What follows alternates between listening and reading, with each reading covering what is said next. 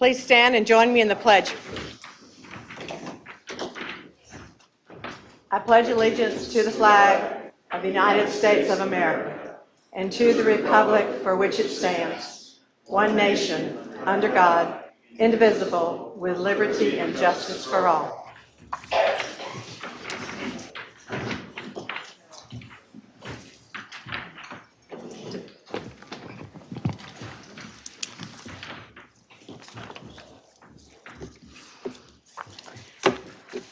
As always, we have a very full agenda, and we are continuing one quasi-judicial and adding two more along with the other things we need to review and approve or not approve. You've seen her sitting up here, but I want to publicly recognize our new town clerk, Beth Robinson. So thank you, Beth. We appreciate it. She loves when people call attention to her. That's her favorite thing to do. Thank you, ma'am. It just makes her just feel so warm and fuzzy inside. I just want to give you, before we get started, an update on the cleanup. I know that we got really whacked, I guess you could say, with the storm, and the people, we're running about a week behind due to the volume. Our normal average is 300 tons, and January was 500 tons. So they're picking up larger items than normal to help us all out, but the trucks can only handle a certain size. So logs and tree trunks need to be taken to the landfill in Aberdeen. So just bear with us. There is a printed sheet. Did we get that back there? We don't have, okay, but we will. You can probably go on our website. You can find out exactly what they can take and what they can't take. So, and at this part, we'll go into the comments of our town manager, Mr. Parsons. Thank you, Mayor Haney. You had already mentioned the various hearings this evening. Looking forward to your consent agenda. You've got a series of minutes for approval this evening. You also are being asked to set a public hearing for an annexation at 3900 Youngs Road. That public hearing would be at your regular business meeting next month, same time and place. Beyond that, we've got a Code of Ordinances amendment dealing with the membership qualifications for the Appearance Commission. Specifically, this change will allow for the possibility of more than 2 consecutive terms by a representative on the Appearance Commission. But as always, that will remain subject to recommendation by current members of the commission at such time that a term would come up, and then ultimately a vote of the council. The next item, E, will actually place the same or similar qualifications and limitations on library board opportunities. That is, for whatever reason, a board that has not been in the past part of Chapter 33 in the Code of Ordinances, where many of our other boards and commissions exist. So this will simply more properly outline the qualifications and duties of a library board member. And then finally, we've got a couple of budget, I'll call them budget amendments. They're actually capital project fund amendments, which of course is a part of the budget. And this is specifically dealing with the East Morganton Road water line. We're looking to close that fund out and go ahead and transfer any remaining funds from the project to a different capital project fund, that being the Pennsylvania PD water line that is currently under design. Longer time members of the council may recall that at a point about 3/4 of the way through this project, we had to transfer some retained earnings to it as a result of some changes NCDOT made on us, in addition to some things we found once the existing water line was uncovered. But at the time we did so, we said we were being conservative in the amount we were asking for, and would hopefully and likely have some money left over at the end to transfer to the next capital project fund. So that's where we are now this evening. The final project cost on that Morganton Road water line was $556,768, and that did leave us with $109,452 that we are requesting for transfer to the next capital project fund in water as part of your consent agenda this evening. And with that, I'll take any questions and turn it back over to you, Mayor. Okay, any questions? All right, so now we're going to be moving on to the public hearings. So the AX 0721, a voluntary annexation of almost 55 acres. Is anyone going to do a staff report? BJ? Good evening, Mayor. Can you hear me okay with the new wireless mic? Does this work okay? Yeah, Okay, great. See, I didn't have to get up there and move the, but we like you doing that. yeah, okay. It's kind of fun. that follows him does not, though. Yeah. Oh, yeah. Only because he's 12 feet taller than everybody else. The first public hearing in front of you this evening is an annexation of 54.94 acres of property owned by the Van Camp Family Trust. You'll recognize the subject parcel as a portion of this portion right here, which is currently outside of municipal limits, but it is, approximately half of the Morgan Park South, recently approved Morgan Park South planned development. The subject property petition for annexation because it needs to be annexed in order to be developed with the approved conceptual development plan and preliminary development plan that you have seen many times before you over the previous about 6 months. The petition for annexation was received and was placed in front of you on the December 14th meeting to petition for annexation, and you directed the town clerk to investigate the sufficiency. The town clerk has certified the sufficiency, and on January 11th, you did set a public hearing for this evening, and so this is a public hearing on that annexation. Thank you, BJ. I need a motion to open this hearing. Second. Pleasure of the council. Aye. Aye. Aye. Aye. Any questions for BJ? Seeing none, I need a motion to adopt the ordinance approving. Does anybody speak in Oh, this does one? anyone, I'm sorry, does anyone in the audience want to speak on this 55 acres? Sorry. Seeing no one, I need a motion to adopt the ordinance. Close the hearing. Close the hearing. The vote then close. Yes, thank you. I was going to the other way around. I need a motion to close the hearing. I'll move to close the hearing. I'll second. Pleasure to council. Aye. Aye. Now I'm looking for a motion to the adoption of the ordinance approving voluntary annexation. I'll move to approve the voluntary annexation for AX-07-21. Pleasure to council. Aye. Aye. Aye. The next is another voluntary annexation, AX 0821, the Blue Farm lots. PJ, is that you two? That is indeed this evening. We have our second public hearing is for a 4.10 acre annexation located way up at the north end of our jurisdiction by Rays Bridge Road. The subject parcel is outlined in white on the image in front of you. And this is a map of the area. You can see everything on the west side of Highway 22 is currently Town of Southern Pines extraterritorial jurisdiction, some of which is municipal limits, the area that's kind of shaded with the yellow. And then you can see on the east side, everything here that's shaded in yellow is also municipal limits. Now, this is a pretty interesting area. We currently have an annexation agreement. The property is currently in Whispering Pines and zoned by, in Whispering Pines' ETJ, but not within their municipal limits. But we actually have an annexation agreement with Whispering Pines that everything you see in blue when it wants to annex goes to Whispering Pines municipal limits, and everything in yellow goes to Southern Pines municipal limits. The subject properties are in this yellow area here. I just realized you can't see my cursor because of the way that this projects to the, I'm looking at my cursor here thinking, it's right here. Yeah. The subject property, as you can see, is, well, let me get up. I can move around. I've got my wireless mic here. Let's see how this goes. You're not attached. And of course, my clicker's not working. That's not really particularly surprising. Yeah, can you get that for me when I say when? All right. The subject parcels are these 5 right here. And actually, if you can go then to the next one and show that annexation agreement, you can see everything within this area is yellow. So when any of these parcels annex, they actually come to Town of Southern Pines. So this petition for annexation followed the same path as the previous one. In December, you instructed the clerk to investigate the sufficiency of the petition for annexation. She certified that sufficiency, and in January, you set a public hearing for this evening regarding the proposed petition for annexation. I need a motion to open this public hearing. Move. Pleasure of the council. Aye. Aye. Any questions for BJ? I would just offer, you may want to add a quick thing that they'll be seeing zoning on this in a very, very near future meeting.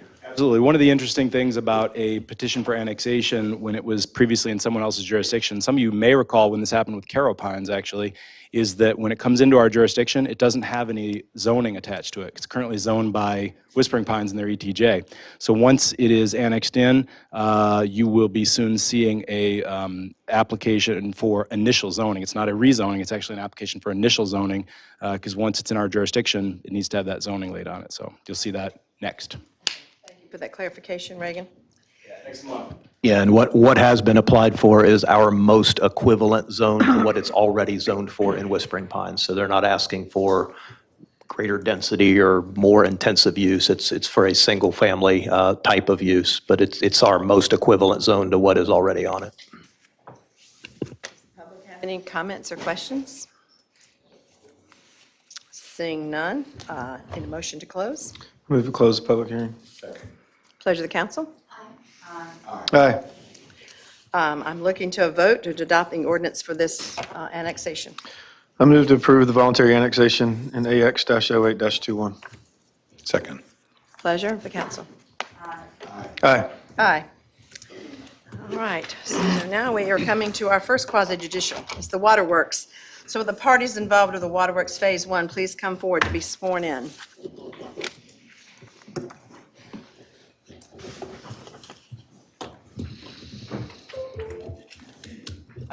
Just on the off chance. Does someone want to? Just, yeah.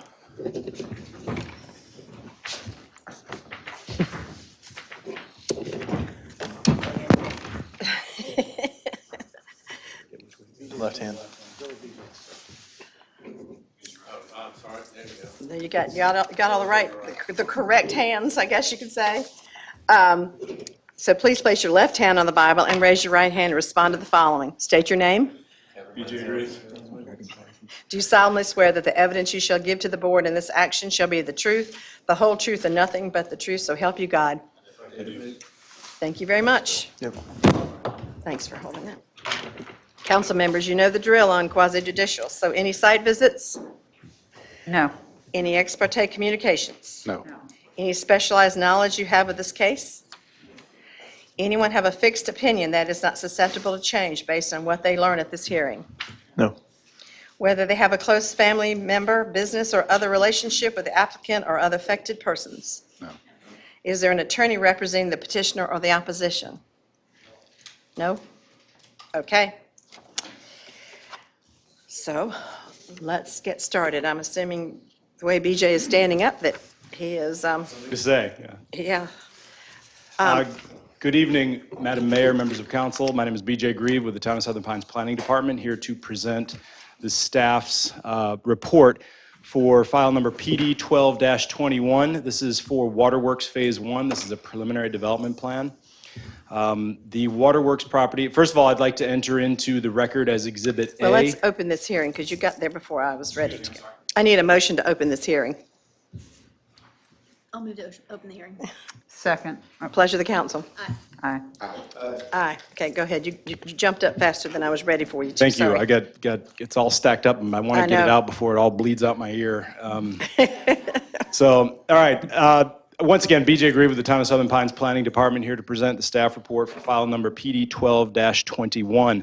I ask that staff report PD 12-21 be entered into the record as Exhibit A. That staff report is accompanied by a variety of attachments that were in your packet. Those attachments constitute the application for the preliminary development plan, so those will all be entered into the record as Exhibit A for future reference. You may recall that the subject property, which is approximately 28 acres, is located directly across from the Reservoir Park and includes a building that used to be the old Southern Pines Waterworks. The project was originally approved as a planned development. It went through Phase 1 for review, which was to renovate the building, and the building was renovated, and then it became Workhorse Fitness. Then COVID hit. And the developers of the project needed to come up with basically some different tenants. And so because the original model just wasn't working as a result of COVID, the applicant will speak to that. The applicants, when they came back to the planning office and said, hey, here's how we'd like to change for Phase 2 and for all the subsequent phases, staff was not comfortable administratively approving the change. It was a pretty significant change of uses, a pretty significant change of the layout of everything, all phases. And so the project came in, you will recall fairly recently, came in for a conceptual development plan, which is which is step 1 of the 3-step plan development process. So you might say this is a rezoning, but it's a rezoning from a previous conceptual development plan to a new conceptual development plan.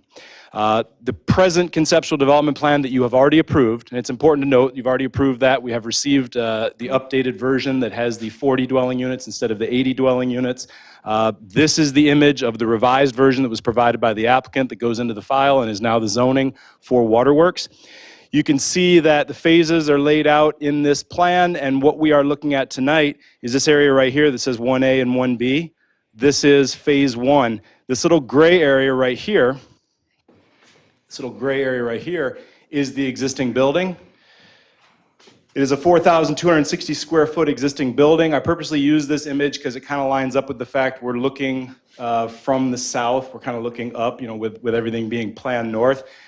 So this is oriented in a similar way because you got the existing building on the left there. This is the site as it existed a few months ago. It looks pretty much the same as this now. What the applicants would like to do in the new Phase 1 is a 33,000 square foot expansion onto the existing building. Again, here's the 4,260 square foot existing building. They want to add on 33,000 square feet of office use. They have a tenant that would like to go in there. And then they would like to move the current Workhorse Fitness occupant tenant of the existing building to a new building that is a little bit more than twice the size at the back of the property and fill in the middle with parking roughly about 150 parking spaces. So the last thing I'll add is that the image on the bottom is a rendering that came from the CDP. This rendering of the subject building came up when the planning board had their preliminary forum. There was some discussion about this, and the applicant was wanting to show this. Well, again, this came from the CDP, but this is the rendering, and then this is, we just lucked out, Street View just updated new imagery of this entire corridor. So as of December 2021, this is what this looks like. And I tried to line up these two so that you'd see, because this has a big impact on subsequent discussions about the Economic Development Agreement and maintaining the appearance of the 1949 appearance of the Waterworks building. So I put this up there because I think the applicant may want to speak to this when they get up. So that's the gist. The CDP has all the land uses in it. Again, they're already approved. So this is Phase 1 of the PDP. There are 3 more phases that the applicant has approved to come after this to show the details of the individual development layouts of each of those phases. Do you guys have any questions for staff before Yes. I say too much? You said 33,000 square feet twice, but there's just one building, right? Yeah, according to the applicant, the 33,000 square foot expansion will be essentially stitched onto the existing building. Okay. And so these two will be one building that will apparently, according to the applicant, look something along the lines of the bottom image here. Okay, so I am madly trying to do the math. And so what they are currently suggesting for stage 1 is 42,600 square feet. And do you know the square footage in the original one? That seems pretty much in line with it. I do not know off the top of my head the The square footage that waterworks was. itself, the treatment plant, is that what The you're asking? original, the proposed development Oh, for 2000, to be. the regional, yeah. Say it again, sorry? Original CDP you're talking about? I'm talking about the original, I'm looking at the 2018-20 to be completed in 2019 original proposal. Yeah, so you recall when the CDP came through, I had a series of slides that showed the original CDP layout and then the Right. proposed CDP layout. I'm kind of interested in a square foot versus square foot. Square foot, I'm trying to understand so I can compare apples to apples. Square footage of Phase 1 of the original CDP versus Phase 1 of the original. Well, Phase 1 of the original CDP wound up just being the 4,260 square foot existing building. Then what they were going to do originally was stitch on not a terribly dissimilar amount of square footage, but the original land uses were planned to be 2 restaurant land uses. Right. And if you look at this image, it was going to go, you might say, plan right. It was going to go back from the building rather than be next to it. That was the original plan. That didn't pan out, nor did they have the PDP necessarily to do that approved. But the CDP, that's what the layout showed in the CDP of Okay. the original project. Thank you. That answer your question? It did, so I'm going to have, Okay, yes, thank just- you. Yeah, just, okay. Any other questions for staff? I just have a statement. The minutes in November 13th of 2018, Mr. Bellegi stated that he would sign an affidavit stating that he is willing to commit to a conservation easement agreement with Marsh Smith and Warrior Woods within the next 5 years. Are we still in the same, singing in the same pew on this one? Yes, I can explain that. Okay, I just want to throw that out there just so we can address that. Okay, that's what I was asking. And just a historical question, does anybody know, and I don't even know who to address this question to, does anyone know when the Poverty Hill Circle went in? When did that happen? Can anybody give me any historical reference on that? Hill Circle, Poverty Hill Circle? Right, the circle, Sand Hills Airport, the circle that would be impacted by this project. Oh, you're talking, that, So that DOT change. New traffic circle after Right. the FAA We're all grant going, came huh? through. And What's his name? oh, it has a name. It's the Poverty Hill Circle. you might want to check the imagery. I don't, sometime after 2004 and before 2018, but I don't recall a specific year. I want to Okay. say 8, 9, 10, but BJ can probably. As I recall, it was about 2010 or 2011. Shortly thereafter, the town paid DP's lawyers, Hunton and Williams, about $52,000 to defend against the administrative declaratory proceeding that was instituted with Environmental Management Commission. That was initiated with environmental management, yeah, but really had nothing to do with the circle that was on the Tyler's Ridge. was Tyler's Ridge, because yeah. The circle rerouted the road and Yeah. gave it easy access. So we gave the developer a road and we gave him $52,000 worth of Hunton and Williams legal fees. Thank you. I'm sure those are in minutes somewhere. No, I'm just trying to get my head wrapped around. Oh, I'm just saying. No, I'm that's looking- okay. I'm looking to these people. No, that's not fair. I didn't mean to put everybody on the spot, but I'm just Everybody's interested in, yeah, sorry, that was a tough question, yeah. Sorry. Anyone have any questions for BJ? So, 2008. 2008. Thank So you. BJ, in Figured the he would do TIA from 2018, where it talks about the development anticipated, that was what the original CDP was. It was 5,000 square feet of shopping center, 14,812 square feet of warehousing, 5,920 of high turnover sit-down restaurant, 13,500 square feet of office, 15 single-family homes, and 7 mid-rise residential units. Does that seem correct? Sounds familiar. No, I did not review the TIA from the original submittal. However, from what I can say is that with this PDP submittal, what was submitted is a letter saying it's good. So you may want to ask the No. applicant to clarify that. Well, I'd like to, number one, ask the applicant and eventually ask the town engineer, but yeah, thank you. That's Yeah, great. Okay, yeah. No, perfect. and that's like, when we looked at what was submitted with the PDP, it was not an original TIA, but basically it was a refreshment of the original TIA that said, there were some comments in there, and staff pointed it out in the staff report, so I appreciate you asking the question, is basically like, we don't really have a new TIA for what is actually being proposed here tonight, but we have a TIA that was submitted that their engineer has reviewed and essentially said it's good, but if you want to drill down on the reasons why, I would certainly, staff would recommend that you do that for the record, yeah. Okay, and does staff have access to the data as to the increase in traffic? Because that TIA from 2018 is based on a 1% increase in traffic, and I think chances are solid that we're well beyond 1%. That's definitely something, planning staff does not take TIAs and you might say, compare and contrast them with the trip generation rates and the ITE manual, et cetera, et cetera. What we do is we bring in a TIA when required, we forward it to the town engineer for review, and he or she review, I say it as the position town engineer, not as an individual. Right. They either a male or female, but if that person reviews the TIA and has any issues with it, they usually work with the applicant's representative, and then it's on the applicant to present the results of their TIA to you to your satisfaction.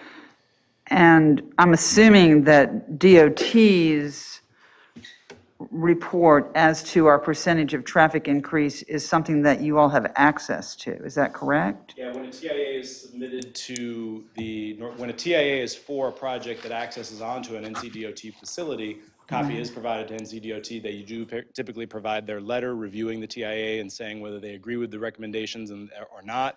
And then that material is usually included in your packet as well. In this particular case, I believe the letter from NCDOT was included in the packet, and it was Right. where the applicant wrote a note on there saying there were something about the additional 75 feet added a deceleration lane or something like that. Right, and then is there a time at which the town staff's antennas go up if it looks like there's, if the original TIA indicated a grade of D or eventually F in regard to traffic?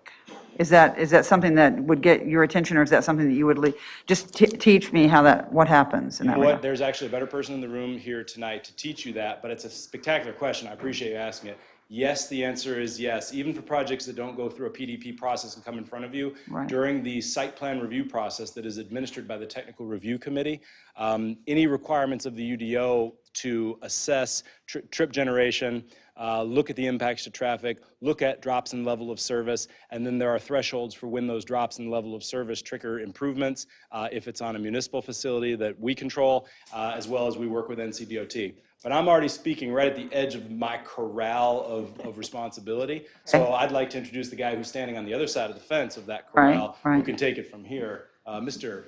James Mickle. Woo!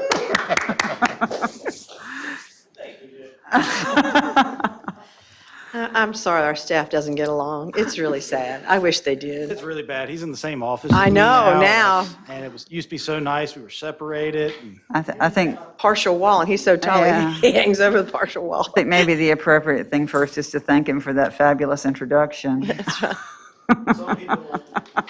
All right, would you state your name and what you do for the town? name's James Mickle. I'm the town engineer. Thank you, sir.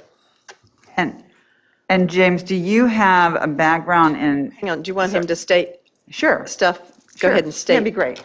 About you and what you do. Well, as the town engineer, we're responsible for anything and everything that's related to the engineering field, items that are primarily infrastructure related, utilities, traffic, streets, sidewalks, stormwater, erosion control, and those types of items. Okay. And is your particular interest and background in traffic? No. My background prior to me coming to the town of Southern Pines was primarily utility related. Okay. And we're grateful for that. Thank you.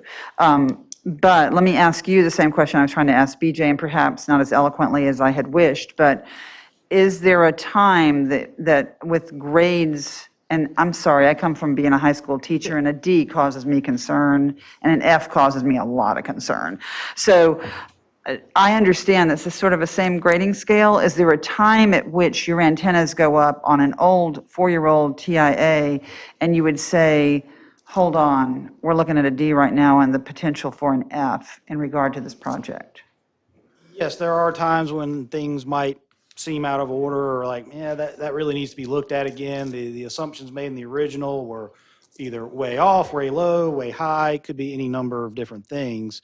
But if you want to ask about this particular case, if there was do. anything I saw out of the ordinary, I didn't really see anything that jumped out at me. The projections were very common, very typical for what you see for this type of item. It's basically the same projections that DOT uses when they're looking at their projects. So nothing seemed out of the ordinary because it's somewhat counterintuitive. Your population growth is not a direct relation to your traffic generation. So if you saw 10% growth in population, doesn't mean you're going to see 10% growth in peak traffic volumes. Do you have, One in sorry. that case. Do you have access to what the actual number for growth is according to DOT as far as traffic? Yeah, I was actually trying to look that up. DOT has an interactive map that basically shows you what kind of current traffic projections are. I can see what the 2020 numbers are, but they don't have historical data related Can you to it. tell me what percent it shows for 2020? Well, it doesn't do percent, it just shows that right now 22 has an average of 8,900 vehicles a day traveling. But I Okay. wasn't able to go back and look and see what it was several years ago. I had to dig through a different data source. But you have access to that data source? I'm pretty sure it's publicly available, it's just not on their interactive map. Okay. So DOT does not give you a 1%, we're going to have 1% growth on traffic? Or we're going to have 4% growth on traffic? You don't, that's not something that I can have access to, or you can have access to, and therefore I can have access to? We can have access to it, because again, you can look at historical data, but I can tell you, just having looked at the TIAs, basically every TIA that comes in, almost every single one of them uses a 1% growth projection for a background traffic. Okay, and is that, do you feel like that is a valid growth equation based on the tremendous growth the entire state is having? And do you know whether or not DOT has revisited that 1%? Yeah, no, they continue to use that same number, just like we do. Every TIA, DOT reviews the exact same information that we see. Okay. And they have yet to question it either. So you stand by the 1% growth as far as traffic? Yeah, it's- 1% annually? I guess as far as it relates to, is the previous TIA still a reasonable projection of traffic and a reasonable analysis of the situation? So that's not to say that it wasn't 1.2 or 0.9, but I think it puts the overall ambient background traffic in the TIA within the range that we would be looking at, and then also comparing what the proposed traffic generation was for the original project, which was going to be, I think it was in the neighborhood of 1,800 vehicles per day, relative to what this particular phase of the project is actually producing, which would estimate somewhere probably around 500 vehicles per day. And was the 1,800 vehicles a day based on all three phases of the original project? Yes, the original TIA accounted for all of the proposed Okay. phases of the original So, project. and right now, what we're talking about is just phase one. Correct. Yeah, So that again, is an apples and oranges. it's not a one-to-one relationship, but what they are proposing right now is still less than what the original TIA addressed. But the original TIA considered all three phases. Correct. So now that's not to say, again, the TIA is something that's triggered at the PDP level. So when phase two comes in, we'll have to look at it again. And when phase 3 or 4, I forget how many are on this one, there's 4 total. Each phase, we're going to have this exact same conversation. And they may get to a point where they actually do trigger a new TIA, or, we get some new data from DOT that says, all right, well, we need to look at this. This background information isn't good anymore. What would it take for you to suggest that a new TIA might be a prudent response to this new project? That's a very open-ended question. It is, That- on that- purpose. that Thank is, you for noting. It depends.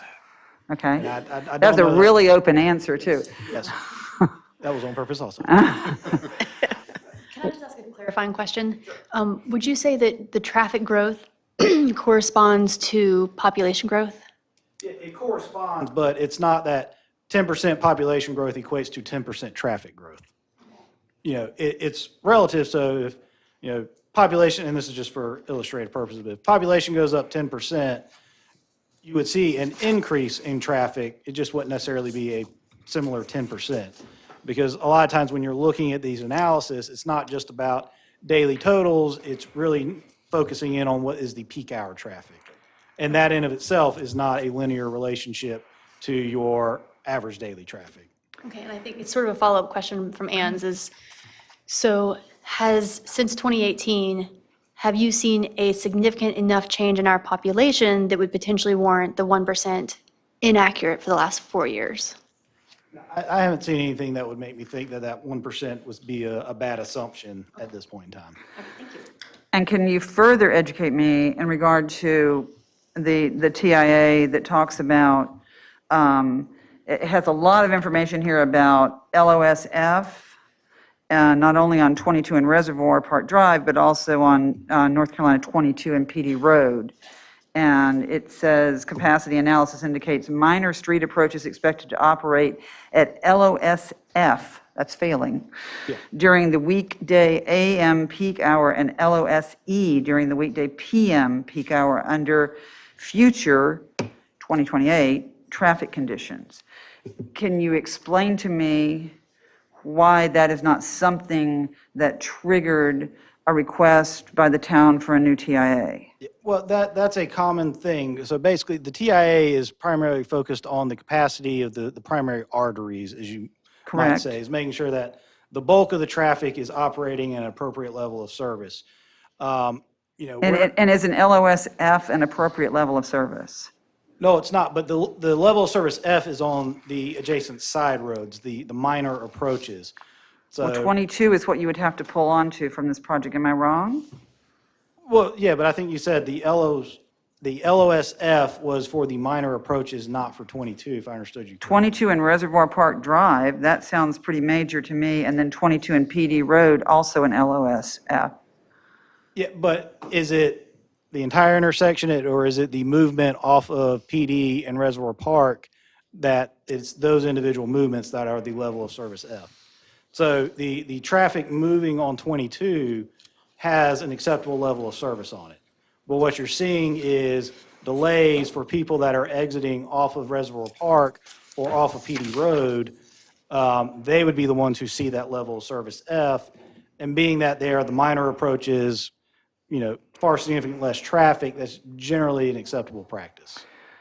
We also have LOSF for NC 22 and Airport Road, so it sounds like to me 50% of the arteries feeding into the traffic circle, which also has a potential for LOSF, are categorized either now or very shortly as an issue. Am I wrong? So I'd have to go back and look, but if the level of service F is at the circle, my general understanding is that DOT was basically saying that the circle's too far away from the project, and they weren't really going to tie the two together.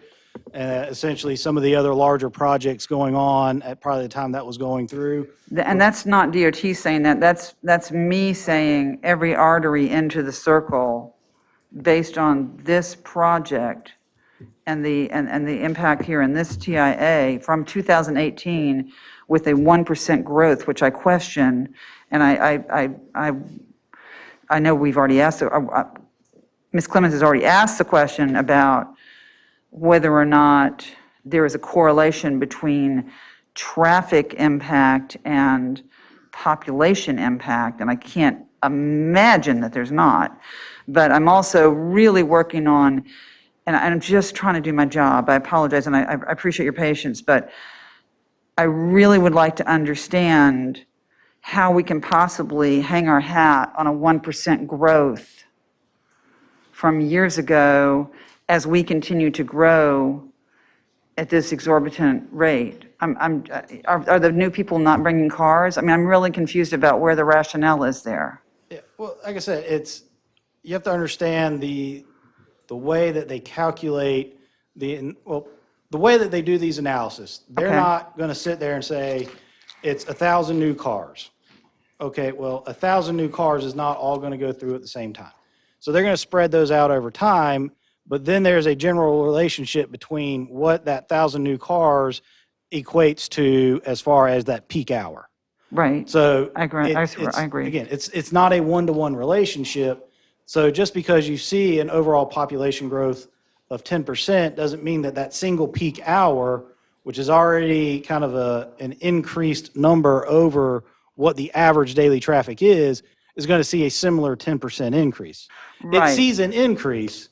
It's just not going to be a one-to-one relationship to the actual population growth. And is it your testimony that DOT stands by a 1% increase at this point? Yeah, at this point, like I said, every TIA since I have been here I want to just know, do you have any data from, I understand what TIAs have done. Do you have any data from DOT about the current growth in traffic? Do you have, nothing? I can look that up. Like I said, I can pull the 2020 traffic numbers, but I can't just pull Right. the You don't have it the quant- I historical understand. data offhand, but Right, that's okay. yeah, No, the information's out there. We can get it. Okay. Very interested in what the growth is, the actual growth recognized by DOT as far as traffic goes. And I understand your point. Your point is well taken, that it doesn't necessarily mean that population equals traffic growth, but you cannot tell me that there's not more traffic. Again, not saying that at all. Right. Not saying that at all. There's definitely more traffic. Mr. Pate has a question. Yeah, just procedurally, whether it's James or BJ. It's my understanding, this isn't the last time we get to have the traffic analysis. This is just for phase one. So if when phase 2, 3, and 4 come in, we can do this again, which would be, at that point. Is that right? This isn't the only time that we would get to, okay. Thank you. Is it also the case, and this might be for the applicant when they present, but is it not also the case that many of the improvements that were agreed upon and required by DOT back in 2018, based upon the total count number that you gave, are actually also being put in with just the 500 odd trips? Correct, yes. So that they're agreeing to put in what was going to be done over the course of the entire development under the former plan. Yeah, and actually, to that point, they're putting in more right now. The original requirement from DOT was that they have a turn lane for the, I always try to get this backwards, a turn lane for the northbound traffic on 22, and then a turn lane for southbound traffic into the development. The developer is actually proposing to put a left turn off of the northbound movement to allow traffic to turn into Reservoir Park also. So they're actually going a little bit above and beyond what the original TIA called for. So that would be a center lane for both left and right turn, depending on which direction you're going. Correct. So we're going to have traffic coming at each other. We're going to have people coming at each other from one direction to go into Reservoir Park across traffic, and coming at each other from the other direction to go into the new development. Yikes. Okay. Thank you so much. You were very patient, and I appreciate that. Any more questions? Can we Thank- move on with the applicant? Is this where we are now? Thank you, James. I see two people, the applicant and his representative, if they would like to come forward.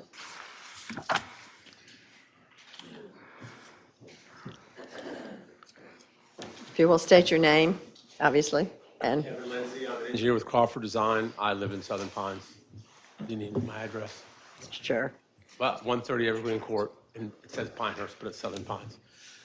So BJ covered really everything. I think that on these slides, this is just our plan with some color on it. So, and BJ covered that, so I'm not going to repeat that again. I think the biggest issue is probably to say a few things about the traffic.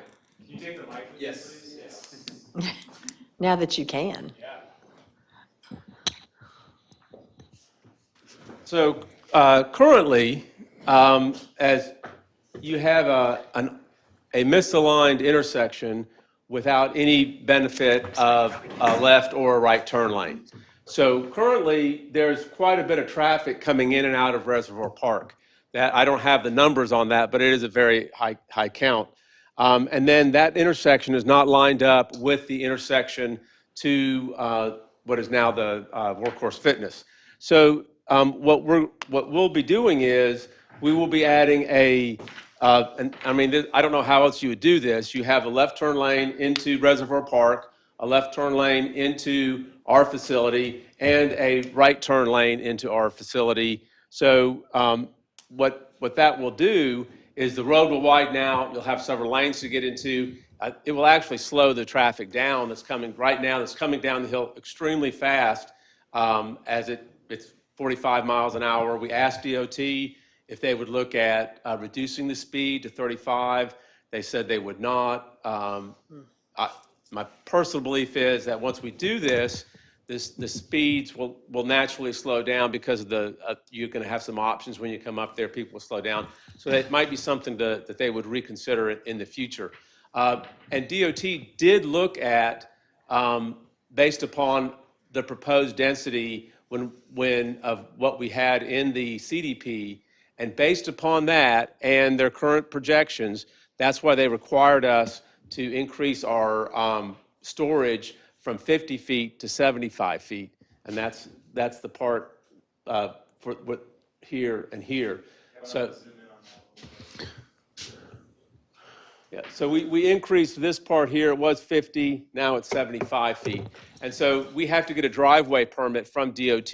So they, once we have finalized our design, we will send that to them along with a driveway permit. And they reviewed the plan and asked us, or told us, that we needed to increase the storage as a result of changes in our plan and of the conditions from when we submitted in 2018. So I just wanted to point that out, that it has been, that was looked at and will be looked at by DOT as part of our driveway plan. Has a light ever been discussed? I Just curious. I've brought that up. I think that would be a great spot for a light, but DOT says no, right? They said that when we looked at that in 2018, and they have a much higher threshold for lights, and that's why even though the level of service in many of these roads goes to F, DOT doesn't say that doesn't justify a light because the level of service goes to. Similar to the entrance into the emergency room there in Pinehurst, where you have the left coming from the one direction and the right turning there. So is it a similar kind of? I'm not sure if that pertains to this. There will be no division in this. So you'll have an option to go to, if you're going north, you have an option to go left into Reservoir Park or right into this facility. And if you're coming south, you'll again have a left turn into our facility to pull over, left turn. At some point, the town may want to make a right turn into Reservoir Park or do some kind of improvements to the Reservoir Park, because it is a pretty high, I use it a lot, and there's lots of people that use that park. Well, and you've got Whitehall right there too, so that's just going to be increased traffic also. Yeah, and I think I even remember discussing this back in 2018, and just, my observation as somebody who lives here is there's a whole lot of traffic on 22 because 15501 and the traffic circle in Pinehurst is so bad that if you fix that, there'll be a lot less traffic on 22. So it all kind of comes together. So how would you propose to fix the 15501 Well, traffic? that's not, I mean, yeah. bring me a solution if that's what you're saying. I mean, I don't think that's going to happen, right? No, I mean, DOT is actually Yeah. looking at how to make improvements to it that. is. And, Yeah. I mean, I could, outside this. It's in the works. Yeah, it's called lack of money, I think they keep saying. So keep going with your project. I think the other slides I had, unless you have specific questions, because this is essentially the exact same thing that we presented in the CDP process. I'm not going to repeat it all unless you have questions about it. I was going to let Andy say a few words. I'd be interested to see your slides. Okay. If you could run through those quickly, thank you.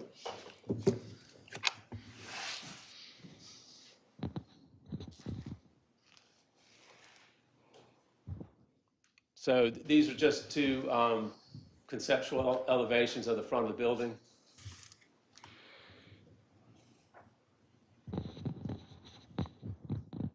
And that's the plan for the Sierra Nevada Corporation headquarters. Not headquarters, I'm sorry, office. And just to remind you, people, the Sierra Nevada is not beer. Right. Just, don't they, just, I know there are a lot of people going, ooh, yay. And You just have to go to Asheville. As for people, it is a two-story building. It's not, so it's not all on one level. And there is a significant amount of warehouse, or there are some, it's not all office space. Internally, there is some warehouse-type uses inside the building as well. So the warehouse square footage is contained within the main building? Yes. Okay. Yes. And what percentage of the property is being used in Phase 1? I'd have to look at the slide. Go back to the first.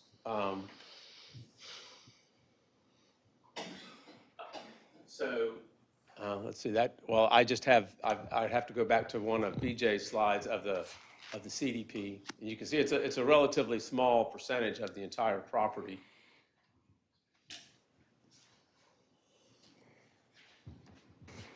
Okay, I'm sorry, can you go to your presentation to the CDP? Excuse me? I'd be, sure, be glad to. I think what he means is he'd like to enter all these images into the record as Exhibit B. Yes. Excellent I think plan. I think that is what he meant. So,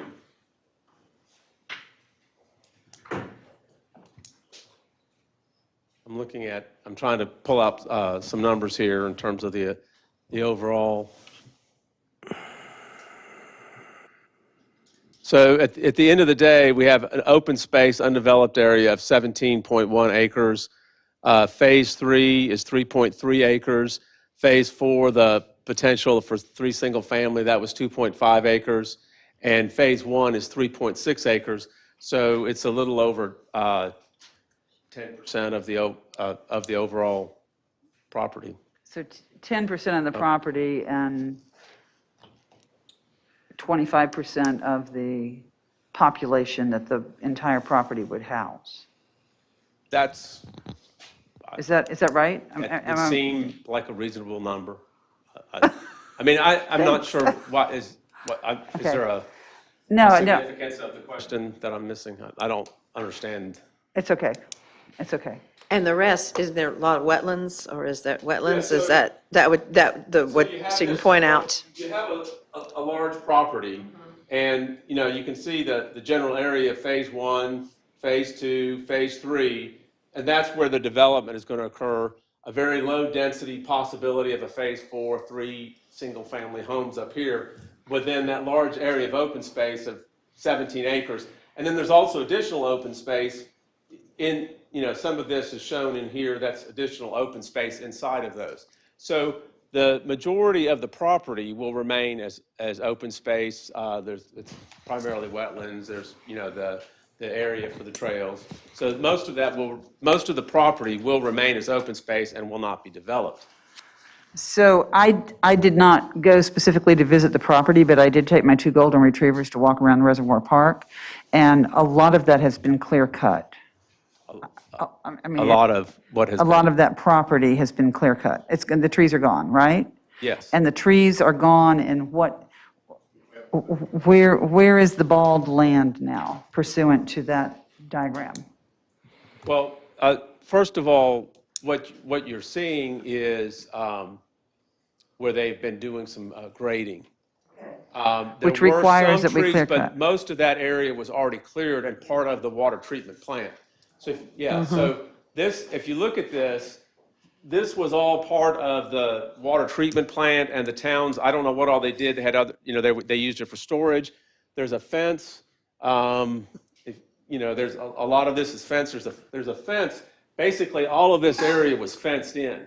And so there were some trees in there that were cleared out, but most of that was cleared a long, long time ago. So again, going back to if you go back to the CDP plan. So again, you can see in Phase 1, 2, and 3, a lot of this area will of course be cleared for development. There'll be portions of this, like for instance in Phase 3, there's 0.76 of that, 0.76 of the 3.3 acres is still open space and will not be cleared. But the majority for Phase 1 and Phase 2 and Phase 3 will have to be cleared because it's steep. And so it's not going to be possible to, massage in some buildings on a slope that's, approaching 10 to 15%. You would have to clear it. And you will Great. adhere to all our landscaping requirements anyway. Yes, we'll have to, I think it must be a drone picture from the air. If we go back to that one, can you basically overlay, just show me with, just show me, outline how much more land would be, how many more trees would come down? Basically, where does this building go? This building goes right there. So there's no more, I don't believe, I mean, there may be a tree or something in there, I can't tell, I can't say absolutely, but pretty much that area is cleared. For phase one, that's where the Sierra Nevada building's gonna go.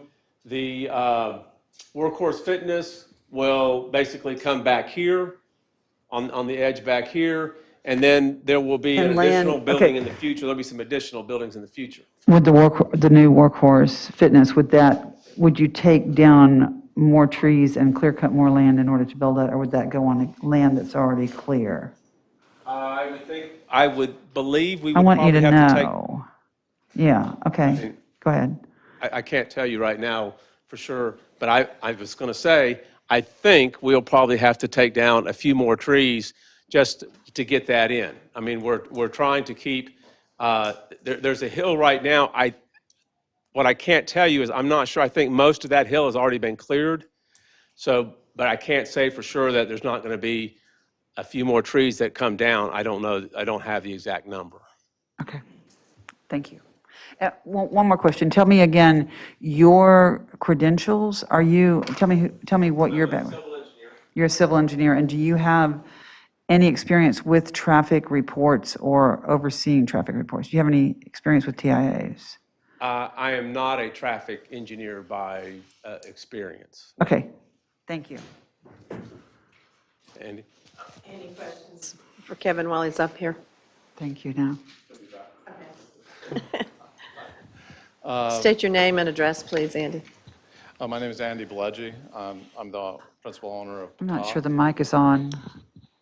Or- Closer, is that better? Yes. Okay. Yeah, I'm Andy Bledgy. I'm the principal owner of Patah, a member manager, and so basically the planner of the Waterworks project here.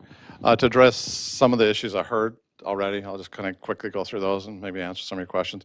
As far as the TIA goes, when they do the TIA, from what I understand, what I read, it's usually basically a 10-year plan. They project them out for what currently is happening, what's happening in 5 years, and what's happening in 10 years.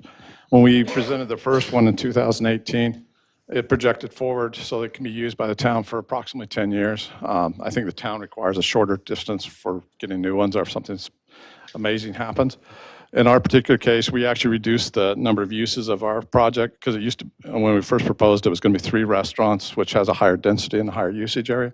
We're actually not going to that. We're going to office professional, which requires a lot lower density.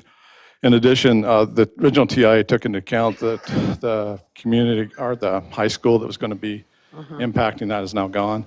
So we're actually, our density as far as the TIA goes is actually lower than it was in 2018.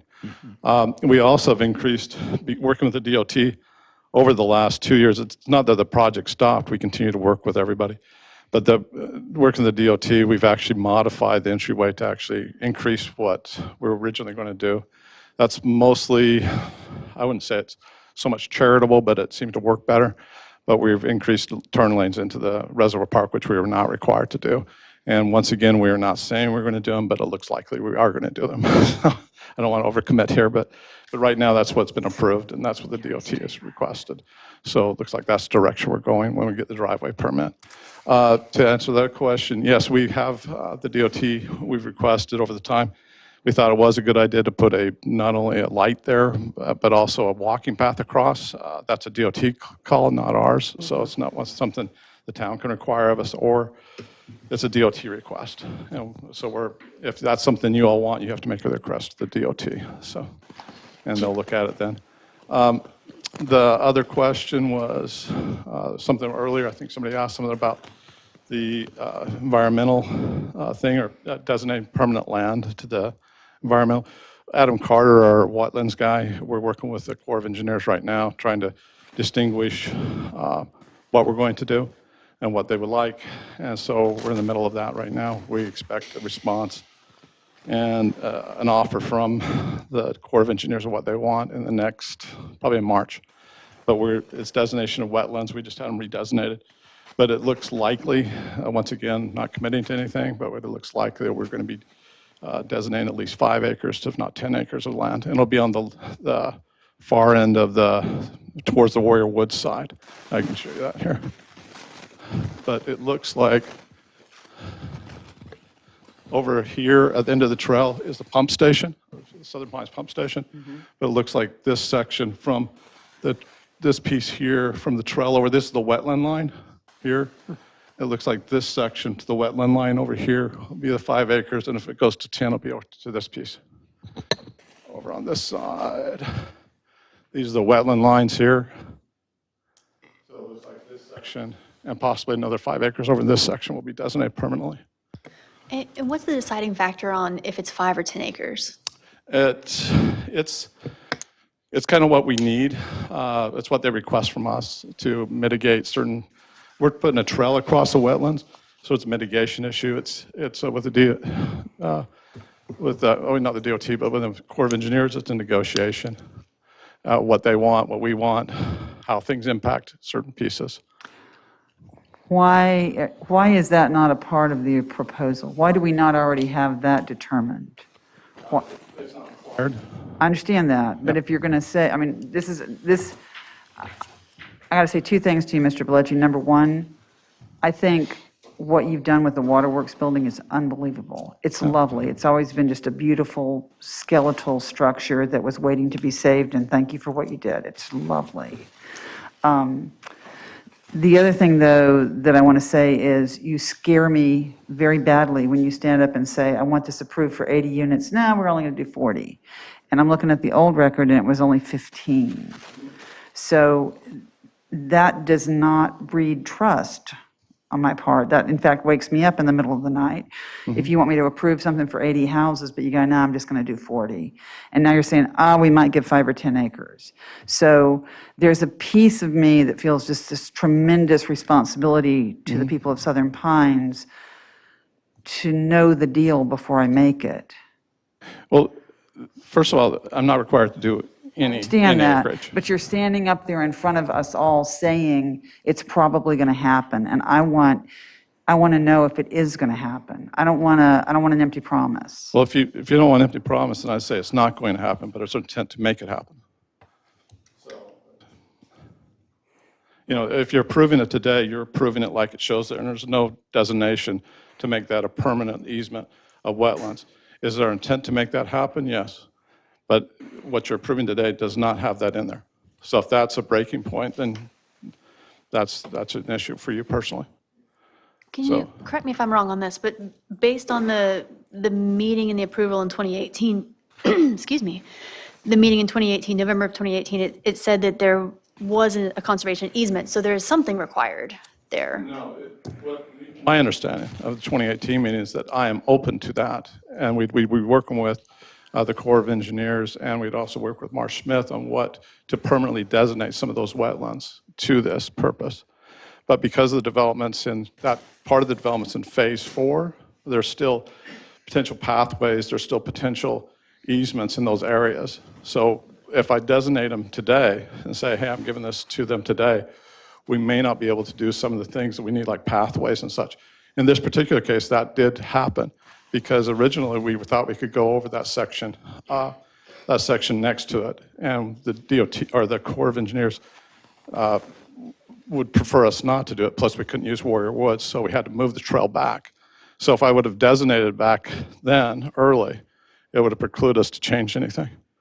So this is as phases go, this is, an approval for the our first phase or second phase? From the approved CDP, this is phase 1. So this is phase 1. So Right. by the time we get to phase 4, the second phase where we do the thing, if that's something that we should have this done by then, but yeah, you could say on phase 4, we're not approving this because you didn't do what you said. So about designating wetlands, if that's a major issue for you.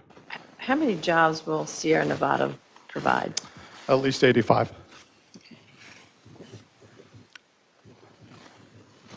And Workhorse will produce at least With the new one, they're probably about 20. Do those two together satisfy the requirements of the economic development purpose? Just the phase one developments? We actually satisfy almost 20% to 25% of it now. Okay.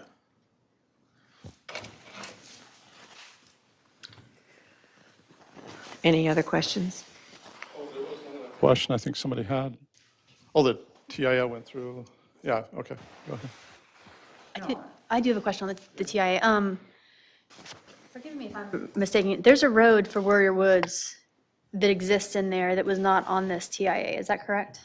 Yes, it's not addressed, I don't think specifically. see it. They usually, on the TIAs, and I may have this wrong because I am not an expert on TIAs, but they do, any of those secondary arteries, there's an apartment complex, and they address those mostly just dealing with 22 traffic count. What they do is they primarily go to the arteries that funnel into that, which would be the traffic circle and PD Road, and also down on Midland. And also this time when we started this, the Midland traffic circle was not in place, which eased traffic off that too.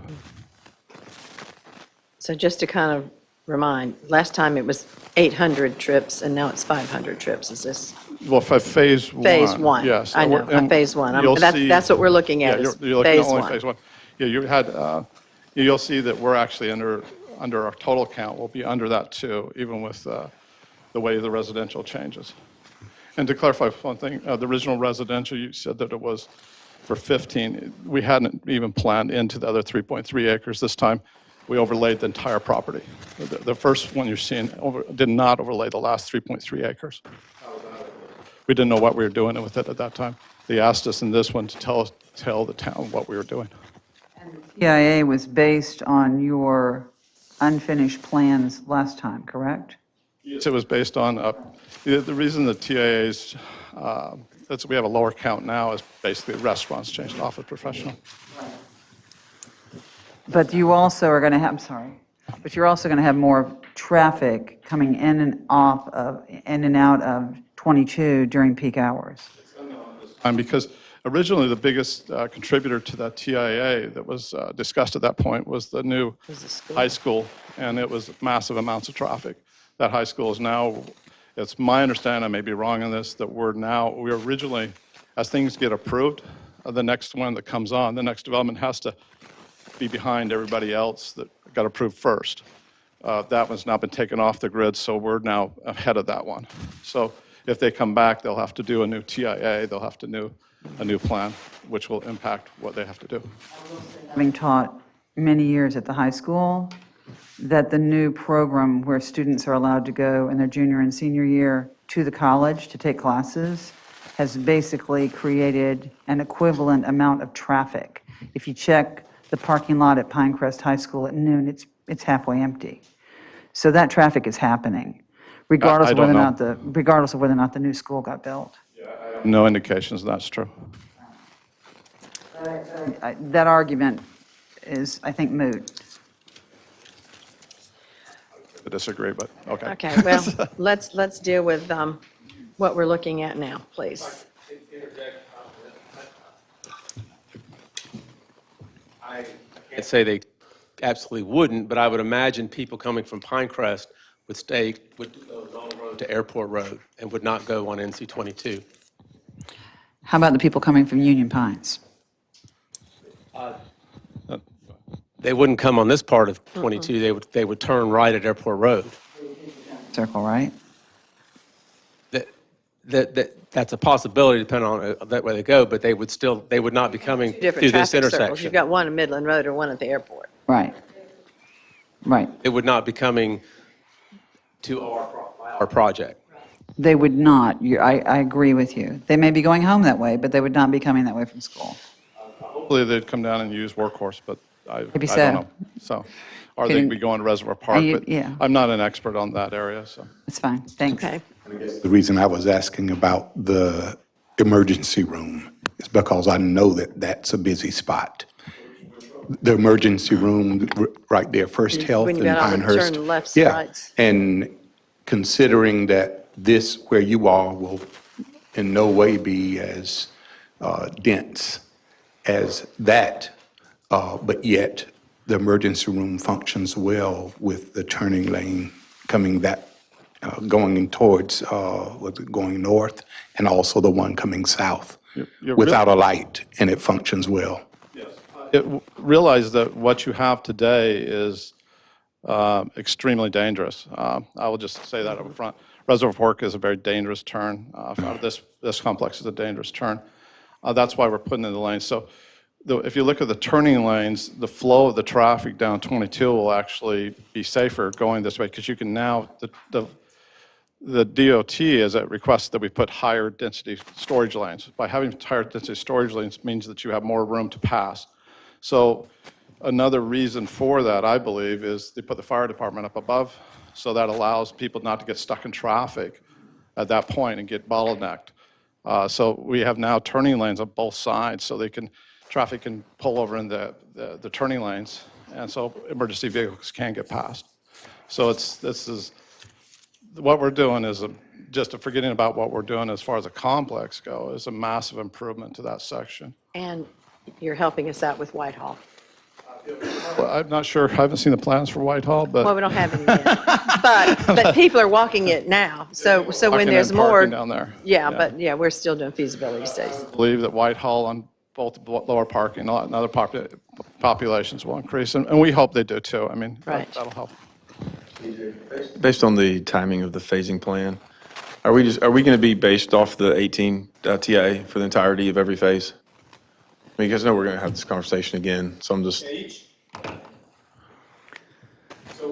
PDP submitted has to submit a TIA that's valid, that gets reviewed by the town engineer. And if the town engineer looks at it and based on the previous review, the trip generation has exceeded that which is in the TIA that we looked at for the previous phase, then that would be the moment when the town's professional engineer would say, look, this isn't adequate. NCDOT would also look at it. So when it's on an NCDOT facility, both NCDOT as well as the town engineer look at it, they confer, they talk. But yeah, say, James brought this up, and I think it's a well-made point, so I'll reiterate it, is that if you get to phase 3, for example, and the cumulative effect of phases 1 and 2 make it so that the 2018 TIA is just no longer whatever myriad reasons, then that's the point at which NCDOT and/or the town engineer can say, no, this needs to be significantly freshened. It'll Do you trigger. have anything to add to that? Well, I can add that as far as DOT requirements go, their typical generation, so unless you get up to 3,000 vehicles per day, that does not trigger a TIA review by DOT. So for what we've seen so far, even under the original plan, that would never rise to the level that would actually trigger DOT requiring a TA for any of these phases. And I was actually reading through the UDO, and based on the actual requirements spelled out in there, the requirements are for arterial roads, which NC 22 would be considered an arterial road, is that all driveways and intersections within a quarter mile of the project be reviewed. Well, the traffic circle is actually almost 3/4 to a mile away from the project site. So by the actual technical reading of the UDO, the traffic circle wouldn't even fall within the realm of review unless the traffic generated from this particular project were to exceed 5% of the total traffic passing through that intersection, which I can tell you right now, 22 is 8,900 vehicles per day. 5% of that is roughly something like that. So that in of itself, you're kind of on the borderline, but once you add in all the other traffic coming down airport, I don't know that this project, especially this phase in itself, would trigger a re-review of the traffic circle until you got to a point where you exceeded that 5% mark. Okay.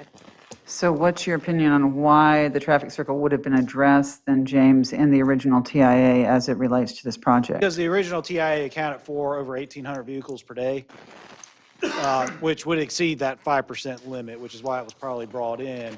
With what we're looking at today with phase 1, it's not going to rise to that level. Now, once we get to phase 2, phase 3, that very well could change. Any other go ahead. Question for Andy. historic buildings, but I know painting them is terrible. Whitewashing may be different. Is that what's happening to the Waterworks building? Right now, we're finishing the exterior grid. So we're trying to match in the two buildings together. So the answer to that is no, I do not want to do that, but we are trying to match the two buildings in together so they look correct. That being said, if you look at the original building on the back side, which has been torn down now, this section here, hold on just a second. This section right here where the stairs are, there was a big elongated concrete wall. And so this part of the building was all concrete. And so we're trying to emulate kind of what was there as far as the holding tanks go. At the same time, put glass in. And the metal that we're using on it is actually called waterfall. It's emulating water. So we're very conscious of trying to make it look and kind of giving a nod to the old building. So if everything looks right, then the answer is no. But if it kind of looks off a little bit, we may tone the red brick down a little bit. But our intention is not.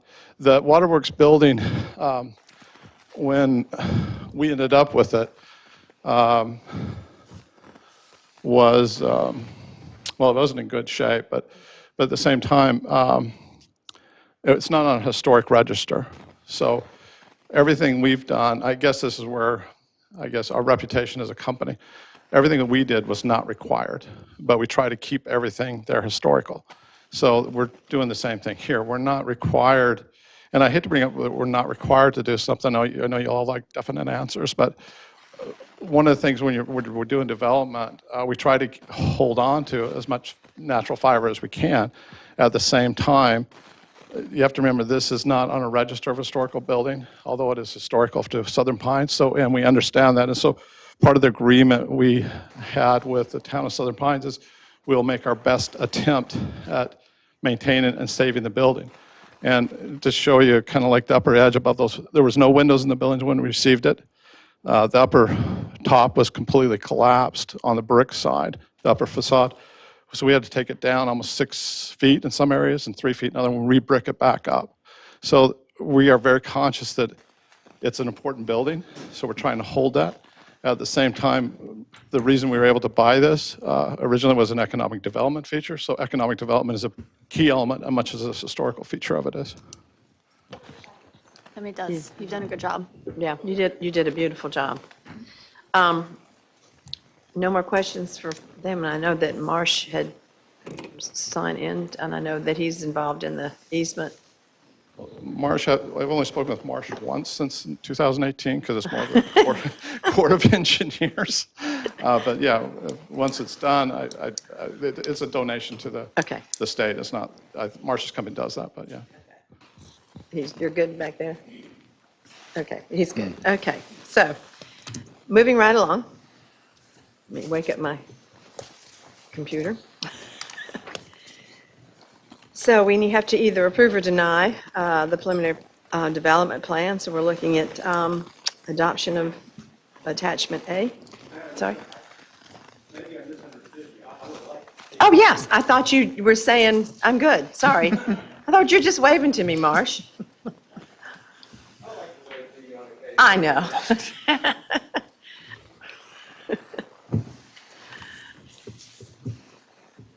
My name is Marsh Smith. I live at 558 Santee Road. Annex property in Southern Pines. And I'd like to hand you all some exhibits that I've tried to put together.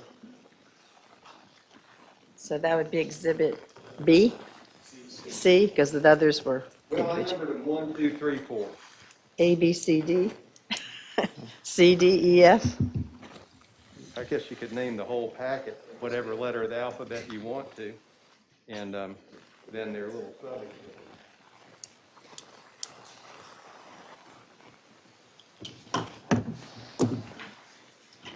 Take one, Bill, and I can do that. that is what you're handing out, multiple packets or motions being presented Yes. Okay, so this is C.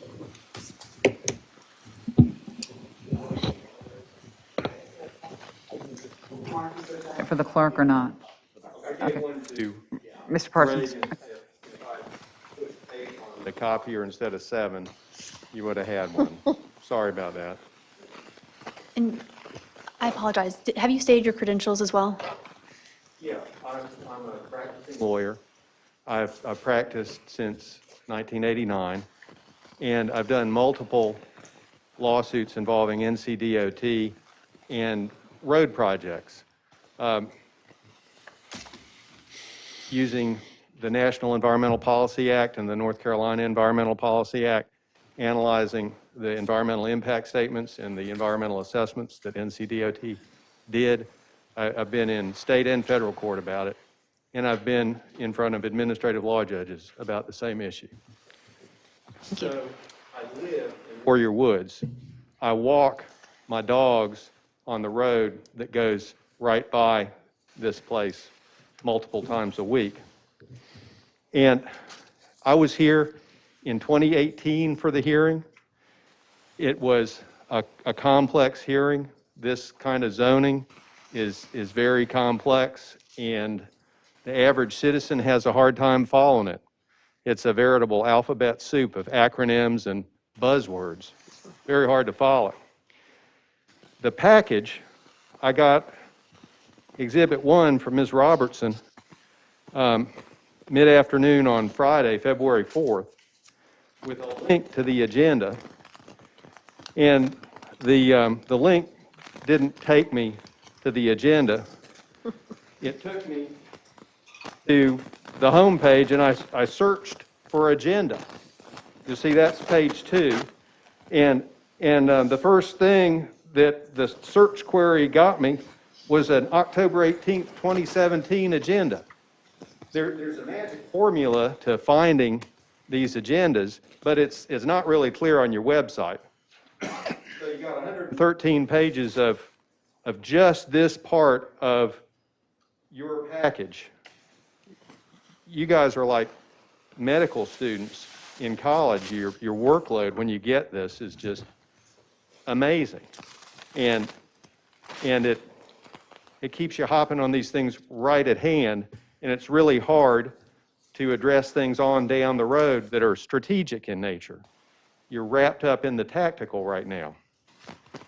And I'm going to ask you all to continue this hearing because there's so many unanswered questions that just being able to go through the package one time very cursorily over the last couple of days have made me very concerned. I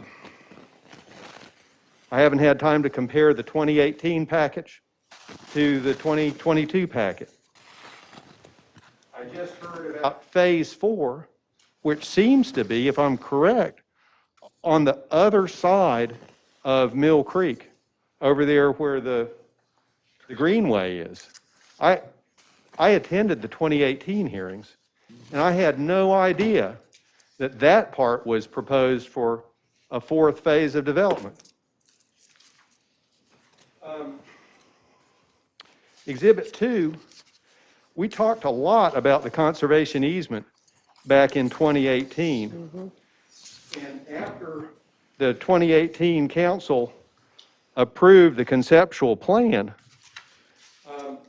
I drafted an affidavit, and I sent it to Mr. Bledgy, and you'll see on Exhibit 2, Mr. Parsons sent it to Mr. Bledgy on December 5th of 2018.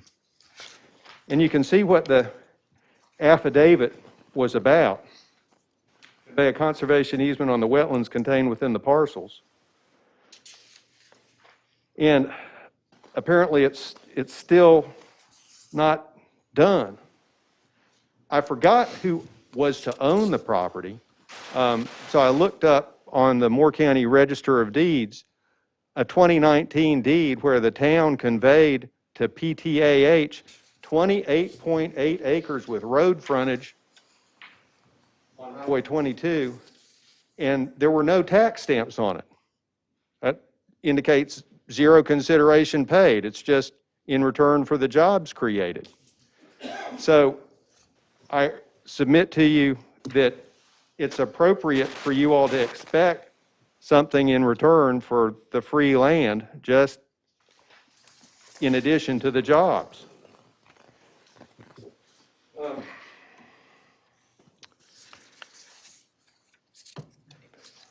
Before I get into the TIA, which is the thing that I really want to talk about, I also will say that I made a site visit. I went out there with my dog and walked around on the rubble that's leveled out there next to Mill Creek and the swamp associated with Mill Creek.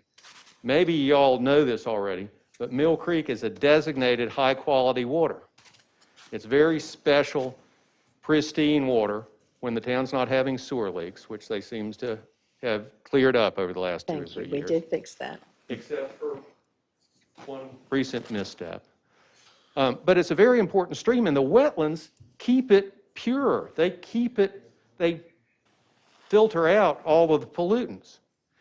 And so it's very important for these wetlands to be protected. And sediment eroding into wetlands degrades them and kills them as far as their function of water purification goes. And there's no permanent ground cover on the rubble that's stacked up, and you can see it on the drone photo. It's been like that for 90, maybe 120 days. I don't know how long it's been like that. But the North Carolina Sedimentation Pollution Control Act requires that ground cover be established on disturbed areas of the land within 30 days of the completion of any phase of grading. The town has enforcement authority over this, doesn't it?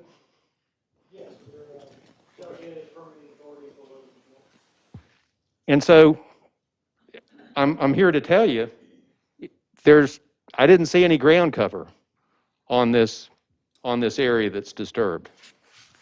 So let me move into the TIA.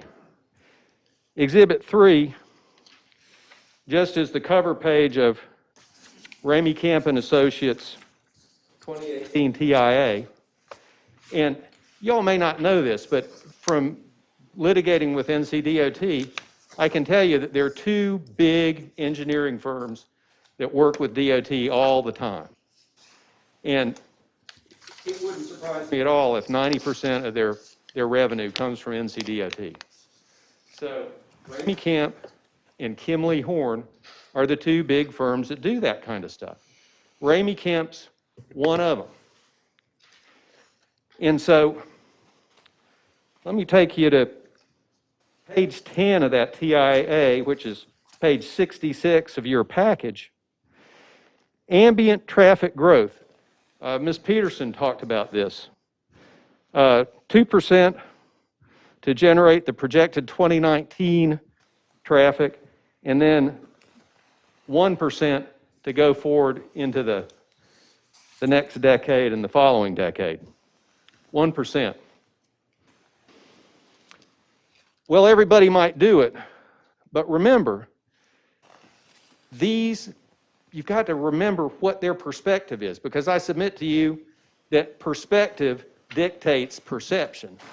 They don't want to have a huge amount of traffic to contend with 10, 20, 30 years from now, because that means more money spent to mitigate the effects. And even NCDOT doesn't use 1% or 2% when they actually study the issue. Look at Exhibit 4. This is an NCDOT study from last April. It's about 10 months old. Vehicle miles traveled reduction study. It's a 98-page report. Here's page 12. Vehicle miles traveled growth rate, 2012-2019. urban areas. And we are increasingly an urban area here. You can't tell me this is a rural area. No, it's not wrong. 3.4% per year growth. That's almost 4 times the long-term growth rate. And remember, this is 2012 to 2019.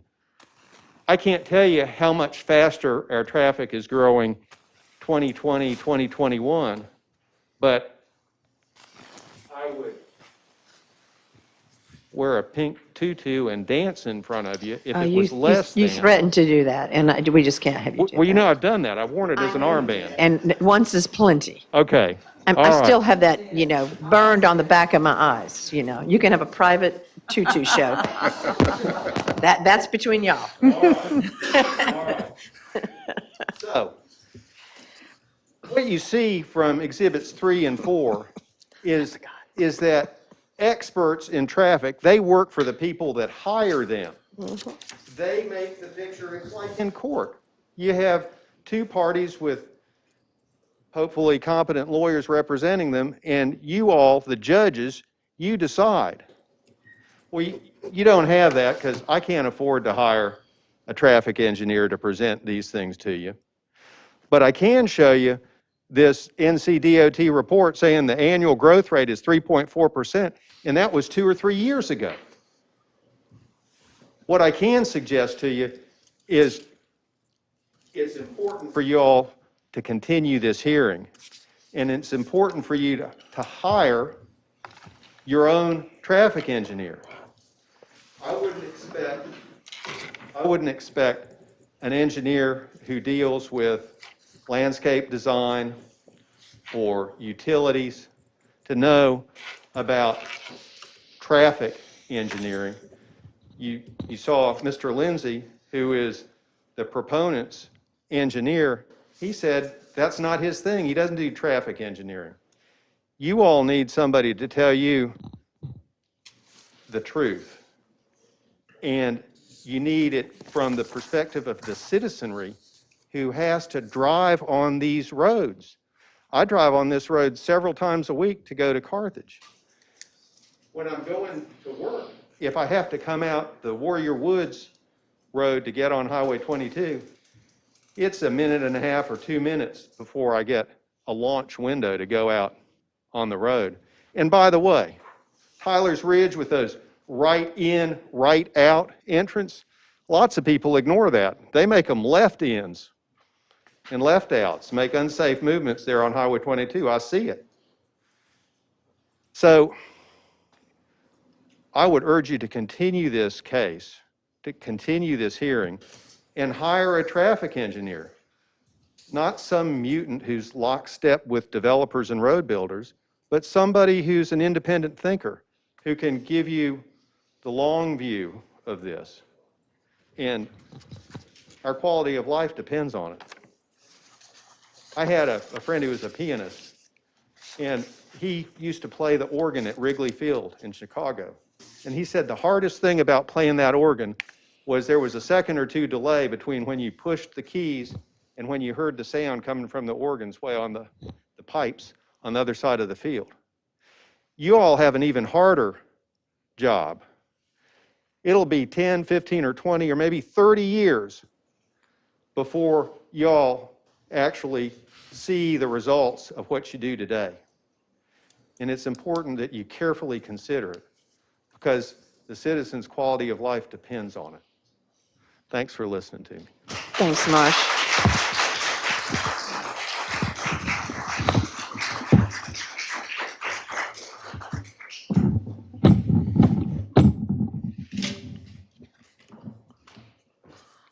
Okay. That being said, I'm looking, oh, yes, please, yes, I'm sorry, you may. Sorry, Andy.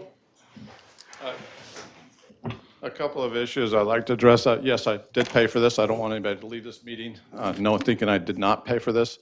I paid appraised value for it, and so I did not receive this plan for free. I don't know what the revenue stamps on the deed say, but yes, I did pay it, and it was appraised value and was approved by the town council. The other part, I don't like to use the word mutant for a traffic study that is probably one of the most reputable companies in the state to do traffic independent studies. They did the study. We paid for it. We paid a lot of money for that study, and I expect it to be respected as an independent thing. Kevin Lindsay is not an expert in traffic, neither am I.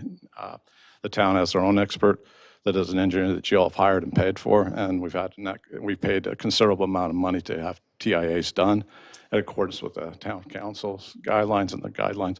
So I expect them to be respected as such, as a citizen of the community. And as far as the wetlands go, there was the person we did hire for the grading. I don't know if the plants came up because of water and stuff, but it was all strawed and planted, overseeded. Whether it's come up or not, I can see that from the pictures, it may have not come up like it should have, so we will address that issue and go back on and make sure it gets planted, and this grass comes up like it was, but it was planted in the fall, so. Stay there. From reading the 2018 minutes, I understood that it was you had a 5-year commitment for the easement, which would have been November of 2023. So you stand by that date still? I think Mayor Haney already asked. Yes, I stand by that we will be putting in a permanent easement, some are a portion, if not all, of the wetlands that are there. Okay, by November of next year. Yes. Okay. Phases, you'll know by that date. Yes, it'll be by the phases. And this is not a commitment to, if Marsh sent me over a commitment for the wetland area, we have trails going over that area, so we have to designate a bunch of other details. It'll be done by Marsh Smith. It will be done by our own attorney, which is a real estate attorney. So we will be submitting it. Once the Corps approves what we're doing, then we will be submitting a plan and a survey such to submit that. Mr. Bledgie, do you have a response to the 3.4 growth in 2019 as opposed to the 1% growth that your TIA indicates? Once again, I'm not an expert on the traffic. I would say you're taking a generalized study across the entire United States and applying it to Southern Pines. Across North Carolina, Yeah, but that's all of North Carolina. North Carolina, I'm not an expert on this. If this is something that you all want to do, to hire your own study, to study the various roads in here. I will add one thing, the DOT, I believe is got this road 22 on their schedule to do improvements as part of the national grant. I'm not sure when that's supposed to take place or not, but I was told it was about 3 years from now. I just wanted to emphasize again, I am not a transportation engineer, so I'm just speaking from a practical standpoint as somebody involved with the project. We did the TIA, and it was looked at, it was discussed. Almost all the issues that were brought up here tonight about traffic were brought up back in 2018. But there's, you know, the purpose of the TIA, to me, is to get everybody familiar with what's going on in the area. And in terms of getting into the details of whether you use a 1% or a 2%, the end result is we are providing a left turn lane for both our project and for the town's park across the street. I think that's, what else would you do if the percent increase in traffic was 5, 10, 15, 20%? What else would you do with our project besides do a turn lane? You could say, well, a traffic light. Well, we think that's a great idea. DOT does not want a traffic light there. We asked for a reduction in the speed limit. DOT does not want a reduction in the speed limit. So from our standpoint, I think we've gone above and beyond what the TIA requested. And as I said, DOT did review this, and based upon their projections, they increased the storage from what was required in the 2018 TIA. So I think they are looking at it, and they are updating it based upon their projections. But again, I let them do that. I'm not a transportation engineer. So, but they did look at it, and we do have to get a driveway permit, and they're very much interested in making sure that we do at least our fair share of improvements to NC 22 as part of the project. The turn lane into Reservoir Park is definitely happening. I apologize for asking that, but I feel like there's a lot of stuff that's like maybe happening and maybe not. is that turn lane, the turn lane into Waterworks is definitely happening. The turn lane into Reservoir, is that also definitely happening? Yes, as far as I know, they are both happening. Thank you. And can, Of a right and left turn, I'm sorry. no, it's okay, no, go ask, please.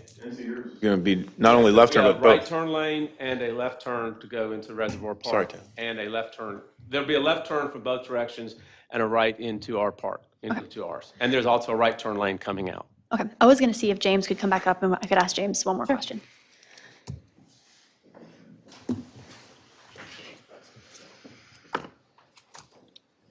Thank you. Just a clarifying question on the traffic study or the traffic information that Mr. Smith brought up. What would you consider this area, either our town in general or this area of our town between rural and urban? Don't know that I have a good answer for that, just because I'm actually looking here, flipping through the document, I pulled it up. I don't know that this document's exactly a direct relationship to what we're talking about here tonight, so I don't really want to comment on how it compares relative to the discussion tonight. I believe just reading through the first page of it, the intent of that study doesn't really correlate with how traffic projections are growing and how they impact analysis. So I just want to press pause on that one a little bit and just hesitate to really answer that question at this point. Okay.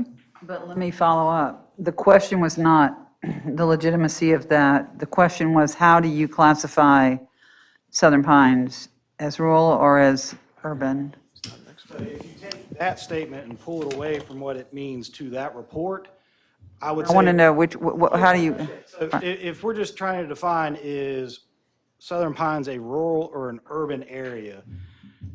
I don't know that I have a good answer for that, because there's not a technical definition for what is rural and what is urban that I'm aware of that says if you're over XYZ population, you're now urban, and if you're under it, you're rural. Because I know if you look at like USDA statistics, they consider anything under like 50,000 people a rural area. So by that definition, we're rural. But if you look at some other standards, they may say anything over 10,000 is urban. So Yeah, I would chime in that what you said is absolutely true. It's dependent on whose definition you're working from, because one of the general things I have found, having been in this position for some time now, relative to state of North Carolina programs, be they grants, be they generally here in Moore County, if it's advantageous for some reason to be urban, we're considered rural. However, if it's a rural program, all of a sudden we're urban. And I say that and it sounds funny, but there are literally examples of that across any number of state programs over the last 15 years. You hear a lot about tier systems and the challenges that those put out for various communities around Moore County, but it's a very similar thing. If you compare Moore County and certainly Southern Pines, Pinehurst to a lot of the other counties and communities that fall into that similar tier, you'd say, yeah, that we're not that. But it just, the definitions differ depending upon the Department of State or the grant program or the assistance program that you're looking at. So it's a difficult question to answer. And, we're probably urban in some ways if you use classical planning terms, but we're rural in other ways and suburban in even some other ways when you look at the ways some of our retail has developed historically. So there's no clear answer to that question, other than more often than not, we're whichever it's disadvantageous to be. Mr. Smith, if he knows for this specific study, what parts of North Carolina were considered urban? why are we? In that study, they had a map that counties shaded in for their density. In Moore County, there were about a half a dozen different shades, and Moore County was just one shade lighter than Wayne.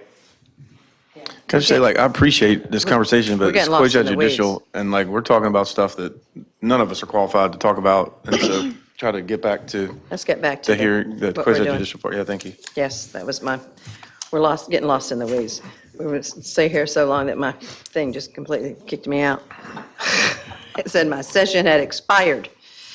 Well, I guess it's good I haven't, so there you go. on the bright side. So let me get back to where we were, sorry. Computers are only good if they do what you want them to do. I guess I'm looking at the council, we're here to deal with the finding of fact of and adopt any changes. Let me find where we're supposed to be, because this thing went to step 1, sorry.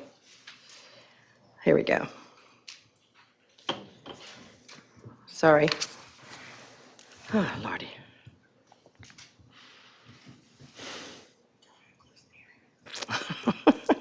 When it went back to page 1, y'all have no idea how many pages we have. But it did, it went back to page 1. Let me see if I can't get it where I want it.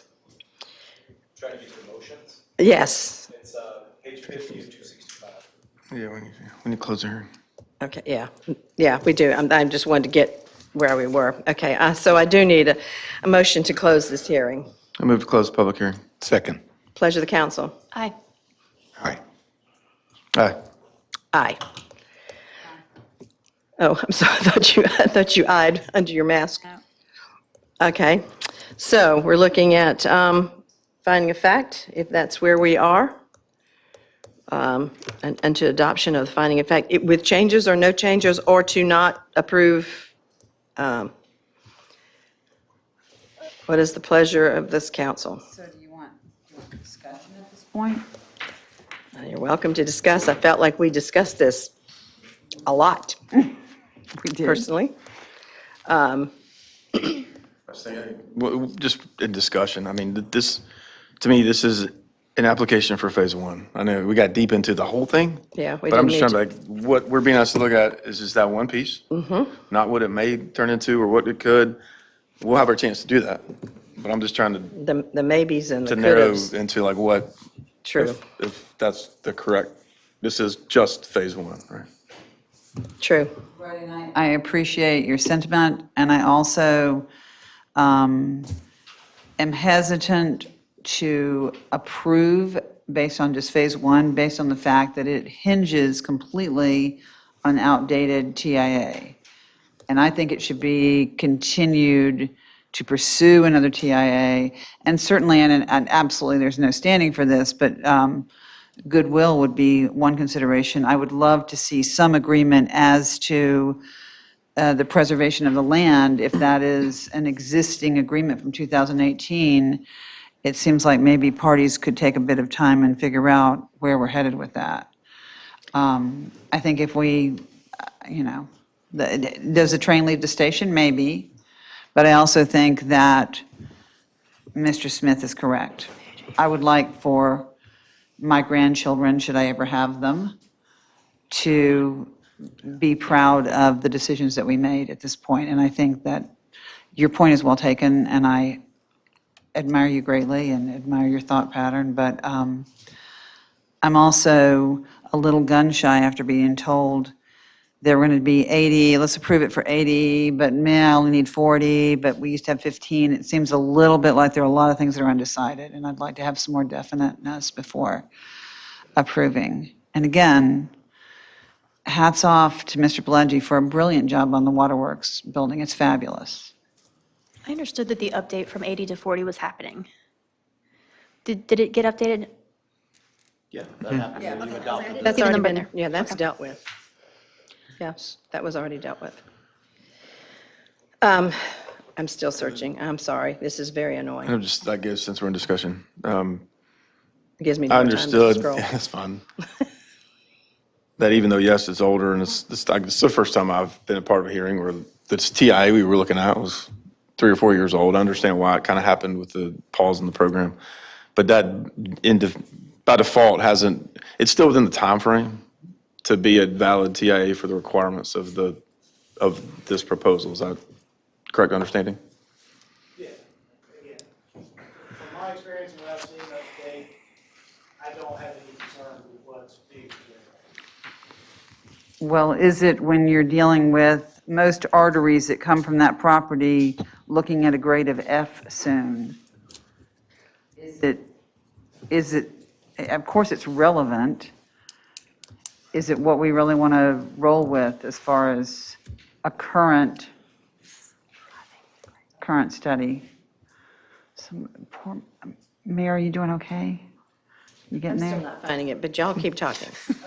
Do it. Yeah, and just talk amongst yourselves. This is phase one. I'm willing to make a motion to adopt attachment A if, is that okay?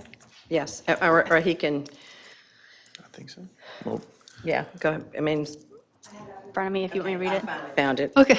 Okay. My finger's going to be shorter than the other one. Okay, so I'm looking, finally, I apologize. We're looking at the approval or denial of adopt attachment A of the staff reporting and finding of facts regarding the proposed preliminary plan for PD 1221. I'll make that motion. Second. Pleasure of the council. Okay. Aye. Aye. Next, we are looking to approve or not, the preliminary plan development for PD 1221.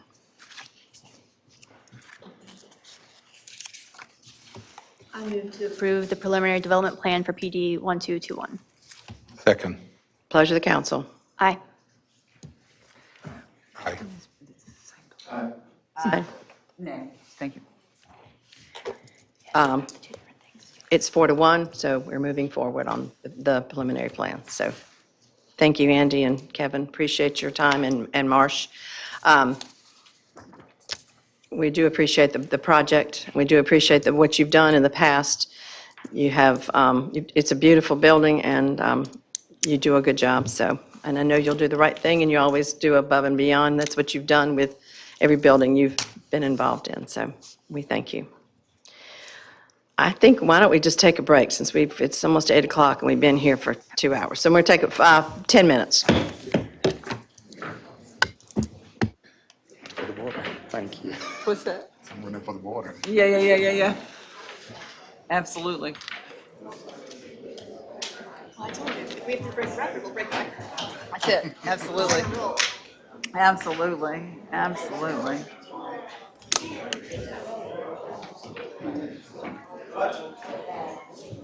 Hi. How are you? I just got up there to speed. I live on 22. The speed limit is never enforced. I've been almost trained a million times about built construction. Oh my God.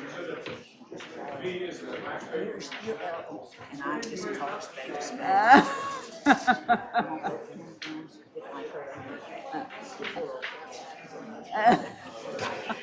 know that's not good.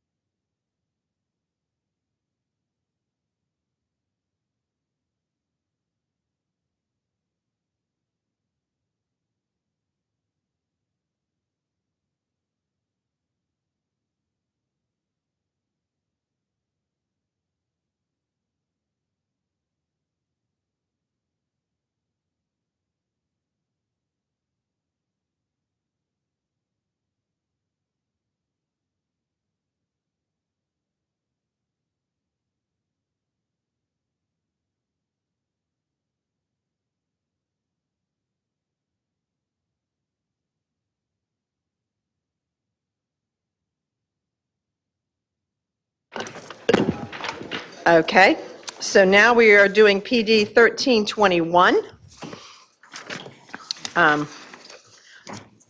That is another quasi-judicial, so will the parties of Old Morganton Park South please come forward to be sworn in? And as you all realize, it's quasi-judicial, so the same rules apply as the Waterworks hearing. But you've already, Obviously, we do. yeah, I would think so. All right, let me. So, place your left hand on the Bible and raise your right hand and respond to the following. State your name.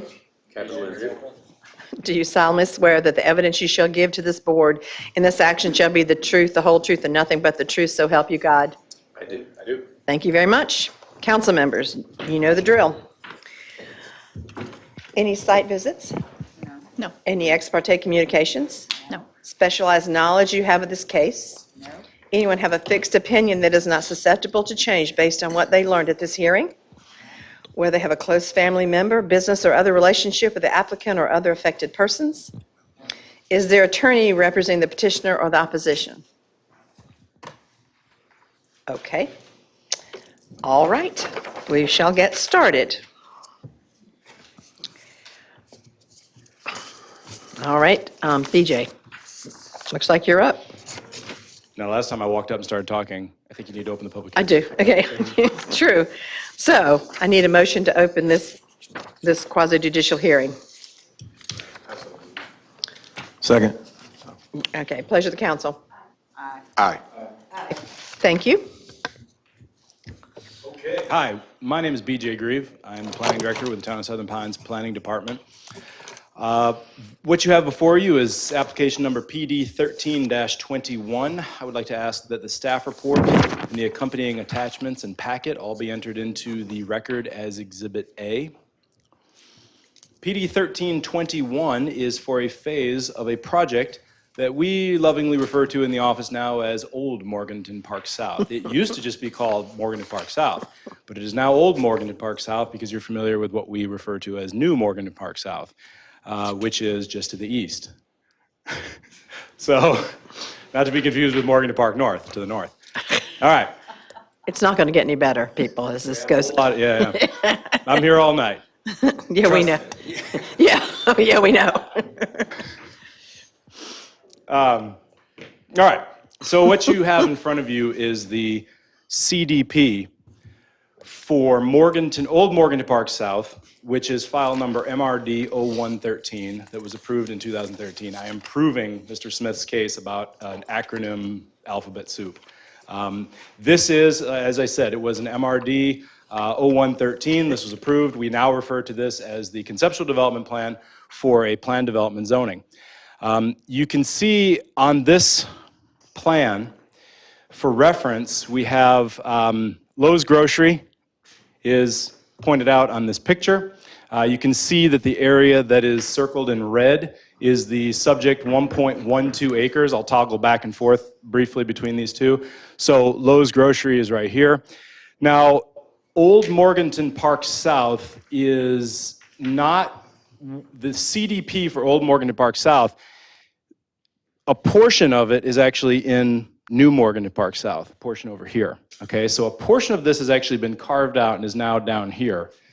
The balance over here is still part of this MRD 0113. So when I will tell you there are some out parcels, this is Lowe's Grocery, this is up above here is where the Pizza Hut is, and this parcel, and this parcel are vacant, and we have inquiries come into the office frequently to look at doing a PDP, as you see before you, for this one, and this one, and this one has gotten the furthest in the process. So again, it's this parcel up here. It's 1.12 acres. It's right at the corner of Morganton Road and Brucewood. And here it is again in a 2019 aerial image. And here it is today, actually. This is what it looks like today from about 250 feet to the south, looking down at it with that same area circled in red. And you can see the way the area is changing rapidly just between the two aerial photos from 2019. So what are they proposing to do? Well, the applicants have brought in a request for a 7,000 square foot building with approximately 4 units. It is a multi-unit commercial development. It is consistent with MRD 0113 in all aspects except for one, which is in the highway corridor overlay, they are restricted to only having 1 parking space per 200 square feet, which would give them 35 parking spaces. That is a maximum parking in the highway corridor overlay district, but they are requesting to go to 45s, which would be roughly a 1 to 150 feet. So they are looking for a deviation to exceed the maximum parking standard by 10 spaces. That is the only deviation. Otherwise, if this is approved, what will happen is it will come in and it will go through site plan review. We will make sure that all of the fairly significant buffering on the plan left side, plan top side, and plan, you might say, bottom left side. There's a lot of landscaping that's going to be required here. There's a lot of setbacks that are required on this. This was a difficult fit. The applicant's engineer can certainly speak to that. They've done a fair bit of work on this. This is the third development that has come in on this property looking at feasibility, and this is the one that has made it the furthest to get before you. The 2 previous were deemed infeasible for whatever reasons. But that is the gist on this parcel and this development. Do you guys have any further questions for staff? I have a quick one. So we set maximum parking for the old Morganton, whatever. Can you help me understand why we set the maximum parking limits as opposed to the normal town minimums? Yeah, maximum parking requirements have a whole interesting, okay, minimum parking requirements came about when you can imagine everybody said, hey, look, everywhere we go has got to have plenty of parking, got to have plenty of parking. What was determined over time, and I'm speaking academically, I'm speaking nationally, familiar with other jurisdictions where I've worked, other parts of the country, but the same concepts. Zoning came along and originally said, hey, you got to have a minimum amount of parking, got to have a minimum amount of parking. What that was doing is it was expanding everything out a lot, because in order to meet minimum parking requirements, you had to put a building, you had to wrap it in parking, and then move on to the next site, and it chews up a lot of land. That is still the case. It still chews up a lot of land. I will stop short of getting on any of my soapboxes that Reagan has heard from time to time, because obviously this is an evidentiary hearing. But that's the history of minimum parking requirements. Now, sometimes you look at it and you say, hey, look, the effect of minimum parking requirements has been big parking lots. I can pull up a lot of images of areas of this community that have very, very large parking lots. Well, if you want to look at that and say, hey, what are some other design alternatives to this, you can say, well, we can require that the building be placed on the site and oriented on the site such that you don't just have the road, a big sea of parking, and then a big building, right? Because that's kind of the model that's stamped out, and that's stamped out by corporate architecture, corporate interests in high accessibility, high visibility, high parking.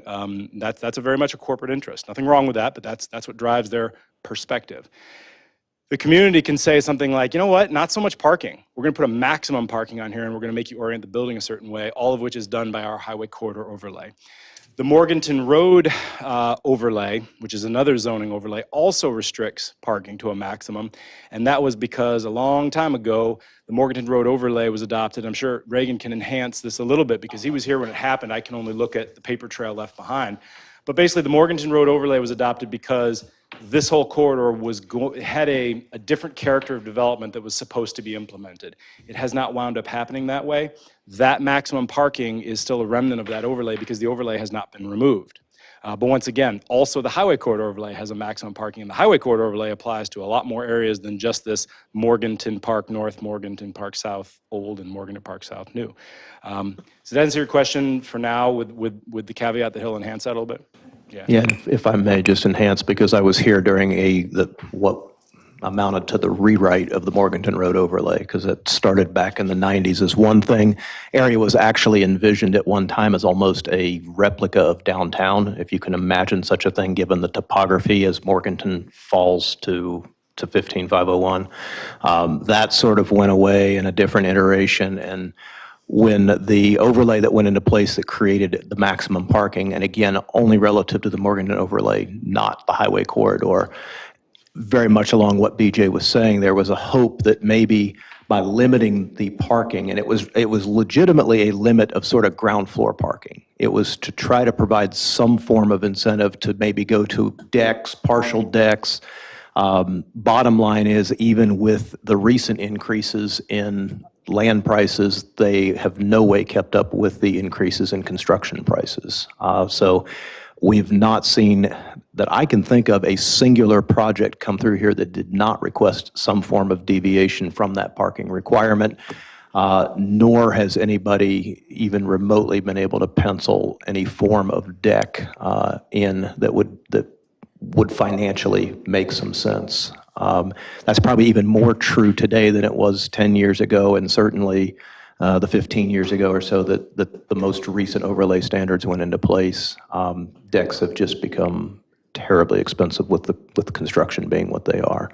But that was kind of the background on it. It was really an effort to try, much of the code already talks about trying to park sort of behind buildings, and you see that with the buildings that went in along Morganton before you get the big parking lot to Lowe's. So there's been various ways to try to address the issue of just having the sea of parking and then a big box. By putting the maximum parking in there, it was an effort to initiate one more tool to try and take away from those seas of parking.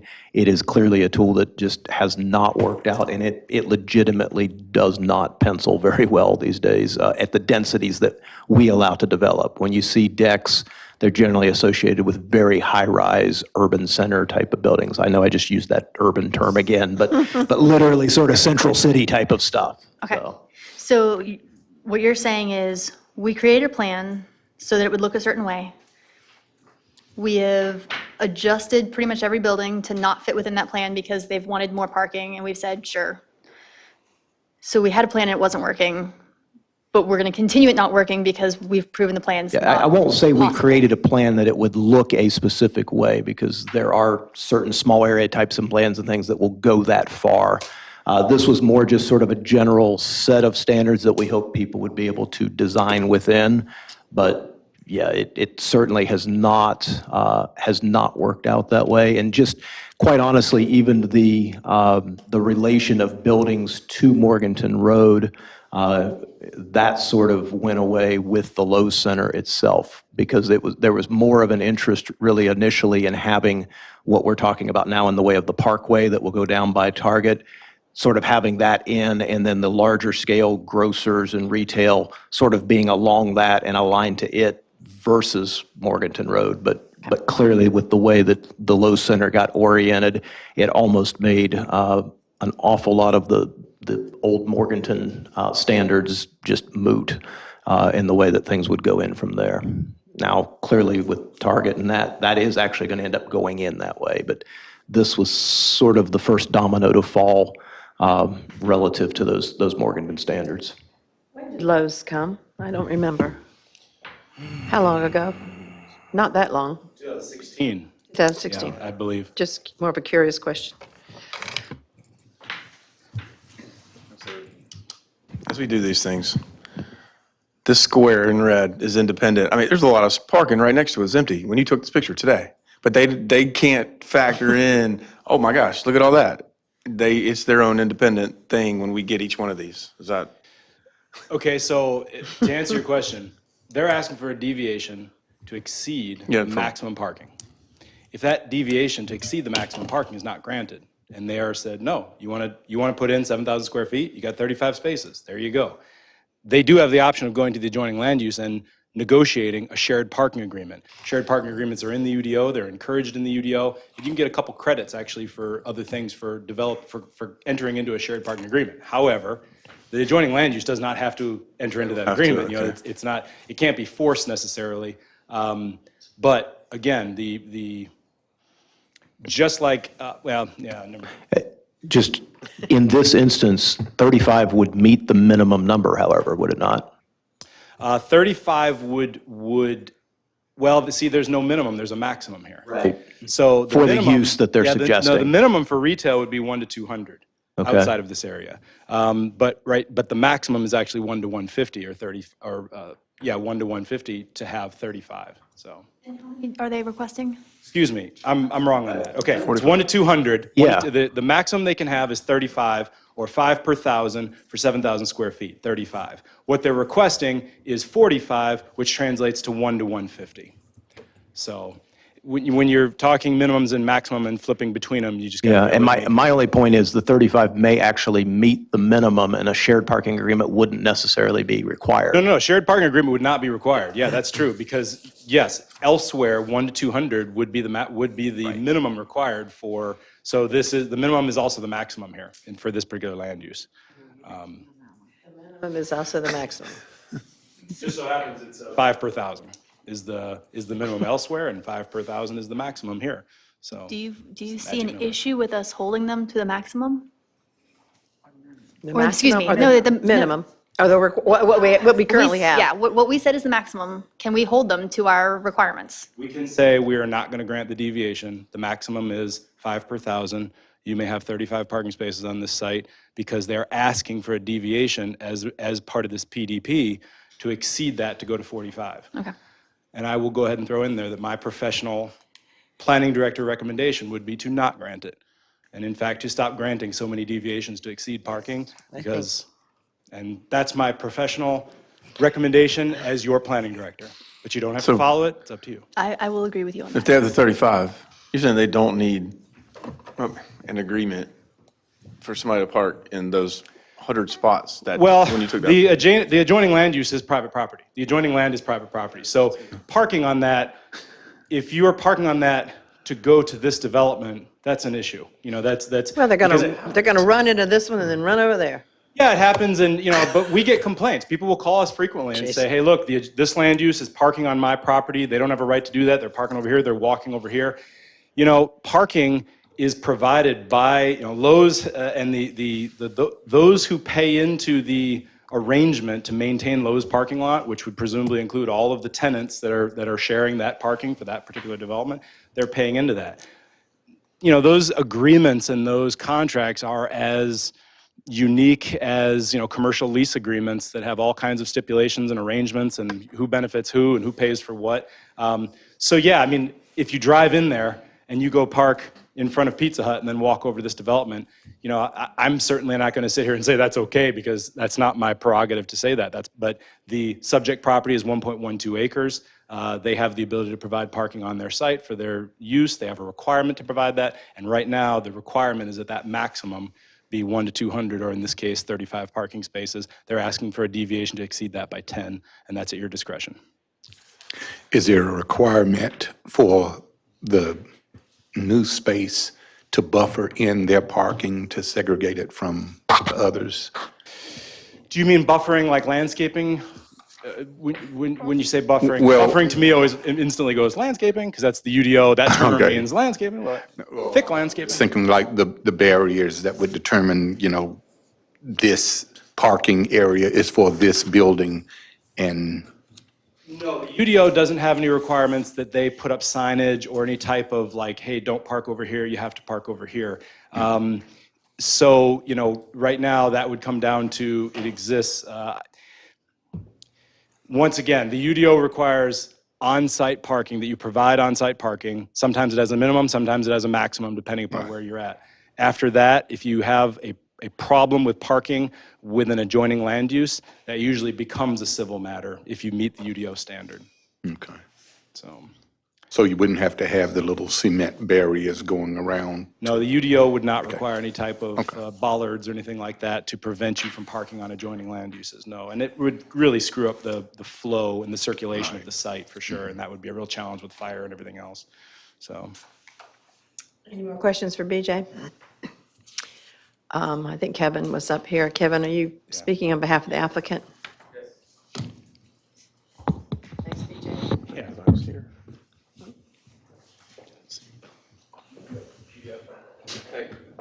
I'm Kevin Lindsay, civil engineer, representing the applicant, and I have some PDFs that I would like entered into the record. And how many are there so we can get our alphabet and our numbers straight? Because, you know. Okay. Fine drawing done by Oh, we have a lot of music going I on. design now. 1812 Overture. Yes, Kunstmann design. Okay. So again, as BJ showed you, this was the parcel as was envisioned in the approved CDP. We are following that very closely. I would point out that there, of course, there are the concept is not exactly what's there right now. We don't have some of the options that appear on here. We have one entrance that we have to use. So that restricts how we could lay out the lot. So we couldn't quite go with that exact configuration that's shown there. And we asked about possibility of adding another entrance, and we were told by the owners that we could not. So we have to live with our single entrance. So the next slide. So this is the site, same as what BJ showed you. So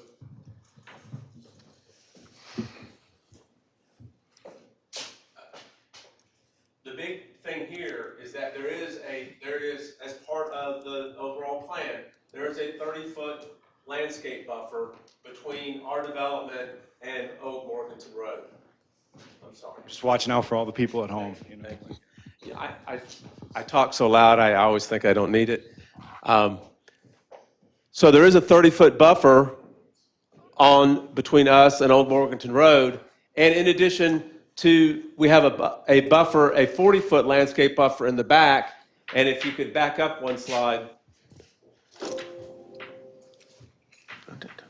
In our particular case, the start of, well, that doesn't show it very well, but the amount of pines in the distance between our property and Morganton Road is actually increased on our lot than it is as you get further to the east on these lots. So we have quite a bit of buffer and between our development and Morganton Road and between Old Morganton Road as well.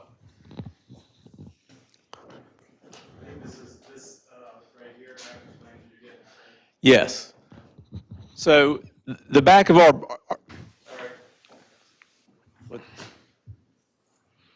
you can see all this buffer on the backside doesn't exist for much of the property, but it does. So we have an extensive buffer and we have a 40-foot buffer on our property.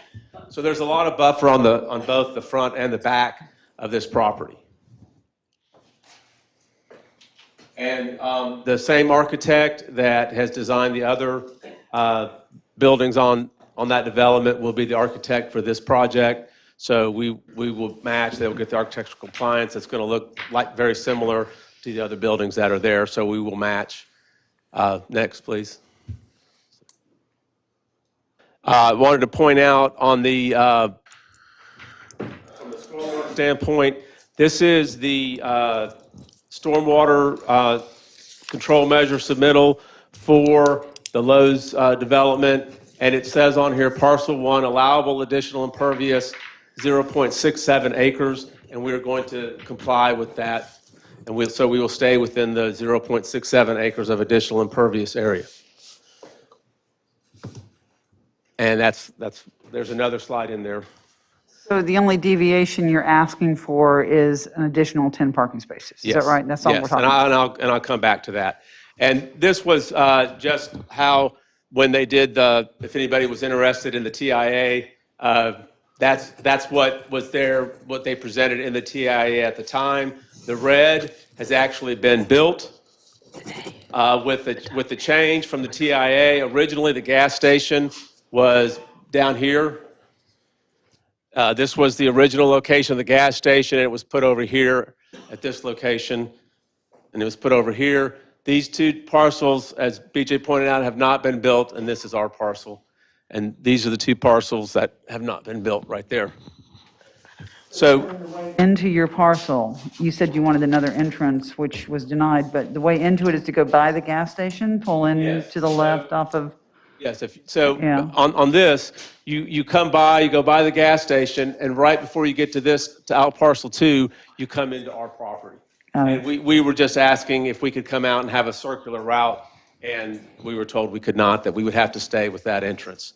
So it just makes it a little bit of a challenge to get in and around the building. But we think we got it worked out to where it'll be a good development.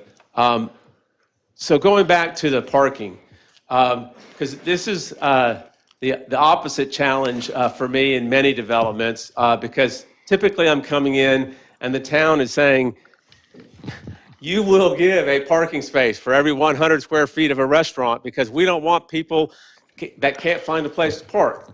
Well, that's why we want the 10 spaces. Two of the, a double, I think it's 5 units, 2 of those units are going to be combined. The plan is to combine those into a restaurant. And that's where,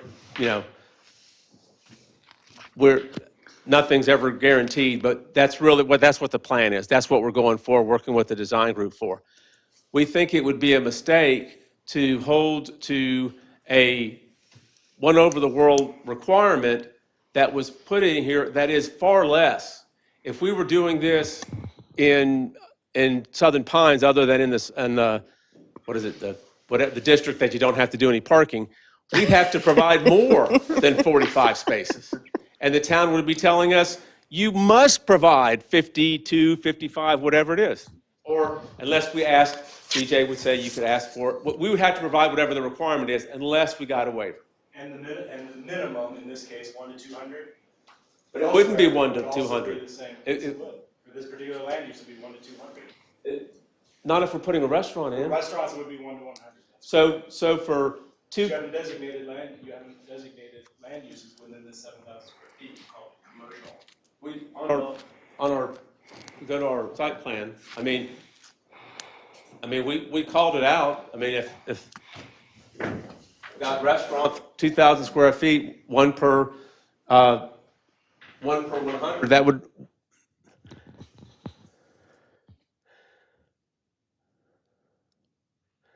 Yeah, well, okay, down at the bottom, you propose the uses, a variety of uses. Yes, it is factually correct that restaurants park at 1 to 100 minimum in other jurisdictions, in other districts.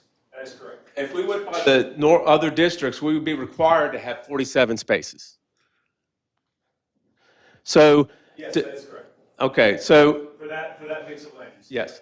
So, that's why it may sound good in theory to say, well, gee, someone decided 10 years ago that we only want to do 1 to 200 spaces in this area. But the fact is, when these people come in here to eat in this restaurant and they have a hard time parking, they're not going to go there. They're going to go somewhere else. And they don't want to park over at the Lowe's and walk over here in the rain. They want to be able to park by the restaurant that they've chosen to go to. So I just think it's a somewhat arbitrary decision to make us go to comply with the 1 per 200 instead of going to what makes sense for the site. So that's what I think on the behalf of the owners. The other problem that we have is this does have to be approved by the owner of the Lowe's Shopping Center. And if they decide it doesn't have sufficient parking, they may not approve it. So that's Where something does we have that, to deal with. where does that fall into this process? I mean, it's like, you go through here and then you go ask them and hope they like it? Yeah, Where we does that have to happen? get approval of our design by them and by the town. But their approval is not before ours, so No, we could be it's- wasting our it's- time if they hate this. We Oh. could be like wasting our time if they would say no to that today. But we're first in line of the way to go. You ask us and then you ask them. Well, I'm not the one doing the asking. Other people in our, on our team have asked, and I've been told that this is okay with the owners. Okay. But I did not ask them. But that this is okay.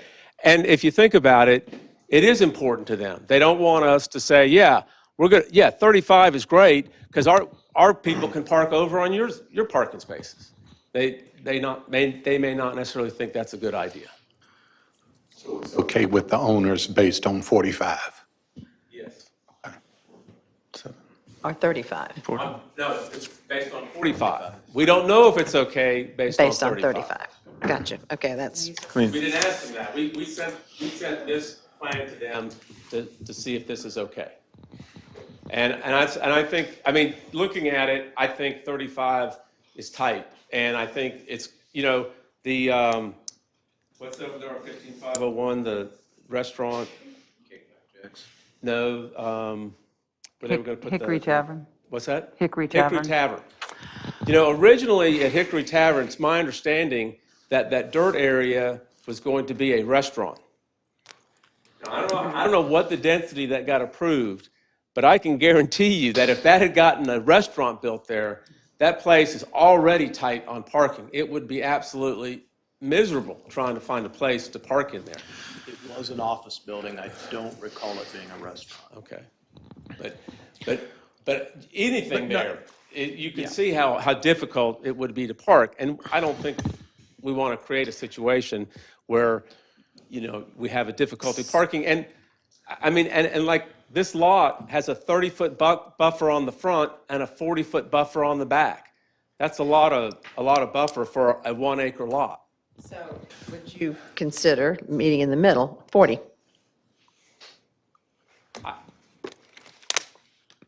You're asking, I know. I don't. Speechless, agree with huh?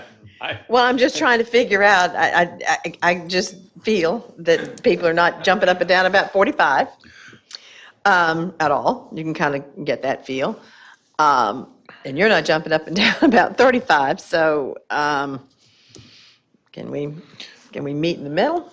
Or is that just wacky? I would just like for y'all to think about it, that, you know, where I think as Reagan said, I mean, it just, that idea, you know, it just maybe wasn't the best idea. Maybe it needs to be changed, you know, and maybe, you know, if you look at what we have here and in this overall site here, what we have, that putting 45 spaces on that lot is not an exorbitant amount of parking. If no one had said 200, no one would be questioning that, the 45. In fact, the town would be saying, I guess it's okay that you're not quite giving the maximum, quite giving the minimum. I think we're 1 or 2 off from what the minimum would normally be.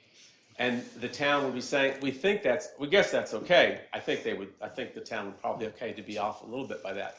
But, so we're kind of going by this thing that somebody decided that a long time ago, and we're not really doing that, whatever, I mean, I don't know what that vision is, but it doesn't seem to be working here.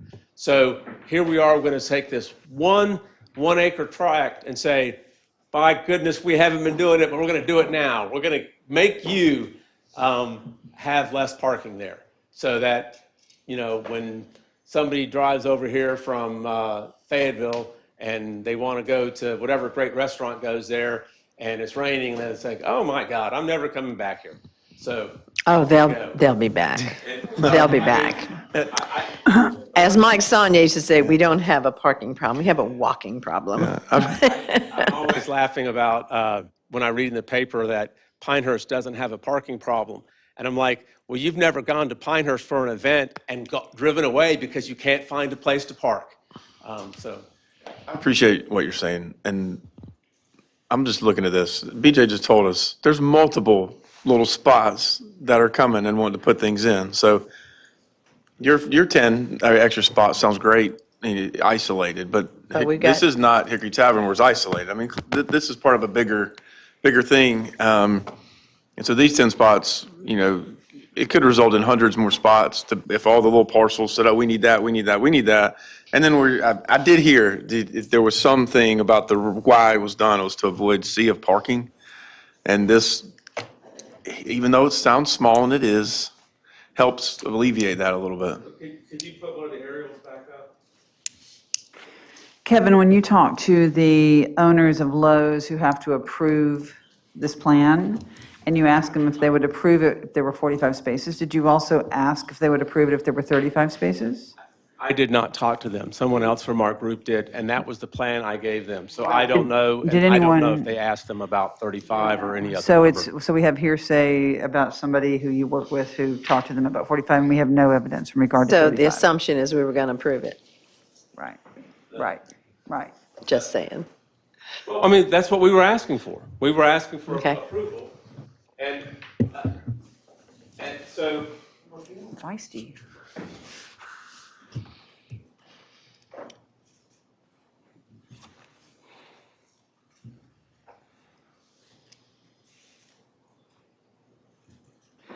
In regard to the 7,000 square feet, you're talking about having a restaurant there, and you said that was just two of the components. There were three more, is that correct? What were the other ones?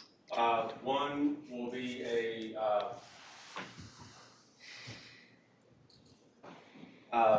one is going to be, I think, a mail-related business. And It's an MAIL. Just checking. Okay. Okay. Watch Kevin blush. Look at related to the process of sending packages. Okay, I understand. Thank you for that specification. And I actually know what the other is, but I'm forgetting. It's not a restaurant, and it's not, Mail related. it's not. You talking MAIL or MALE? MAIL. MAIL, okay, because you know, we went on a whole different path with you on that one. Once again, I'm not all. But you need your notes, don't you, Kevin? So, I guess my point is, we're enforcing on a 1 acre tract adjacent to what's there, okay? That's not gonna change. 10 parking spaces over here with a 40-foot buffer and a 30-foot buffer is not gonna make it look like there's more parking spaces in this entire shopping center. And That 10 spaces is not gonna change the appearance of this shopping center. And if you go back, all the way back to the CDP, those 10 spaces are not going to materially affect the overall appearance of this shopping center.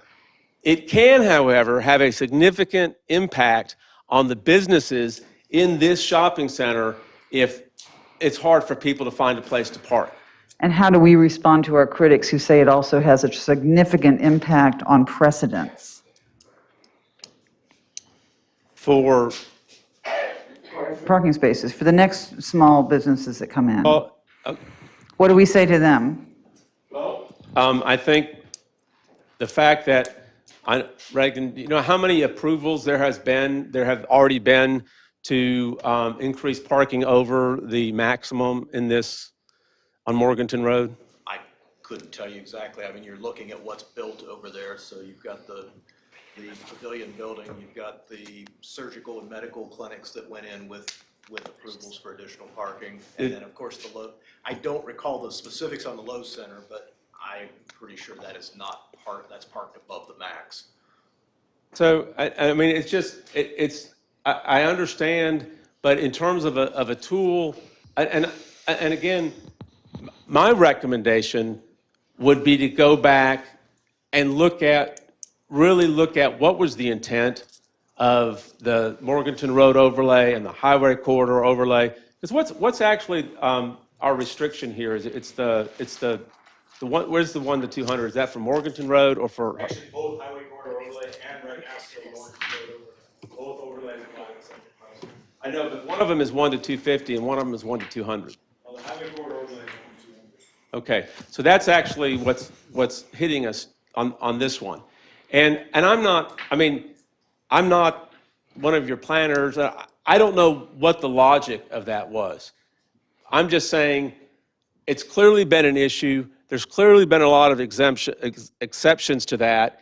And to say for this one person that, nope, we're gonna kind of stick it to you and we're gonna hold you to this.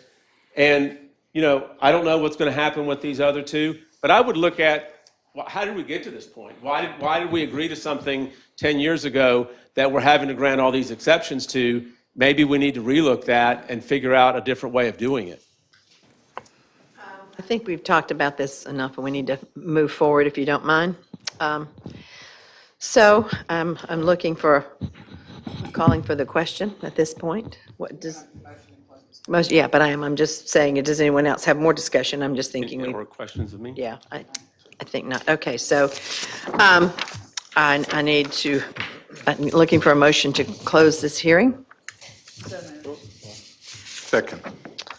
So, pleasure of the council. Bill, did you have discussion you wanted to conclude? I have a procedural question.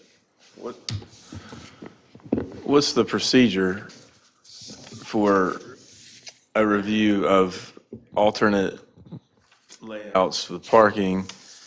Or is it just, we're voting on the one asking for the deviation is yes or no, and they're like back to the drawing board if that vote happens, one way or the other? Yeah, the request in front of you is to grant a deviation to exceed it to go to 46 parking spaces. And so it's either granted or not. Right now, just so you know, right now, the findings of fact that are attachment A are drafted to grant it. Just to be clear. So, and those come from staff, and that came from the preliminary form with the planning board. It's 45, it's 7,000 divided by 200. Okay. It's 45. So to not grant the deviation would require a slight tweak to finding of fact number 2. To grant it, you would just approve attachment A as drafted. But in terms of looking at alternative designs, this wouldn't, an evidentiary hearing format wouldn't be a good place to dialogue about alternative designs. And if it's not granted, they would have a PDP approved for a 7,000 square foot building with 35 parking spaces maximum. So if the deviation is not granted. So they wouldn't be back to the drawing board, they would just proceed to site plan review. And when we at site plan review look at it, we'd say, you can have 35 parking spaces. What's the process for us to go back and, not as it applies to this specific case, but to review what the plan is and if it needs to be addressed? Yeah, it's a well-made point by Kevin, is that it is true that a number of projects up and down this corridor have had deviations granted to exceed the maximum parking requirement. That has absolutely been happening. I want to throw in a small bit of context. Prior to COVID, when we were doing site plan review, there's a section of the UDO that requires flexibility in administration of the parking code. And every request I ever got for that flexibility in administration for administrative deviations was always to do less than the minimum required. You see what I'm saying? So the minimum might have been 40 spaces. Somebody'd come in and say, can I please only do 25? And we would frequently grant those, okay? I'm not kidding. Ever since COVID, every single administrative deviation request I've received for parking has been to exceed the maximum in the highway corridor overlay. It used to be, throughout my entire career, that I've had to fight with people about providing the minimum amount of stacking for drive-throughs. And now, every project that comes in is triple, quadruple, 10 times the stacking for drive-throughs. There has been a significant change in the way site design has occurred. It's been written up in journal articles. I could send you the copies of them. It's been written up in, it's very clear that sites are being designed differently based on market conditions and demand by designers during and post-COVID. A lot of this is coming from the fact that my experience here in this jurisdiction is now getting to a point of 5 years where I'm beginning to see the effect of granting constant deviations to exceed parking, and we're seeing the built environment rapidly change, and I have to take a professional change of opinion. And that's where some of this comes from. And I understand that from Kevin's point of view and from his applicant's point of view, that's really annoying. Granted. Evidentiary hearing, granted, that's annoying. But what I'm saying is, in the planning office, this is not the only project. We've got multiple in the queue. And the cumulative effect of this, at some point as a professional, I feel responsible to say, okay, look, this is a lot. Time out. Yeah. Yeah. At some point, if we hold people to these recommendations, perhaps it would start to look like what we wanted it to look like. Okay. Because the plan was done for a reason. It was not an arbitrary throw a dart and hit a number. So, with that being said, we have closed, we did vote on closing? Okay. Okay, all right. I'm looking for a vote. All right. We can make a motion. Yeah, you need to make a motion. I will move to adopt attachment A of the staff report as findings of fact regarding the proposed preliminary development plan with the following changes. I guess that any and all parking standards comply with our minimum maximum numbers, which is 35. Second. Does that do it, BJ, for your? Okay. Isn't that stated correctly? We're just making sure. It does, because, as you guys know, following the evidentiary hearing, I come back to you with a written decision, which you look at and verify to make sure that it is the basis of the decision. And based on the discussion, based on the minutes, and based on that motion, I can prepare a written decision that very much is in keeping with that for your So review at the work the session. way it is read, we are doing 35. Is that correct? Okay. Pleasure of the council. Well, we got, oh, sorry, yeah, go ahead. Thank you. Aye. Aye, okay. Moving to looking at deny or approve with conditions of the preliminary development plan for PD 1321. I guess I'll move, because we're approving off of the findings of fact we just voted on, so I will move to approve the preliminary development plan for PD 1321. Second. Pleasure? Aye. Aye. Aye. All right. Moving right along. I feel like on this one, we need a drum roll or something. But anyway, we don't need to open or close because we are still continuing the Patrick's Point hearing. So will the parties who have not been sworn in with this, please come forward. Is there anyone who has not been sworn in from before?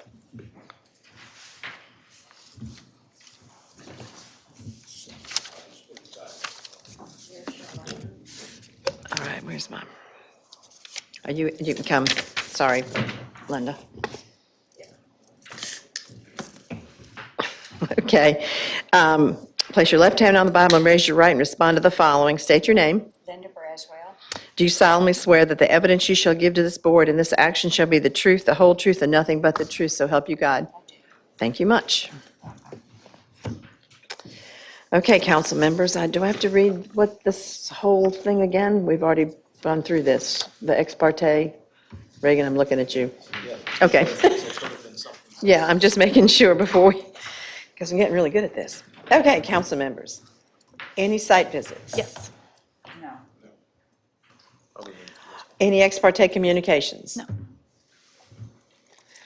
Is that considered people on the street talking to me as ex parte? Only if you engage. I mean, Not if you didn't take any substantive information. I didn't.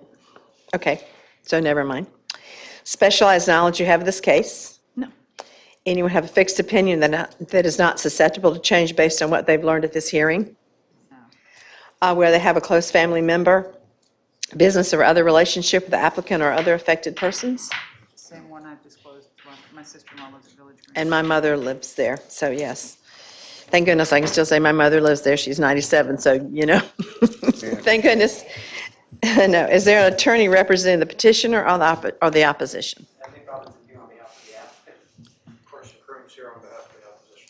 All right, so, that being said, does the opposition want to make an opening statement, or Nick, do you, because you, It's your pleasure.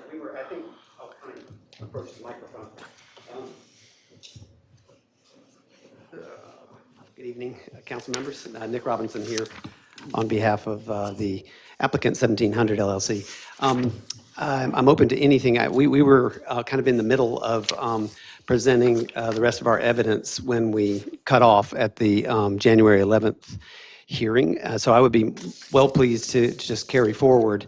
Council will recall that we agreed to a system by which the parties submitted documents by January 26th, and we each did that. And so we had 12 documents, and I need to get those into the record as part of our case. So I would propose, but I'm open to anything that you all think is appropriate, that we just continue on with our case, get our documents in, the rest You of our have testimony. 12 more documents?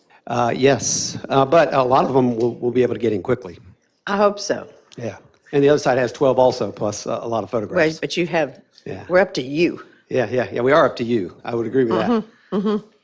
We're going to run out of alphabet. We're gonna do I know, something I else. think I'm going to get to BB or CC, I'm not sure. But yeah, so I think we can get those through quickly, and then my assumption is that Mr. Crooms will make his evidentiary Yes. presentation, we'll take it from there.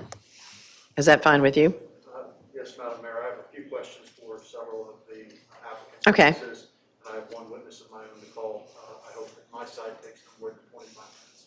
Okay, thank you. Yeah, and I don't know if I'll have a question for his witness, I don't know who it is, but I guess we'll see. Okay. All right, very good. If I can have just a second to pull my stuff out.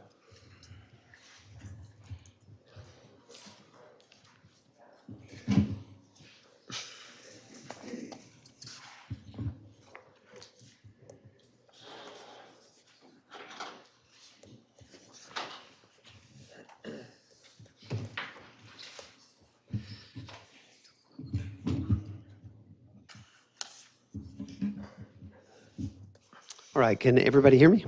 We good? Thank you, Madam Mayor and members of the council. I'm Nick Robinson, as I said. Bradshaw Robinson Slaughter, 128 Hillsborough Street, Pittsboro, North Carolina, 27312. Here again on behalf of 1700 LLC for this, I guess is the third night of public hearings on this one for the Patrick's Point project. And I'm here again tonight with Logan Burnett and the same witnesses from before. Just a quick reminder, some multifamily use and office use are both already allowed in this district under the UDO, and the only reason why we're having a hearing at all is just to determine whether or not the special use permit should be granted, and the 6 findings that need to be made for allowance of a special use permit have been proven. So since the January 11th hearing, when we cut off, we did what we were asked to do, which was submit anything else, any additional exhibits that we had by January 26th, deadline established by council. And we did do that. And I want to say that tonight you're going to, we submitted some documents after January 11th, before January 26th, that were specifically in relation to concerns that you all raised at the January 11th hearing. I mean, in particular, I want to raise, one was traffic issues at North Sailor Street and West Connecticut Avenue area, so you'll hear a little bit more about that. And then some slight revisions to the site plan that were occasioned by the arrival of the actual official wetlands survey, which you'll also see as one of the documents in your packet there. So we can walk quickly through those issues with our witnesses, and I'll get going on that. You can recall that I'll skip through some of this here, which is background that I think everybody remembers. I don't want to repeat any testimony from the last 2 hearing nights, but what I would have for you tonight would be Logan Burnett, who's going to discuss some of the changes that occurred between that night and now. And then Bob Kuntz, the land planner and landscape architect, will do the same in a little more detail. Travis Fluid is here. Good news is he was able to do that study of the intersection that we had talked so much about between the last hearing, and now he did the study. So he's got a second addendum to his traffic impact analysis. Tad Hardy is here, and that would probably take a couple of minutes just to say that the new plan also does not have any increase in noise from traffic. And Frank Dean is here again with an updated report with respect to the fact that the project does not have a substantially negative impact or diminish the values of the adjoining property owners. I'm not going to say again, but hopefully for the record, I can reincorporate all of my generalized objections that I stated at the beginning of each of the last 2 hearings. And then to the extent that the opponents do put on evidence, I would reserve the right to object at that time as well. And then I would also, the last thing I would say as an introductory matter is that in accordance with UDO section 2.14.6F, the applicant reserves some time at the end of the hearing or at your pleasure to summarize the evidence and the applicable legal standards that you need to use for making your decision. So I would ask if I could just call Logan Burnett up for his presentation, and I'll get out of the way. Thank you, Nick. Thank you.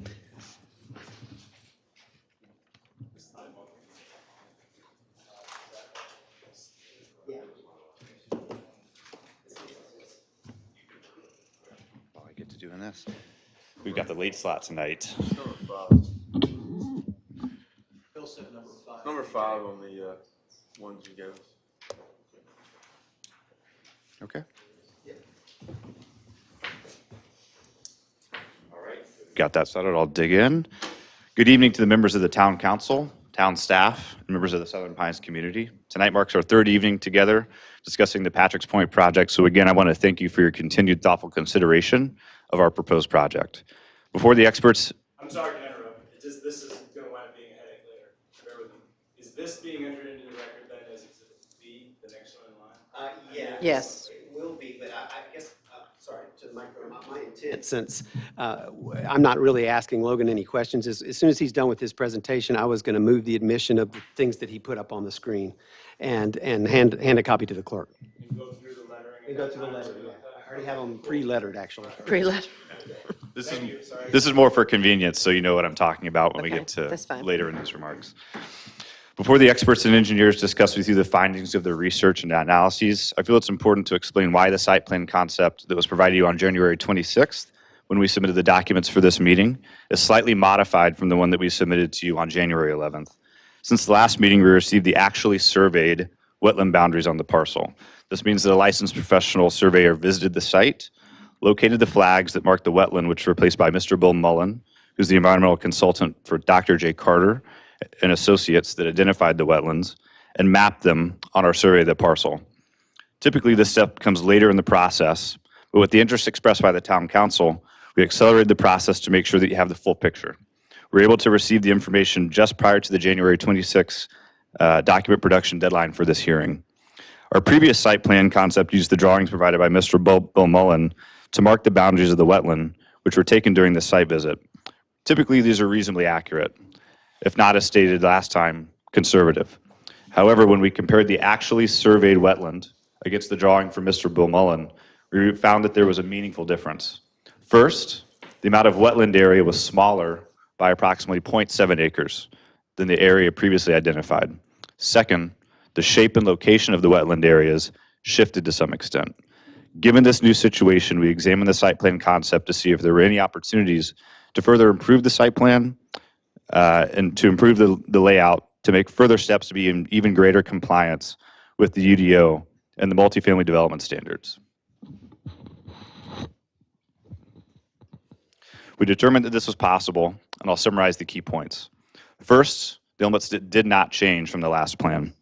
This concept still proposes a total of 266 apartments and townhome-style multifamily units, no change from the last meeting, and total number or type of each unit.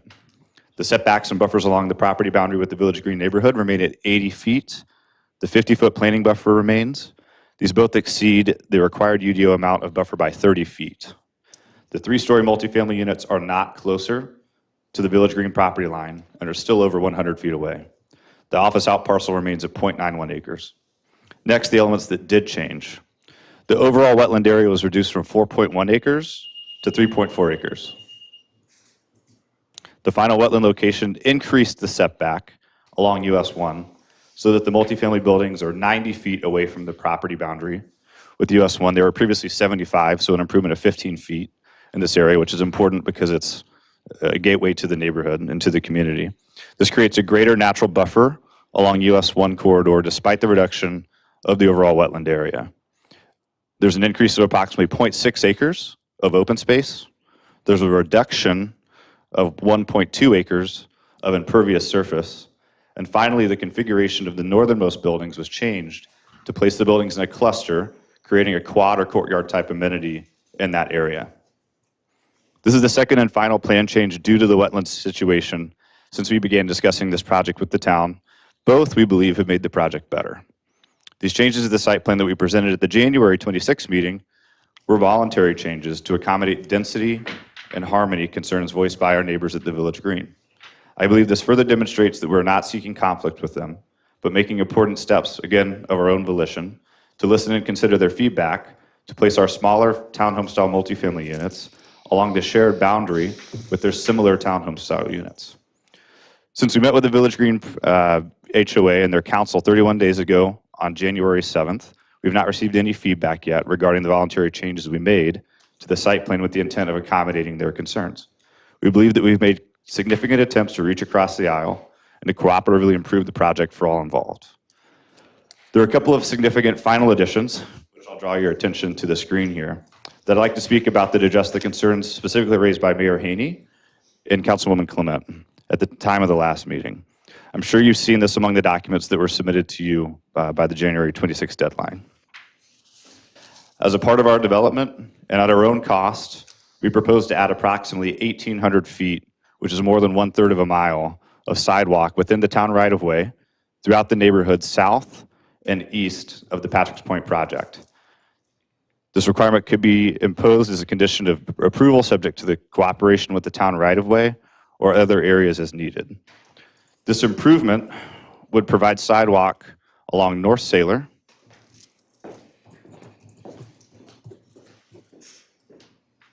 from West Main to Pennsylvania. In the audience? From West Main to Pennsylvania.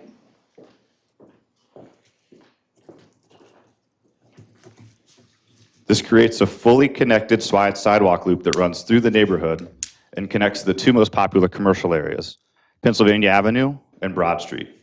Not only will it be a great amenity for the entire neighborhood, it will also alleviate the concerns of pedestrian traffic that would be at risk from vehicle traffic in the neighborhood. This will move the pedestrian traffic off the street and allow for safe travel of both pedestrians and vehicles along the same route. This would also help fulfill a meaningful but not yet funded portion of the Town of Southern Pines sidewalk plan in this area. Secondly, as Travis Fluitt will address in a moment, we agreed to install site distance signage as a precaution near the approaches to North Sailor Street and Connecticut Avenue intersection. At every turn of this process, we've listened and adjusted to the comments of the council and of the community. We've conducted multiple meetings with adjacent neighborhoods and provided thorough analyses and reports from credible third-party experts. I hope you found our participation in this process to be transparent and productive. We feel this project will be a great addition to the town of Southern Pines by making relatively affordable market price housing to help create the variety of residential options within the town of Southern Pines. We ask that you approve the special use permit that we've requested for the Patrick's Point project. Thank you again. I'll be handing the podium back to Nick Robinson. So just to be clear, on the screen, on the sidewalk proposal that's showing, the part that's green is the part that you're proposing to build at your expense, meaning from along West Main until it intersects with North Sailor, and then all the way from that point on North Sailor to where the green stops on the map, just short of Pennsylvania Avenue. Is that correct? That's correct. The green is our proposal, the red is the existing. Okay. How, because the green is jumping sides, Yeah. it's a lot of crossing to the next slide? Sailor Street. Yeah, there's a reason. We tried to do the right thing. So you can see, this is the proposed sidewalk plan from Southern Pines and where the right-of-ways exist and where it should be in the future plan. On our plan, we've matched the same side of the road. That's why it's on those sides of the road. What We would- about, Go what ahead, about the last block of Sailor right before it hits? right here Yeah. in Pennsylvania. So Can we enlarge that screen, please? Thank you. we actually, you're correct. That's the one area that differs between the plan that Southern Pines has, made public and what we're proposing. That's because there's already a sidewalk that comes up next to the bank there. To one on the right, please. Yeah, right there. Yeah, the So proposed. the town of Southern Pines plan would have this running all the way on this side of the street completely. There's already sidewalk here, and there's actually already the general topography in the right-of-way to realize a sidewalk without much difficulty on this side. So we were just making, trying to use common sense to tie in where it didn't make sense. If there's disagreement, we could put it on the other side. There, and What's the cross street where you would have children crossing from one sidewalk to another? Is that New Jersey? Yeah, it's not on this map, but It's a new something. New Hampshire, okay. New Hampshire? also as, what would be customary with this type of thing, we would obviously stripe that to make sure that it's clear that it's a pedestrian crosswalk. Every reasonably available safety measure to do that, as well as crossing signs near there. I have an unrelated question, but one I've wanted to ask you. Can you tell me where 1700 LLC is registered, with what state? I believe it's registered in Delaware, but the company's headquartered in Florida. Headquartered in Florida, and you're based in New York? I am. And do you have other positions that you hold other than being involved with this LLC? So the LLC is just a business entity that's established. Right. I don't have the full picture that I could share with you of all the entities that fall under Volta Global, but all of my business activities are with Volta Global. But I'm also an investor alongside Volta Global, and I would be in this project. I'm invested directly in this project. And so what's your position with Volta Global? I'm a vice president. Thank you.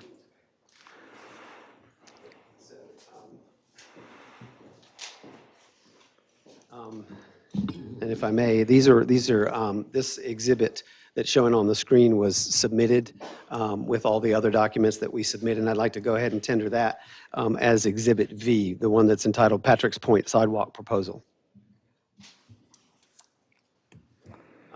In addition to that, we submitted another document that we don't need to go through in every detail, but it's a document that's called Townhome Design Comparison, and it lays out the conceptual depictions of what the townhome style residences in Patrick's Point will look like, and make some comparative photographs with what's existing in Village on the Green as well. That's submitted with the documents that you have, and it speaks for itself. So I will go ahead and submit that as Exhibit W. It is a 1, 2, 3, 4, 5-page document.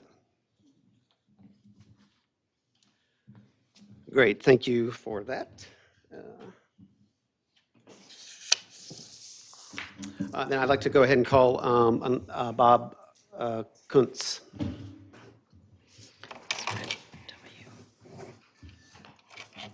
All right. Go ahead. State your name for the record, if you would, please. Bob Kuntz, 150 South Page Street, Southern Pines. Okay, maybe it would be better to, yeah. You were previously tendered and admitted at the December 14th, 2021 public hearing as an expert in the field of land planning, site plan design, and landscape architecture, correct? Yes. And you testified again under oath on January 11th, correct? Yes. Do you acknowledge that you're still testifying under oath as an expert in those fields in this matter? I do. You were present for were you present for the entire public hearing portion conducted on December 14th and then also on January 11th? Yes, I was. At the January 11th hearing, you testified regarding a first revision to the site plan that, among other things, reduced the number of units from 276 to 266 units, changed the units closest to Village Green from 3 stories to 2 stories, changed them to townhome-style residences, increased the buffer along that line with Village Green from 20 feet to 50 feet, increased the building setback along that line from 50 feet to 80 feet, and also moved the swimming pool and amenity and clubhouse to the opposite side of the project, closest to US 1 entrance area. Is that correct? Yes, that's correct. Since the January 11th, 2022 meeting, did you receive any new information regarding the wetland areas to be preserved on the site? Yes, we received the full survey boundary of the wetlands. It's dated August 12th, 2021, the original boundary survey date, but it shows a revision dated January 6th, 2022 that states locate wetland flags. It was updated by Matthews Land Surveying with the actual wetland survey points as flagged by Bill Mullen. It arrived in my email from Matthews Land Surveying with the additional wetland survey information on the evening of January 11th, 2022, Actually, during the public hearing, I received the document. And that survey actually reduced the wetland area by 0.7 acres and allowed for a slight reconfiguration. As we stated previously, Mr. Mullen does very conservative mapping when he's doing those plans. Okay, and so we're clear on this. I'm handing you a one-page survey document that I've marked as Exhibit X. And what is that document? That is the survey from Matthews Land Survey. Okay, and we included that among the documents that were submitted to the town on the 26th. It's the wetland survey. All right, and is that the document that you were referring to that regarding the surveyed wetland delineation on the site? Yes, it is. Okay, good. Madam Mayor, I want to move the admission into evidence of the wetland survey marked as Exhibit X. Thank you. Here's X. Thank you. Great, thank you. Yeah, and there it is. And so that's the map on the screen showing where the actual wetlands have been delineated through the staking on the ground. Is that correct? That's correct. All right. Now, based on receipt of the actual survey of the wetlands, did you make any revisions to the site plan? Yes, we did. Okay. I'm going to hand you a one-page exhibit that's marked as Exhibit Y. Is that the revised, the second revised site plan that incorporates the new wetland delineation? Yes, it is. Okay. Madam Mayor, I move the admission into evidence of the January 26th, 2022 revised site plan, marked as Exhibit Y. Thank you. Yeah, it's called revised site plan, I think. Yeah. You can get that up on the screen, that would be great. There we go. Please describe for the council, if you would, the changes that are included within this revised site plan marked as Exhibit Y. I sure will. Logan actually walked through a lot of those changes, but there were several changes based on the updated survey since there was additional upland area included in that plan and was available for to create the master plan. While we believe that these changes could have been made during the detailed site planning process by staff, as there are no adverse changes to density, buffers, setbacks, open space, parking counts, impervious surface, or any other SUP standards, we felt it was appropriate to include the modified plan in the application since there was time to produce the revised plan. The changes from the previous plan include the following, and I'll walk up. Again, can you enlarge that, please?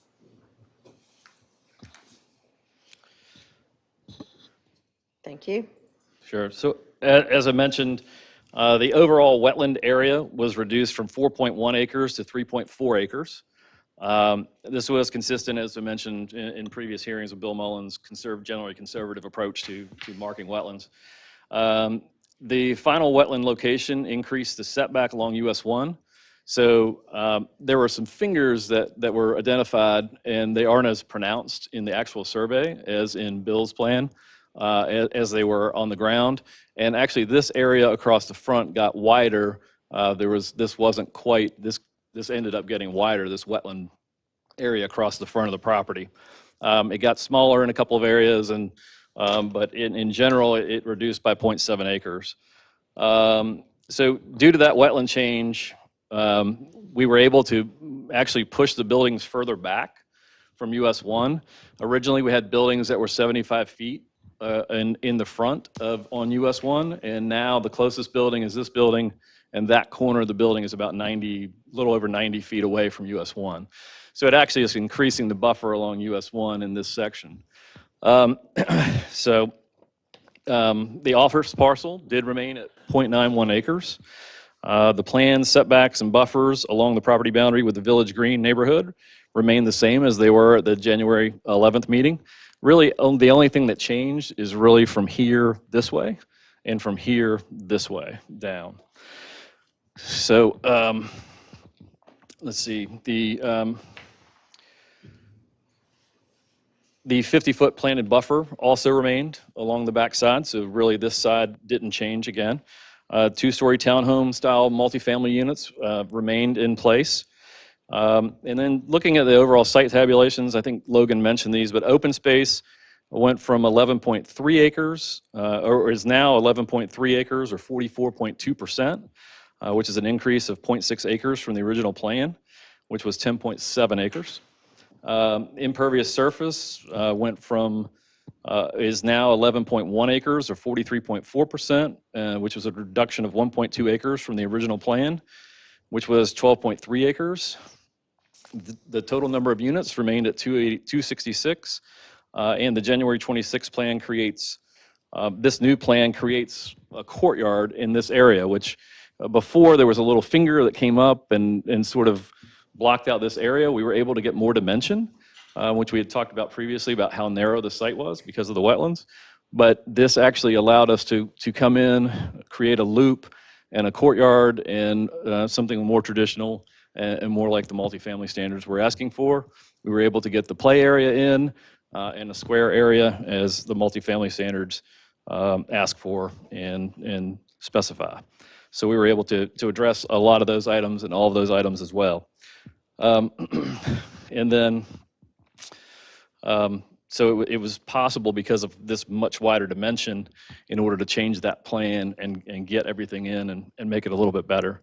One thing we did too in this plan, we had to, in order to get space in, we broke one of the large buildings in half to a 12-unit building. We broke one of the 24-unit buildings into two 12-unit buildings. So breaking the scale down and reducing the scale of the overall plan in general. So that's a recap of really what the new plan is. I think one of the other nice features is that this multifamily building is now next to the pool and creates a really nice open space through this whole area. So, but again, overall, the open space did get larger across the site. Anyone have any questions for Bob? It looks like wasn't there a field at this far left end? Is that trees now?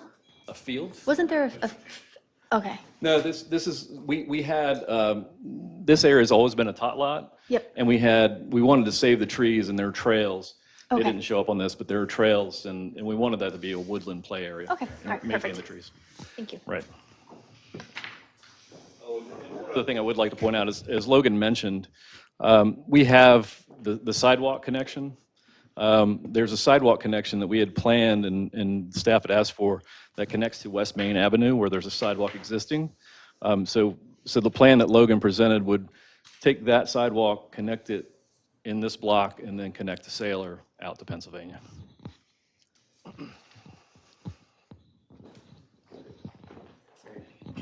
Okay, Bob, in your expert opinion, does this revised plan, the January 26, 2022 plan, oh, pardon me. Did this, I can't remember what they were, but there was like the 4 or 5 out of 30 suggestions, and there were some deviations. Does this change any of those? We've now addressed all of the items, even the difficult square item that was part of that. All of those items are now addressed in that courtyard at the end. So we have the open play area for throwing, I think it states something like throwing balls or something like that. We've been able to incorporate that in the courtyard at the end as well. Okay, thank you. In your expert opinion, does this revised site plan meet all of the requirements of the UDO? Yes, it continues to meet or exceed the requirements of the UDO and the supplemental regulations. And in some cases, it now exceeds the minimum requirements in some new locations where it didn't previously. And in other areas, it exceeds it by more than it did on the previous plans. And all this was done voluntarily. For example, the vegetative buffers with Patrick's Point were increased to 150% from 20 feet to 50 feet. And the setbacks have been increased from 50 feet to 80 feet along the back. Those increases are just along the boundary with Village Green, correct? That's correct. Okay. Good. So there's been some testimony and there've been some questions throughout the couple of public hearings about whether or not this project quote, conforms to the character of the neighborhood in which it's located, which is language taken directly from SUP Standard B, correct? Yes. To your knowledge, is the term neighborhood defined in the UDO? It is not.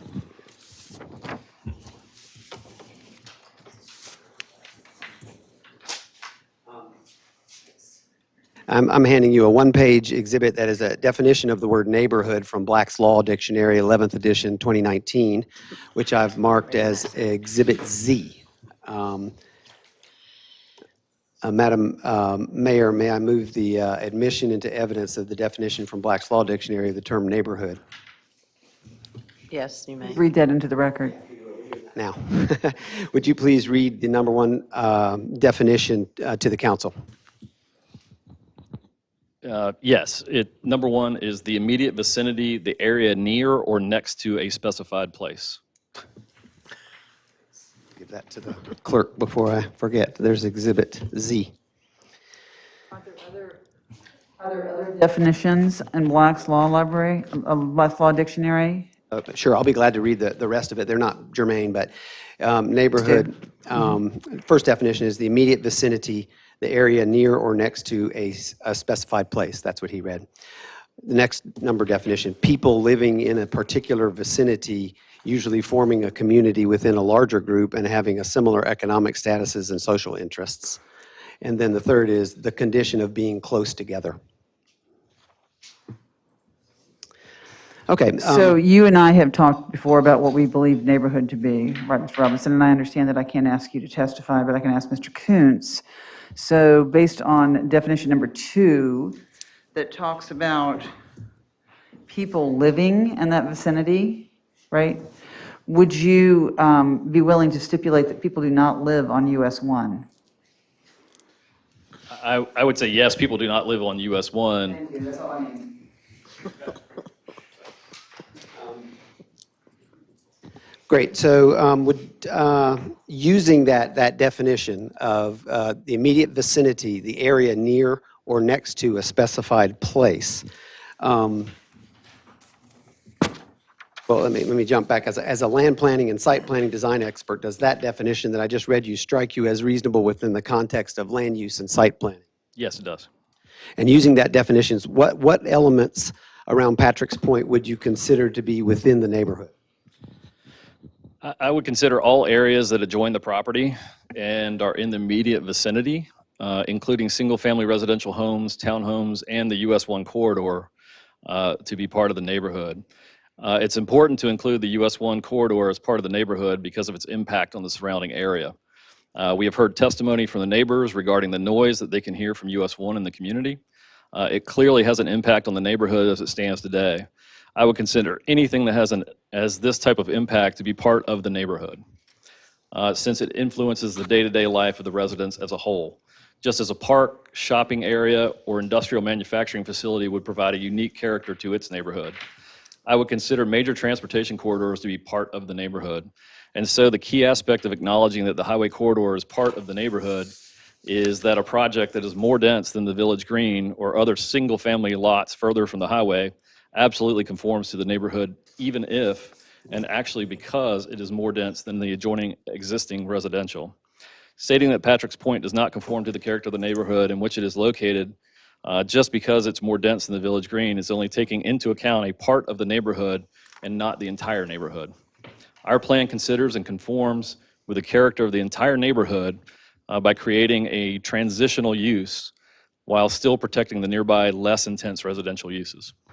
And so you've just contradicted yourself because you stipulated that there are no neighbors on US 1, and yet now you argue that US 1 is a part of the neighborhood. No, I'm working on the first part of that definition as well, which talks about the vicinity. There are no people that live on US 1, but it Right. also takes into account what is around and in the vicinity of the project, which Would you US 1 agree that clearly is. neighbor is a root of the word neighborhood? I would agree with that. Thank you. But also anything that influences that is part of the neighborhood as well. Yeah, I have something to say about that, but I'll do that at the closing argument. You previously gave your expert opinion that the site plan as revised depicts a project that conforms to the character of the neighborhood in which it's located, correct? Yes. Given the changes depicted in the January 26th site plan that you just went through, do you have an expert opinion on whether the January 26th, 2022 site plan as revised depicts a project that conforms to the character of the neighborhood in which it's located? Yes, it does. What's that opinion? As discussed relative to the previous plan related to the proposed uses, density, and setbacks, this new plan conforms to the character of the surrounding neighborhood and fully complies with all UDO standards for the OS zoning district and other regulations governing the property. The plan has been improved due to the extra area gained by the reduction of wetlands. Okay, so that's a general statement. Can you expand on that in some particular categories as to why you think this is, the new plan conforms to the neighborhood? Sure. When you take into account the full neighborhood, which I consider including US 1, single-family residential, Village Green, and other townhome communities, this site plan conforms exceptionally well with the neighborhood, providing the exact type of use intensity transition required to do so. The perimeter boundary, looking at the perimeter boundary, when you look at the entire Patrick's Point project, the shared boundary with Village Green is a relatively small portion of the perimeter boundary. My takeoffs from the mapping reflect that the entire perimeter boundary of Patrick's Point is approximately 6,918 feet. Of that perimeter boundary, the shared boundary with Village Green comprises 18.6% of that boundary. The boundary with US 1 Service Road and the Service Road, on the other hand, is 42.4% of the perimeter boundary. So in determining conformity with the neighborhood, the planning and design should revolve much more significantly around the transition from US 1 rather than the boundary with the Village Green. Nevertheless, we have given great weight to additional buffers and setbacks for the Village Green boundary to ensure that we have gone over and above with regard to conforming with the character of the neighborhood. Open space. I'm sorry. Sure, just go a ahead. question. So we're talking about Village Green, but then there's other lots on the half where there's going to be three-story things right up against it. I think aren't those residential as well? Those are town. I know they're undeveloped, but Yeah. I don't have the in front of me. I don't know if you have it, BJ, but towards the south end, I guess. Yeah, they're all zoned multifamily. Those parcels are all zoned RM1. RM1. Because that's going to be neighborhood too at some point, even though there's nothing there now, nobody's complaining because somebody lives there. I'm just looking forward as to what that was zoned for, because I can't remember. It's all multifamily zoning. Okay. But besides Village in the Green and those townhomes, everything else around there is pretty much single-family, is it not? There's one single family, I think, only one single family on a very large lot in the north end of the property. I'm thinking the border. I need a There. map. I don't think so. This is a single family lot here. This is a townhouse development. Yeah, those This were- is zoned RM1. There are some single family here, but not in this vicinity.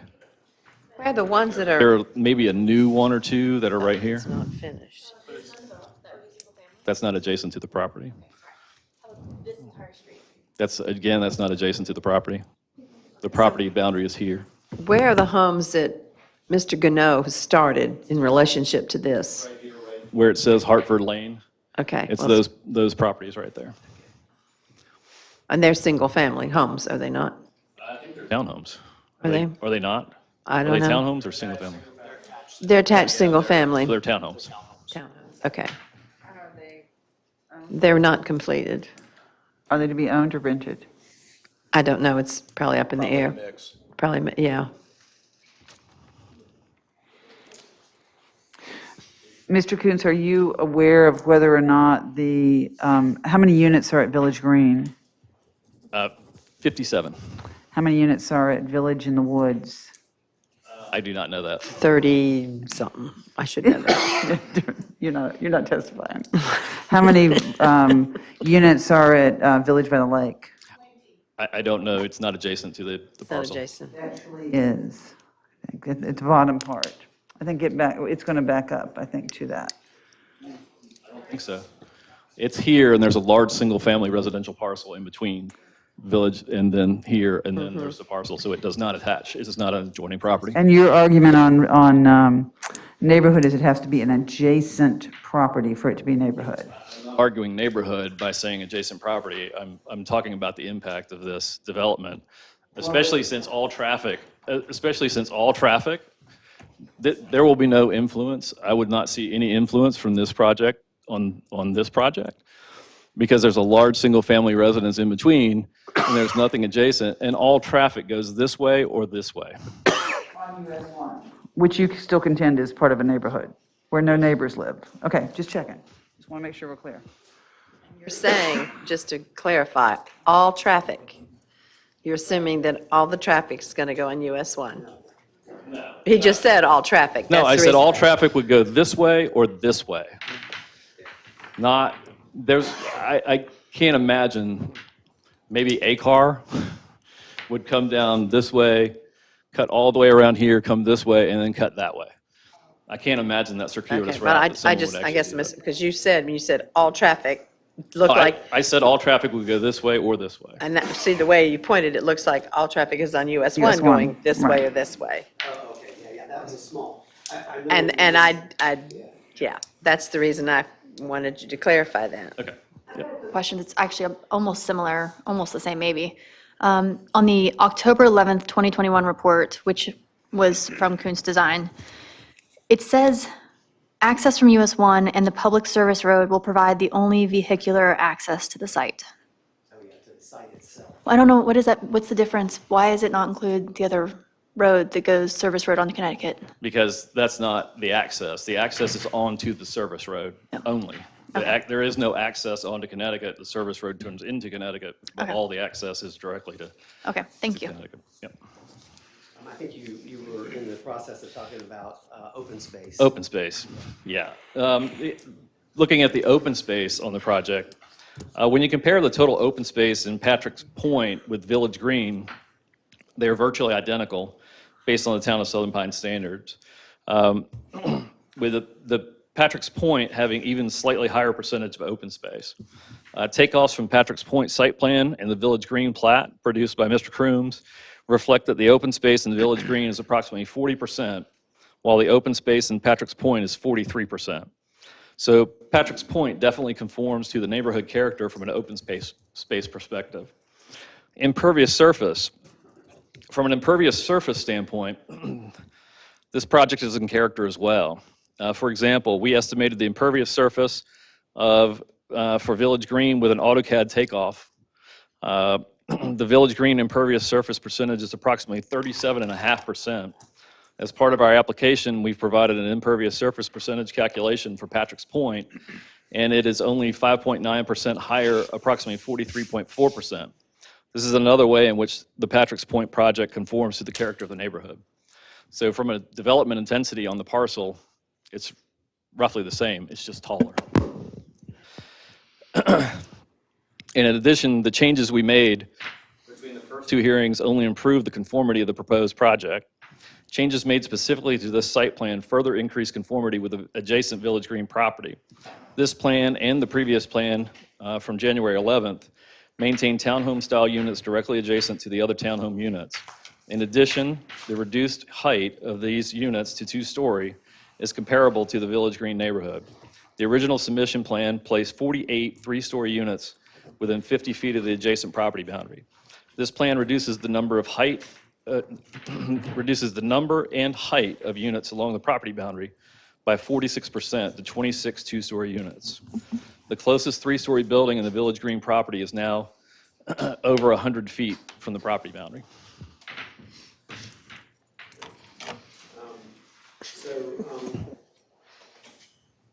Based on your knowledge, expertise, and experience, in your expert opinion, does this project, Patrick's Point, as revised, satisfy criteria B for special use permits in Southern Pines?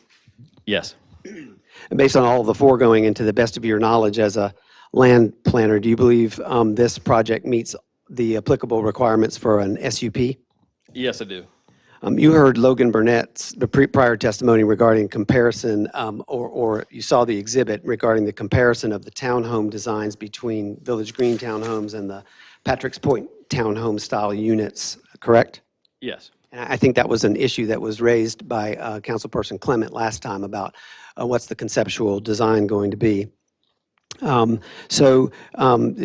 you, from a planning standpoint, do you think that the conceptual design of the townhome-style units at Patrick's Point conform to the character of the Village Green neighborhood in that sense? Yes, I do. Okay. Have you also reviewed the proposed sidewalk plan that was just recently introduced as well? Yes, I helped formulate the locations of the sidewalks after a site visit and speaking with representatives of the town about the future sidewalk plan for the area. Okay. From a planning perspective, is the addition of the sidewalks helpful to compliance with the required SUP findings? Yes, it is. In particular, finding E regarding the public health, safety, comfort, or general welfare by providing new sidewalks. Okay, there have been some questions too about the landscape buffer planting requirements, number of trees required, and the notion of whether a fence somewhere in there would add anything in terms of buffering between the Patrick's Point project and the Village Green project. Let's see, yeah. Have you had a chance to review that question since the last hearing and determine whether the landscape buffer comparison minimums has anything to offer? I have. I actually ran the calculations for the amount of planted buffer, and I actually ran it based on the original 20-foot buffer and also the proposed 50-foot or the new 50-foot buffer. Again, trees are required at you basically calculate the square footage of that area, so 50 feet or 20 feet times the length of the distance that the buffer is required. So trees are required at 1 per 400 square feet, small trees at 1 per 400 square feet. Small trees are dogwoods, redbuds, ornamental trees that are understory plants, and then shrubs at 1 per 75 square feet. The original 20-foot buffer required 64 trees, 64 small trees, and 343 shrubs. The 50-foot revised plan includes 160 trees, 160 small trees, and 857 shrubs across the boundary with the Village Green. So it's well over 1,000 plants. It's over 1,100 plants that will be required down that buffer. It's significant. And again, there is also the opportunity to supplement with existing vegetation. So if there's existing vegetation, we can get credit per the UDO for saving that mature trees and shrubs down the property boundary. So there's a real incentive to save trees along that boundary, just so you don't have to plant so many. 320 trees is a lot of trees. So. Yeah, and so to summarize that, essentially by voluntarily increasing the vegetated buffer from 20 feet along Village Green to 50 feet along Village Green, you're also voluntarily increasing by 150% the number of vegetated plantings or substituted existing vegetation. Is that correct? That's correct. Okay. Do you have an expert opinion about whether this level of required landscaping buffer will prevent injury to the use and enjoyment of the adjoining Village Green property? Yes, I do. What's that opinion? The additional landscape buffer will provide a significant screen and landscape buffer between the Village Green and Patrick's Point. The thickness of planting within the buffer will eventually limit or fully block any views of the proposed project and make it a very difficult transition, considering you're going up the hill and all the things that you're doing. And combined with the 80-foot building setback, 2-story townhome-style units, and steep slope down to the units, this buffer will provide separation of the projects and more than adequate screening and buffering from the adjoining property. Can you answer that, a very similar question, except instead of saying Village Green, all of the surrounding neighborhoods? Well, we don't really have any other surrounding neighborhoods. We've got the townhomes that aren't built, so there's And that. there is a 50-foot buffer at that location. Okay. There's a 50-foot buffer at that location as well. So, There are a couple modern-looking houses that are new. I mean, I don't need to explain every property that's there. I just want to hear that, in your professional opinion, if it, Those new modern houses, I believe, are on this parcel, which is next to the park and the tot lot in this large area of tree save that we'll have at the end of the property. So those are on this end of the property. These tracks are undeveloped, and this is where the townhome location is. And then you have a single-family lot, the Village Green neighborhood, this townhouse development, no development, and then some single-family homes there, which are buffered by, I believe, BJ, could you go back to this one? So this is actually a lot right now, and that lot will remain undisturbed except for the tot lot that's going in. Okay. Thank you.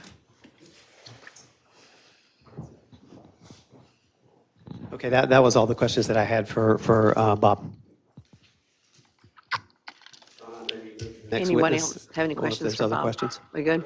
Okay. So the next witness I would call would be Travis Fluid, traffic engineer.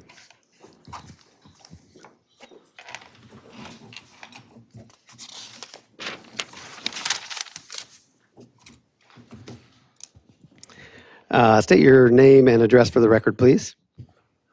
Travis Fluid with Kinley Horn Associates, 421 Fayetteville Street, Suite 600, Raleigh, North Carolina, 27601.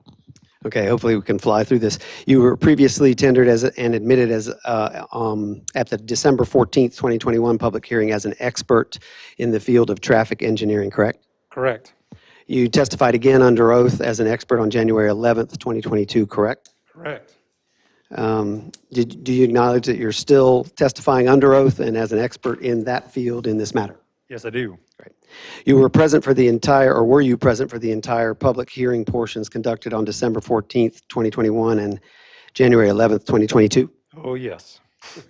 Since January 11th, 2022 hearing, have you conducted further traffic analysis for the project? Yes, I have. Did you summarize that work in a second addendum to the original TIA? Yes, I did. Okay.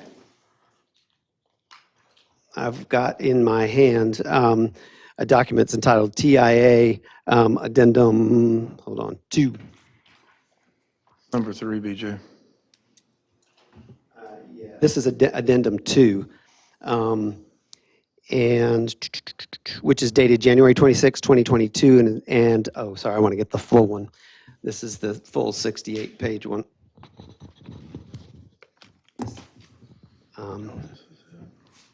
Yeah, sorry about that.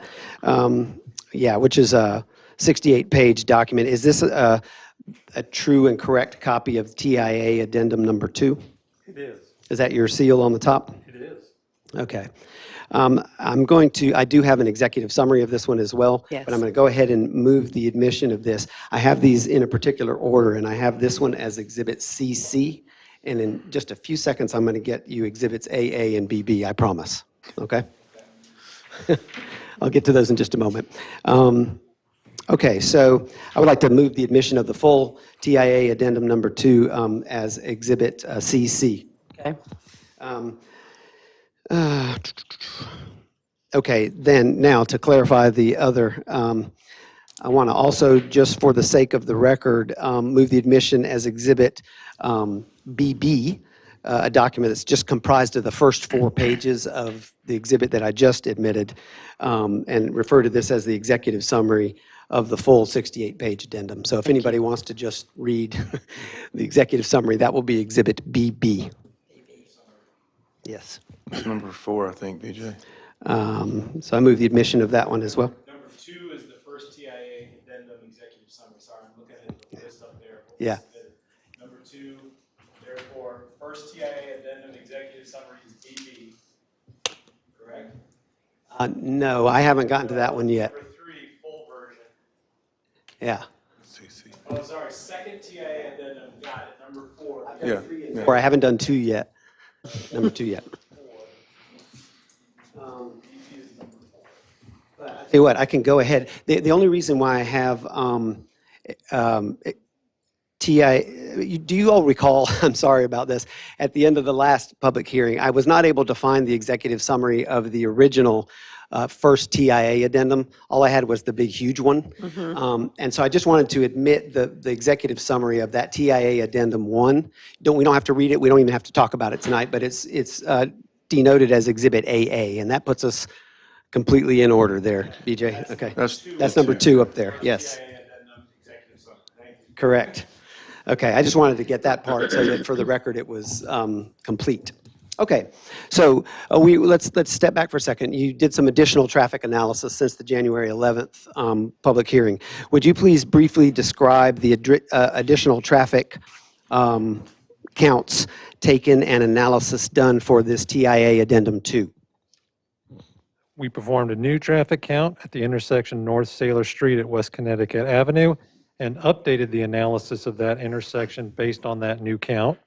We also performed a sensitivity analysis to evaluate the impacts of various levels of site traffic assignment through the critical intersections of US 1 at the service road access, Pennsylvania Avenue at North Sailor Street, and North Sailor Street at West Connecticut Avenue. Okay, and to kind of put that in everyman language, just to make sure everybody's with you, you did 2 things. You did a traffic count at the intersection of North Sailor Street and West Connecticut, because you didn't have that before. Is that correct? Yeah. And then there was also some discussion at the last public hearing about how you were allocating how much percentage of traffic coming out of the apartment complex was going to Highway 1 or was coming down through North Sailor. And so your sensitivity analysis you did was applying different percentages to how much was going to come out through Sailor, all the way up to 100%. Is that correct? Correct. Okay, so I'm just saying that so make sure everybody follows where we're headed with this. So can you please summarize your findings as a result of the traffic counts and analysis that you have contained in Addendum 2? Yes, so when we drafted the first addendum to the TIA in January 11th, for the January 11th hearing, we did not have the benefit of actual traffic counts at the intersection of North Sailor Street at West Connecticut Avenue.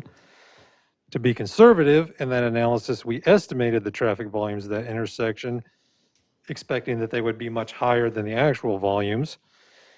And even with those exaggerated volumes, the levels of service at the intersection were all acceptable and did not change from the existing condition with the addition of Patrick's Point traffic. Since the January 11th hearing, we had the opportunity to perform additional traffic counts at this intersection.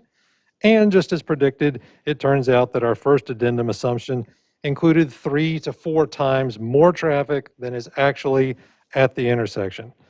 The intersection currently operates at level of service A for the West Connecticut Avenue approaches and is projected to continue to operate at level of service A for the West Connecticut Avenue approaches at build-out of the proposed project. So in other words, using the actual traffic counts and adding the anticipated traffic from Patrick's Point and other growth in the area, we conclude that the level of service on all the approaches of the intersection will continue to operate at level service A.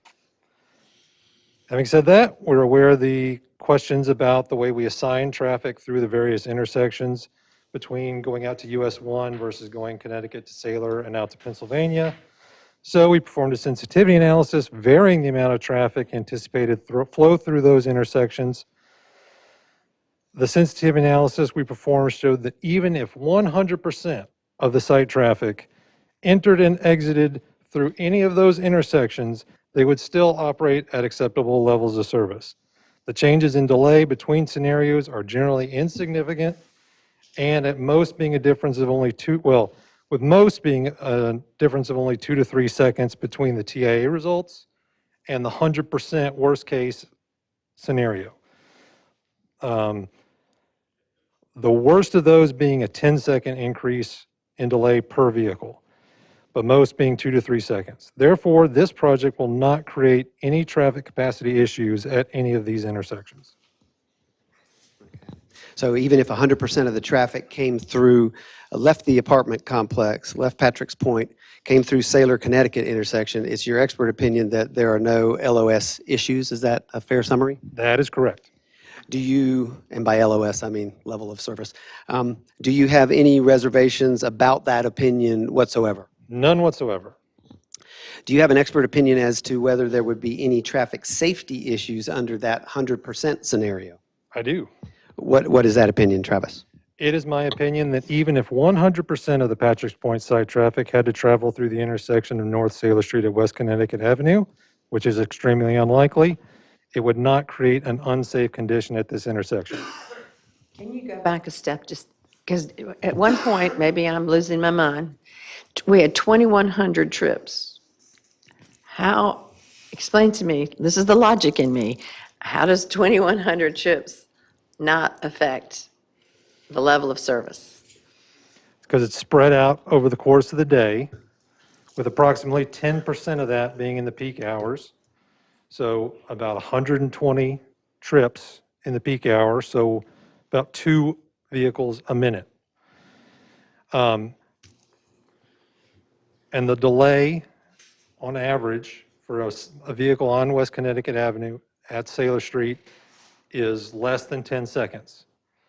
And so if there are only 2 vehicles per minute and it's 10 seconds of delay, then you're very rarely going to have more than 1 or 2 vehicles. And what's the delay from Sailor to Pennsylvania?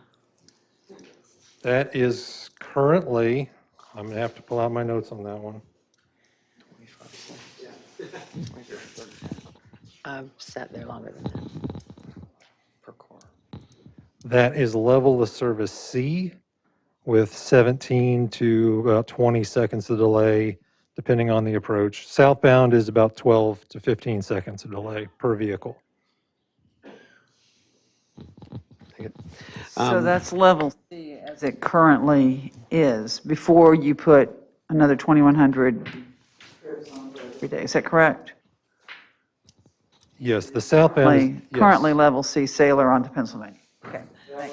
Actually B as in boy, You just said it was C. at northbound, excuse me. You were looking- Southbound is B as in boy, 12 to 15 seconds of delay per But vehicle. no, I'm asking about northbound, sorry. Northbound is C.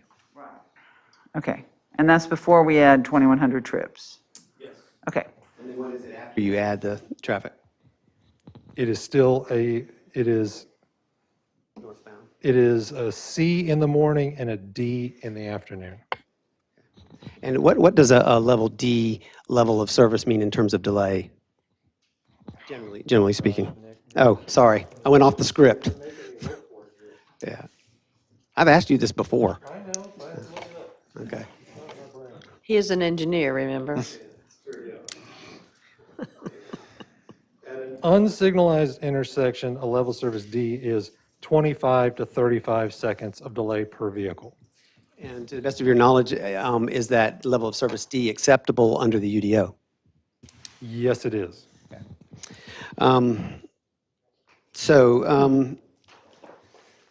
You said that it's your opinion that even if 100% of the Patrick's Point site traffic had to travel through the intersection at North Sailor and West Connecticut, which is unlikely, it would not create an unsafe condition at the intersection. Do you have any reservations about that opinion whatsoever? None whatsoever. You've also heard questions and comments regarding pedestrian safety and concern along North Sailor Street, have you not, in these proceedings? I have. You've been, let's see, are you aware that the applicant has agreed to install sidewalks along portions of West Main Avenue and North Sailor Street? I am. Have you seen the applicant's sidewalk proposal? I have. You have been present to hear the concerns raised in the past hearings about sight distance at the intersection of North Sailor Street and West Connecticut Avenue, correct? I have. Did you personally visit the site and inspect that intersection? I did. Okay. What did that inspection entail? I measured the site distance from West Connecticut Avenue in both directions on North Sailor Street. And what were your conclusions based on that site visit and inspection? Stopping site distances are met in both directions by over 50%. Okay, so are you aware that the applicant has proposed to add limited sight distance signs at that intersection? I am. Do you think that that's advisable? I think that's fine and appropriate in this condition. Do you think the addition of the sidewalks is helpful? I do. All right, you previously gave your expert opinion that from a traffic standpoint, the project as proposed would not be detrimental to the public health, safety, comfort, and general welfare. Is that correct? Yes, it is. Does the addition of the sidewalks and the signage as proposed by the applicant change your conclusion in any way? It enforces my previous opinion, and the addition of sidewalks will be a betterment to the existing conditions and should enhance public health, safety, comfort, and the general welfare. Can I go back another question? Absolutely. Salem, Pennsylvania, was there ever a discussion about a light sitting there? I know that's not, I mean, you got a good NCDOT, I understand all that. It's very unlikely that a signal would be warranted there, given the volumes as well as the proximity to the interchange. It would be much more likely that signals would be put at the interchange ramps rather than the Sailor Street intersection. Based on your TIA and the two addenda, the input of the NCDOT and the town engineer, both before and after the December 14th, 2021 town council meeting, and all of the other information and experience at your disposal pertinent to this project, do you have an opinion based on a reasonable degree of engineering certainty as to whether this site, with the recommended improvements, is appropriate for the proposed project based on traffic considerations? Yes, I do. What is your opinion? It is my opinion that with the recommended improvements, including not improving the northern portion of the access road, the proposed development is appropriate based on traffic considerations. Last question, do you have any reservations about that opinion or any of the opinions you've expressed in your expert opinion tonight? I do not. All right, thanks. Those are all the questions I have for this witness, unless the council may have some. Any more questions for Travis? So I just want to make sure I understand what you're saying about northbound Sailor onto Pennsylvania. And you're saying that the worst that could happen at peak hours would be 10%, which you're saying is 120 cars. Despite the fact there's 2,100 trips. So I guess you're dividing that. I'm not sure I'm following the math. I'm not great at math, but I'm knowing that that is not working in my brain. And then each car with a D rating is going to wait 25 seconds, which means those 120 cars are going to sit there for an hour to turn left. Is that right? No. Did I not follow that somehow? Explain to me. The first Walk me through item. it, yeah. So northbound, we are not assigning any traffic to northbound Sailor at Connecticut, at Pennsylvania. Pennsylvania. Because that's the fire station. Nobody would know, so none of this site traffic would be coming in and out of there. They're all coming southbound, or they're making turns from Pennsylvania onto Sailor. So even if we send 100% of the site traffic through that intersection, so turning on and off of Sailor from Pennsylvania, the delay per vehicle for the northbound approach, I think you said it was 25 seconds. the average delay in the PM peak hour is currently, so the existing for the northbound is C 19.7 seconds. Absolute worst, even if we send 100%. Absolute worst. So I get 3 cars turning a minute, and I have stacked up 100 cars. C 33 seconds.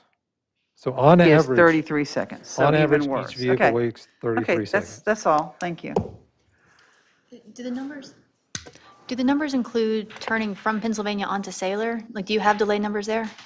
Okay, I'm sorry, I just didn't save that page for my quick notes. Well, we didn't report that delay, but it's very low. Well, But- maybe, But at one point, wasn't there 61 cars? Where did I get the 61? That was before, and we changed those That numbers? Wasn't that Connecticut onto Sailor? Like, I feel like so we have Pennsylvania onto, oh, yes. we onto have Sailor. Yes, we have Connecticut onto Sailor as well. But then, I mean, what if you reverse them? So then I guess you have the numbers. I just didn't save them all. I thought it was Connecticut onto Sailor was like the 6-car backup. And then my concern would be Sailor onto Pennsylvania being an issue, not Pennsylvania getting onto Sailor. Right. Right, it's hard to go left. That's what you're thinking. And you're stacked If up you- regardless of whether or not you're going left or right. Yes. What's the delay Sailor onto Pennsylvania? For Sailor onto Pennsylvania southbound is current in the morning, it's In the afternoon, it's a B. 12 seconds in the morning, 15 in the afternoon. Okay. Northbound. And for the sake of being thorough, what is the delay from from Connecticut onto Sailor? It would be eastbound, I believe. I do not have that number handy. Okay. It would be less than that because the only people they yield to is the westbound traffic on Pennsylvania, Can you right? identify the routes people would take from Southern Pines to the military base? What two arteries would they use? They would use, most likely, Right. Pennsylvania or Connecticut. From this development, what one would they use? Depends on time of day and just the friction, but Connecticut is the more direct route. Pennsylvania may be faster at certain times of day. I haven't driven that. Right. Obviously. Is there another route someone might take from Southern Pines to get to the base? Possibly. I do not know. I think those are the most direct Okay. routes. Okay, thank you. Well, actually, coming out of the There is one. It's US 1 onto Yeah. Wood Lake and going that way. Highway 609. Yeah. Okay, 690, that's right. Or But- Indiana. Yeah, but my question is, what are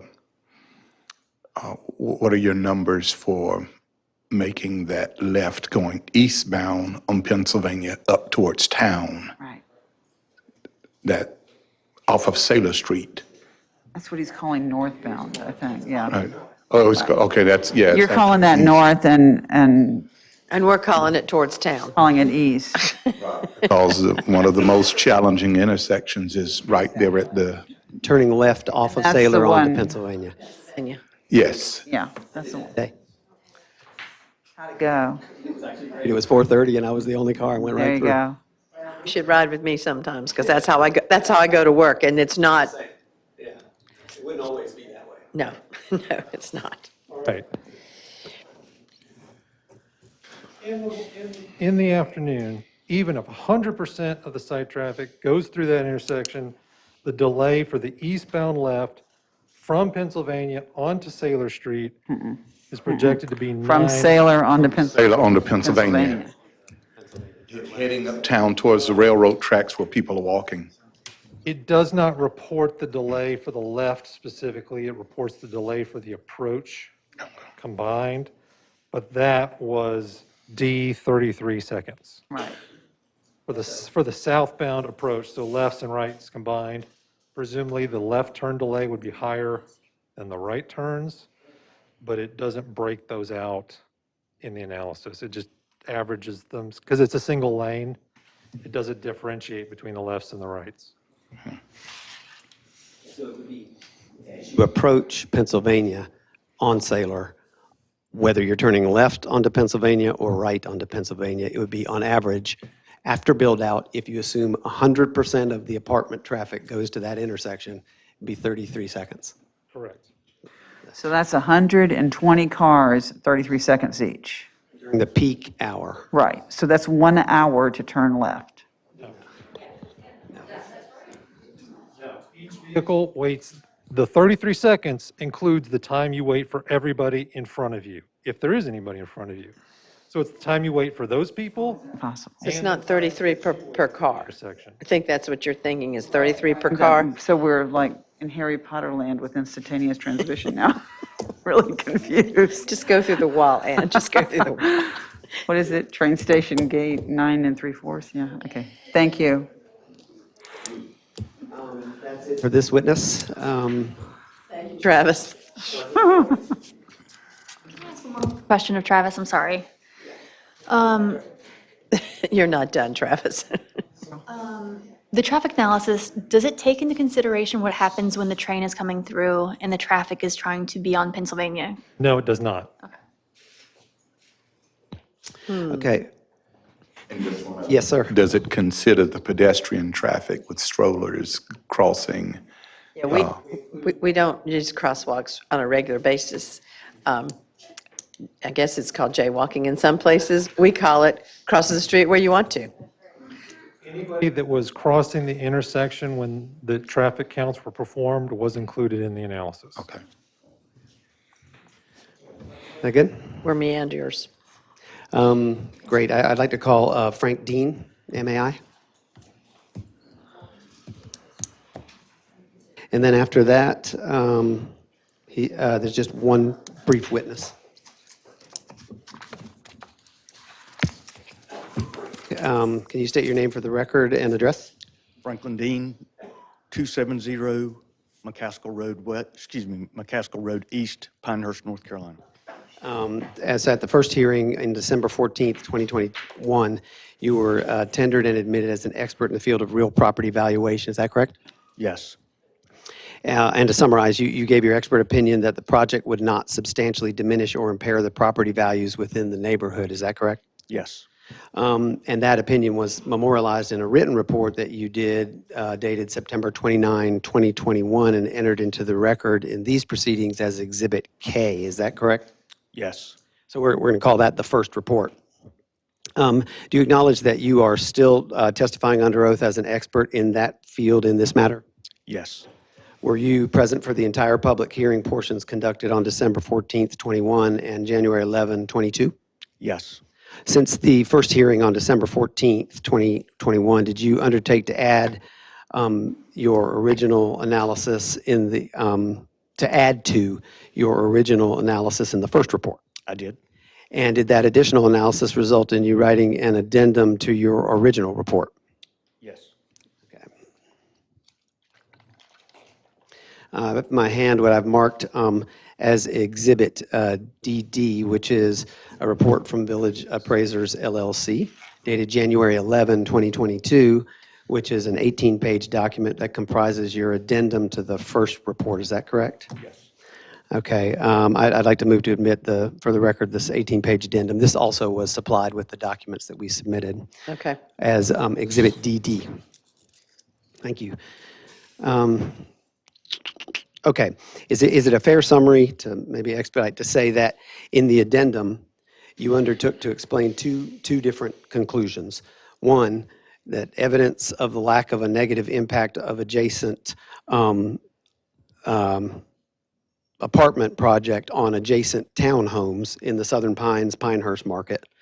And then the other was evidence of the lack of a negative impact multifamily project on adjacent single-family homes in Southern Pines. Is that correct? Yes. Okay.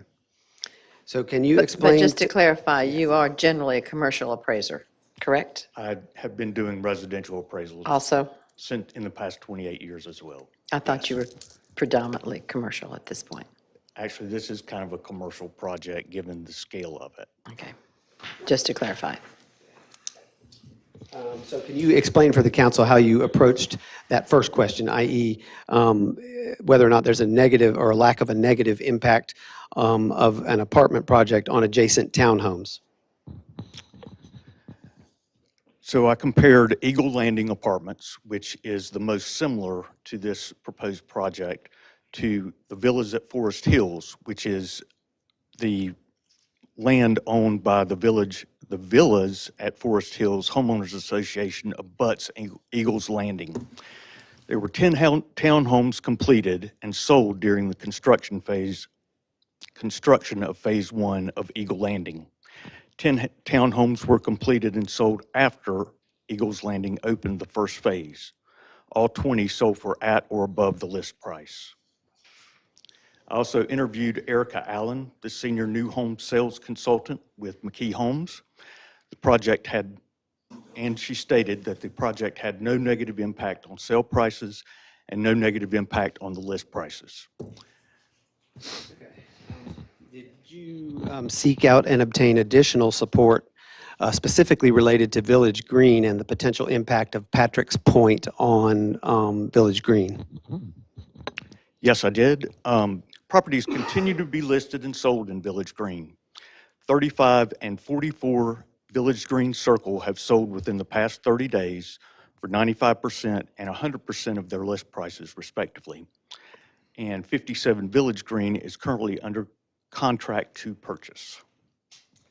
So based on everything that you studied and your decades of experience appraising properties in Southern Pines and all of the other information at your disposal as a MAI appraiser in North Carolina, did you reach an expert opinion as to whether Patrick's Point project would substantially diminish or impair townhome property values in the neighborhood? I did. And what is that expert opinion? That the property values within the neighborhood will not be substantially diminished or impaired. Do you have any reservations about that opinion upon reflection? No. Now, can you explain for the council how you approach that second question, i.e. the impact of adjacent multifamily project like Patrick's Point on nearby single-family homes, and what conclusion you drew? I conducted paired sales analysis. Paired sales analysis is a quantitative technique used to identify and measure adjustments to the sale prices or rents of comparable properties. To apply this technique, sales or rental data on nearly identical properties or adjusted data is compared to isolate and estimate a single characteristics effect on rent or value. Sale 1 abuts Elk Ridge multifamily project. Sales 2 and 3 do not, but are proximate to Sale 1. All 3 homes have been renovated and remodeled. I paired Sales 2 and 3 individually to Sale 1, which abuts Elk Ridge. The characteristic being adjacent to a multifamily project is isolated. Sale 2 required adjustments for the date of sale, square footage, garage, and additional features. The analysis indicates that being adjacent to a multifamily project has a positive 2% influence on value. Sale 3 required adjustments for the date of sale, square footage, room count, and additional features. The analysis indicates that being adjacent to a multifamily project has a negative 1.4% influence on value. So based on everything that you studied, taking all of that into account and your experience in Southern Pines and as an MAI appraiser, did you reach an expert opinion as to whether Patrick's Point project would substantially diminish or impair single-family property values in the neighborhood? Yes. And what is that opinion? That the property values within the neighborhood will not be substantially diminished or impaired. Do you have any reservations about that opinion? No.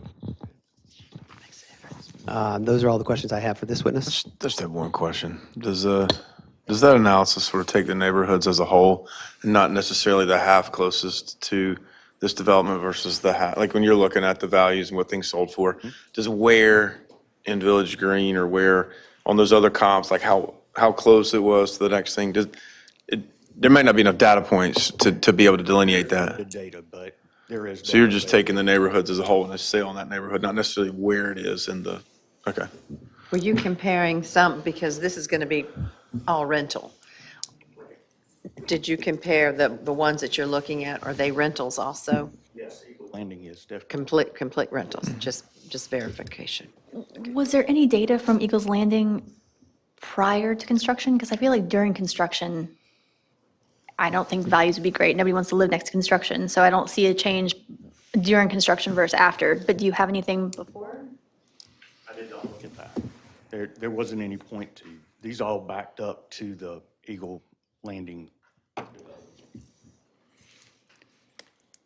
Any other questions for Franklin? Great. Thank you, Frank. Okay, last witness is, I called Tad Hardy.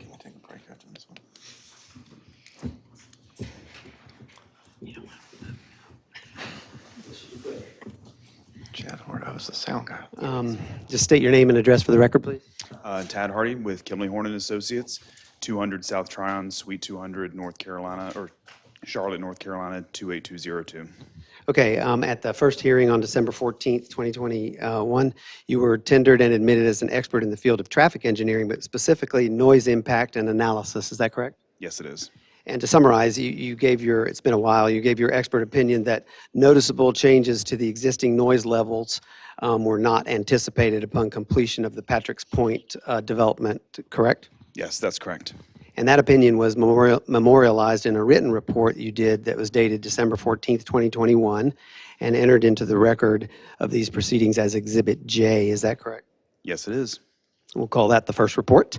Then, when the site plan was revised for the January 11th, 2022 hearing, you reviewed the new site plan, call that the second site plan, and you updated your findings in the form of a first addendum to the first report. Is that correct? Yes, it is. This document was submitted by the 26th as well, but I didn't have a chance to put it in at the last hearing because we didn't ever get Tad up here. But I'm holding in my hand your January 11th, 2022 report entitled Patrick's Point Noise Analysis Addendum, which is a 3-page document, comprises your addendum to the first report. Is that correct? Yes, it is. And so I've marked that as Exhibit E and like to enter that in the record. Exhibit, which one? Sorry, EE. Okay, thank you. Double E. Okay, and you acknowledge that you're still testifying under oath as an expert in the field that I mentioned in this matter? Yes. So were you present for the entire public hearing portions conducted on December 14th and January 11th? Yep, sure was. So that first addendum, Exhibit EE, addressed the question of whether the second site plan that moved the buildings further from Village Green and made other changes would likewise not create noticeable changes to the existing noise levels upon completion of Patrick's Point development. Is that correct? Correct. And based on your investigation and all of the other information and experience at your disposal pertinent to this project, do you have an opinion based on a reasonable degree of engineering certainty as to whether that January 11, 2022, the second site plan version of the project, post-construction, would have a negative traffic noise effect on neighboring properties? Yes. What's your opinion? It's my opinion that the post-construction effect of Patrick's Point on traffic noise from the January 11th, 2022 second site plan version of the site plan would be net neutral in comparison to the current conditions. Okay, and do you have any reservations about that opinion? I do not. Now, since January 11th, 2022 hearing, you've been made aware of the further revision to the site plan based on the receipt of the wetlands survey. Is that correct? Yes. And we'll refer to that January 26th new site plan with the wetlands incorporated as the third site plan. So have you seen that January 26th, 2022 third site plan that we showed tonight? Yep, sure have. And have you performed an additional analysis of that third site plan similar to the first report and the first addendum? Yes, I did. And what did that updated analysis entail? It entailed us rearranging the proposed building layout to match what the third site plan is showing, as you see on the screen, and then rerunning our traffic model with the previous volumes that were included. And this report was created after the January 26th deadline to submit reports. Is that correct? Okay, so we're not going to submit that because that's the rule. But without producing that second addendum, can you summarize for the council your approach regarding traffic noise impact of the third site plan if constructed?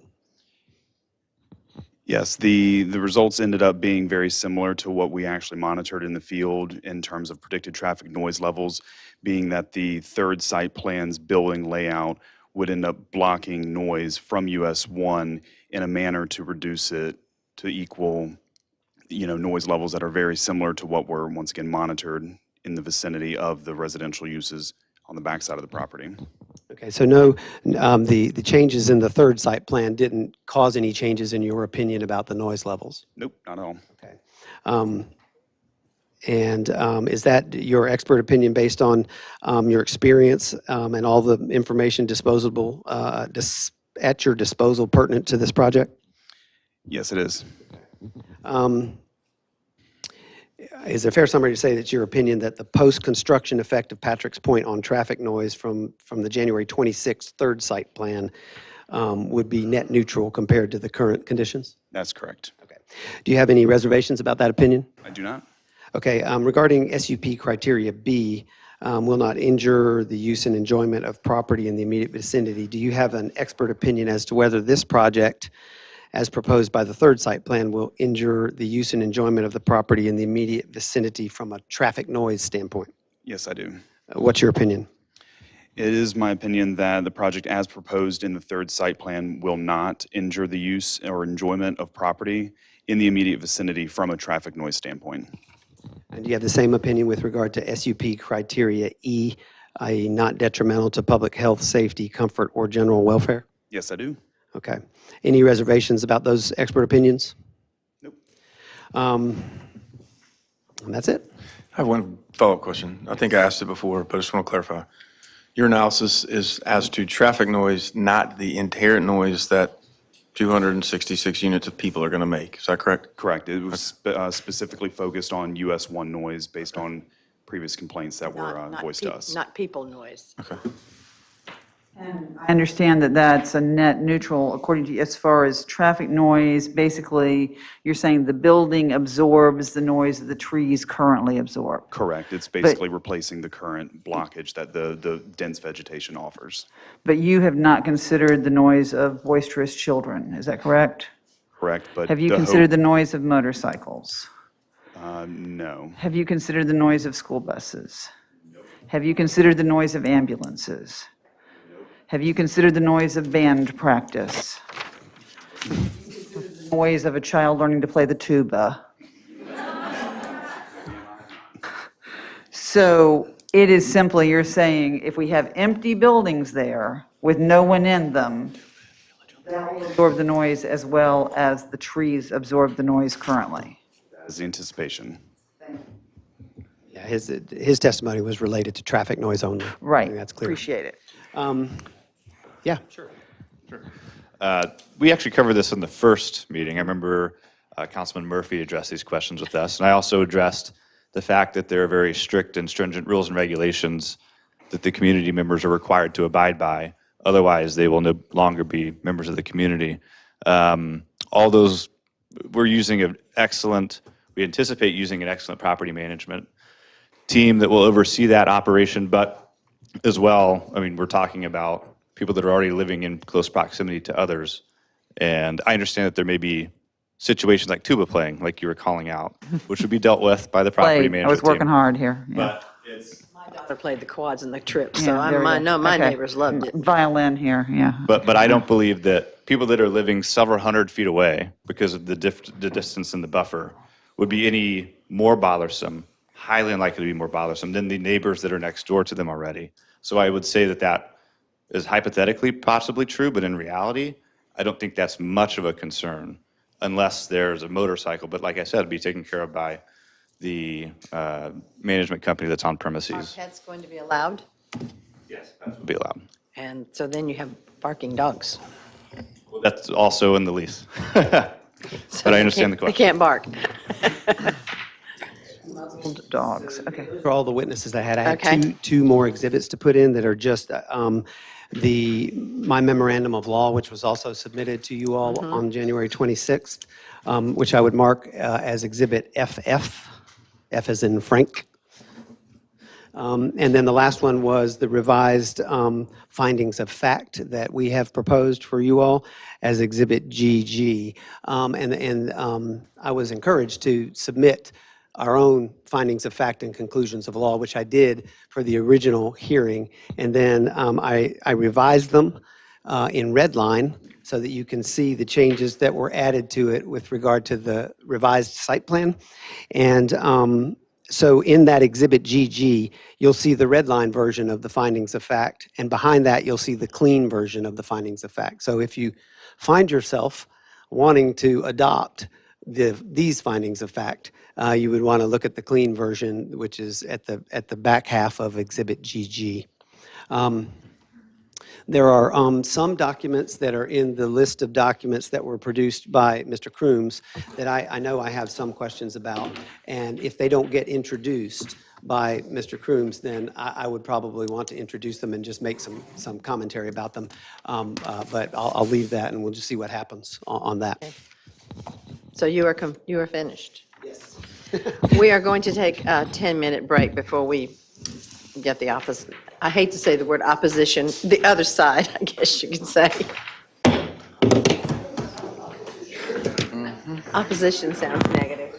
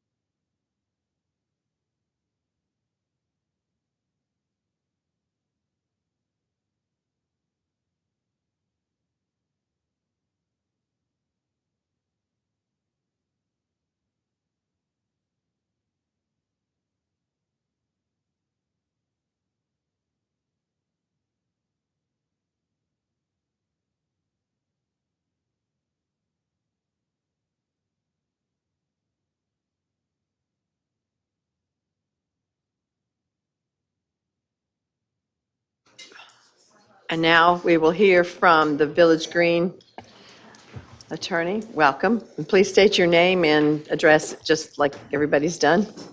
Thank you, Madam Mayor. My name is Carson Crooms. Can you get closer? Because we do have people. Are we on? We're up, right? Is this still on? Yeah.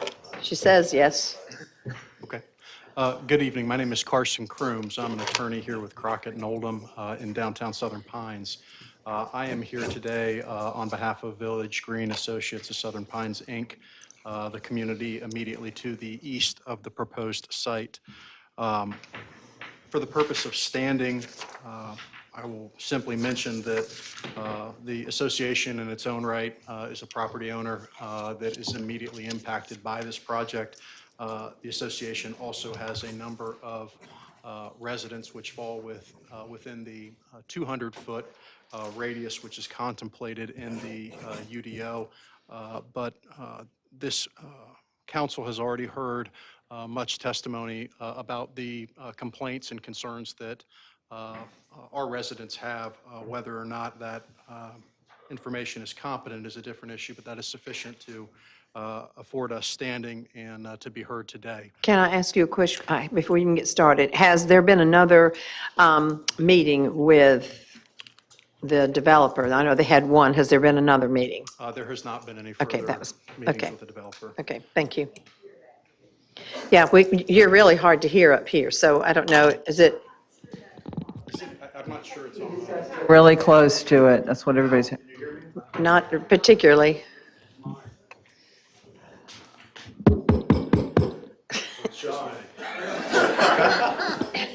You're such a professional. That fixed it.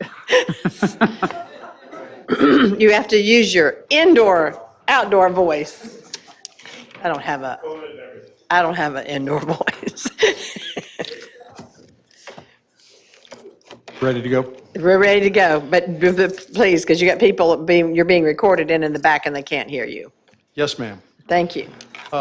If I may, I will reserve some remarks for the end. I don't feel the need to make an opening at this point. We've had multiple other hearings. What I'd like to do is call several witnesses for the purpose of just cross-examination. I have limited questions, so I will tell opposing counsel, once I am done, unless you need to recall somebody, certainly those folks would be released as far as we're concerned for this evening. So if that suits, I'll make a few closing remarks after I'm done. Okay. I'd like to call Tad Hardy back up. I believe that's his name, from Kimley Horn. No, he's not with Kimley. Are you? Okay, but you're just the noise side of the town. And aren't you a Clemson graduate? Y'all lost tonight by 2. Yeah. Sometimes we're not either. Saturday. Just thought I'd point that out. Yes, H-A-R-D-Y.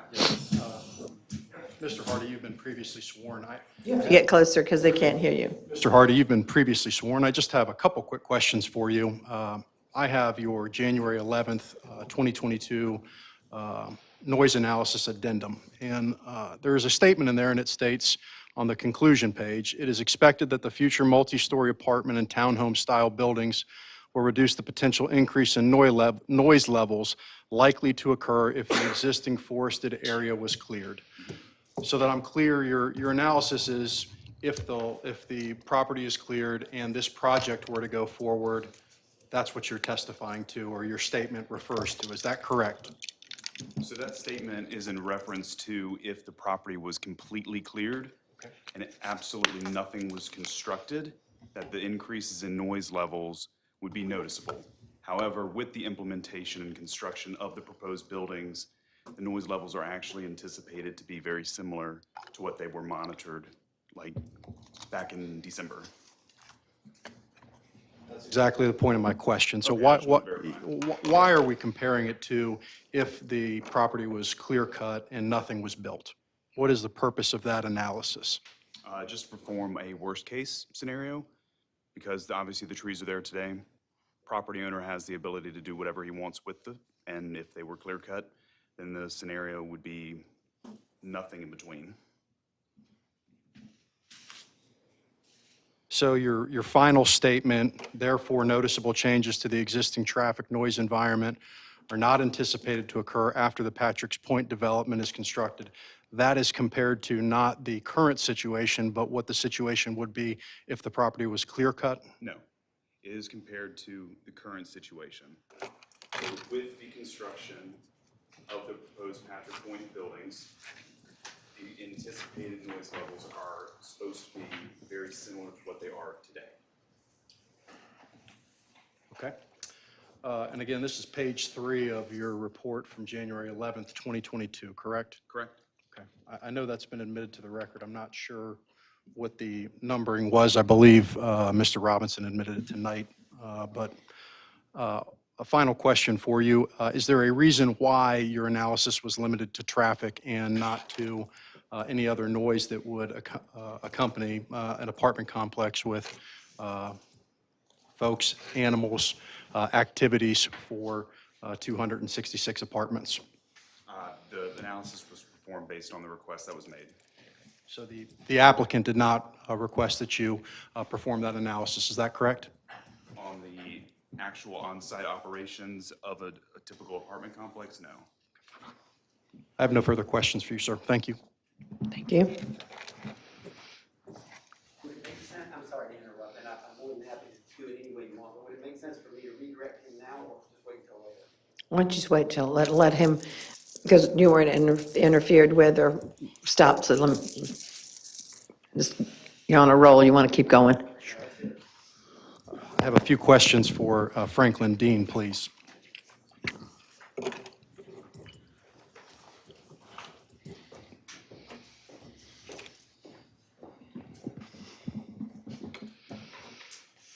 Mr. Dean, you are still sweared as you were earlier. Are you aware of the same? Yes. I reviewed the initial letter that you submitted in this case from September of 2021. Is that correct? Yes. And in that letter, which was admitted to the record by Mr. Robinson as Exhibit K, you analyzed the impact that 8 properties would have on surrounding property values. Is that correct? I did. And the question you were asked to answer is whether or not this development, Patrick's Point, would substantially diminish or impair the property values within the neighborhood. Can you tell me what substantially diminish or impair means to you? It would cause the value to decrease. Is there a quantifiable sum or percentage that amounts to substantial in your professional opinion? Maybe 10%. And where does that value come from? My judgment. Now, the 8 properties that you analyzed in this Moore County area, how did you choose those 8 properties? They were improved with apartment type and townhouse developments. I'd like to briefly go through each of them. The Eagles Landing complex, is that the complex located off 15501 to the north of Turnberry Woods? It is. And that complex has 288 rental units on 16.26 acres, correct? To the best of my knowledge, yes. Do you recall the nearest single-family residential property of that project? It's adjacent to the Villas at Forest Hills, which is a townhome project. And is that the one of the 2 projects you referenced in your addendum that was submitted on January 26th? It is. And how close is that parcel or that project to the Eagles Landing project? The Villas at Forest Hills Homeowners Association owns land that abuts the Eagle Landing project. So the units that you looked at, I believe your report referenced 600 to 800 feet. Is that correct? That is correct. And is it your opinion that that project is comparable, the Eagles Landing project is comparable to Patrick's Point? Yes. The next project listed on your initial letter, again, I believe it was Exhibit K, was the Greens at Arboretum. Is that correct? It is. And that's a 72-unit apartment complex in the village of Pinehurst over 3.52 acres. Is that correct? To the best of my knowledge. And what part of town is that in the village of Pinehurst? It is in the area known as the, kind of the industrial district, if you will. Now, do you know what the closest or nearest single-family residence or townhome is to that parcel? I do not specifically know the distance. And is it your opinion that that project would be comparable to the Patrick's Point project? No. Why use it in your analysis then? There's a very limited amount of data set available for apartment projects and townhouse projects. The next project that was listed in your initial report was Brownstones on Bennett. That's right here in downtown Southern Pines, correct? Yes. And that's a 3-story townhome for sale project, is that correct? It is. And is it your opinion that that project is comparable to Patrick's Point? It is not comparable to Patrick's Point, however, it is a multifamily project. Sam's Way in Aberdeen, that's a 9-unit, single-family or single-building townhome rental project in Aberdeen, is that correct? Yes, it is. And that's, I believe, 9 units over 1.03 acres, does that sound correct? That's correct. And is it your opinion that that project is comparable to Patrick's Point? Again, it's a multifamily project. Warren's Walk in Southern Pines, that's a 10-unit for sale townhome project in downtown, is that correct? It is. And is it your opinion that that 10-unit for sale project is comparable to Patrick's Point? Again, it's a multifamily project. When you say it was a multifamily project, is that the analysis that you were asked to perform by the applicant? I was asked to perform an analysis on what a multifamily project has on adjacent properties. Were there any boundaries set on that multifamily project by the applicant? No. Were they limited to Moore County in your analysis? I limited it to Moore County.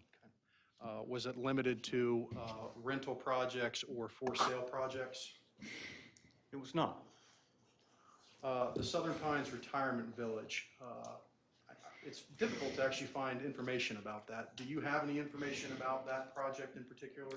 Not off the top of my head. Is it your opinion that that project is comparable to Patrick's Point? More so than a townhome project, yes. And the remaining 2, I believe, that you listed were Cypress Creek Townhomes in Aberdeen. That's an 86-unit for sale townhome project over 14.7 acres in Aberdeen. Is that correct? Again, a multifamily project, yes. And same thought for Elk Ridge and Southern Pines? That's correct. It struck me that you didn't include the Legends apartment complex in your analysis. Is there any reason for that? There are no single-family properties proximate to it that it could affect.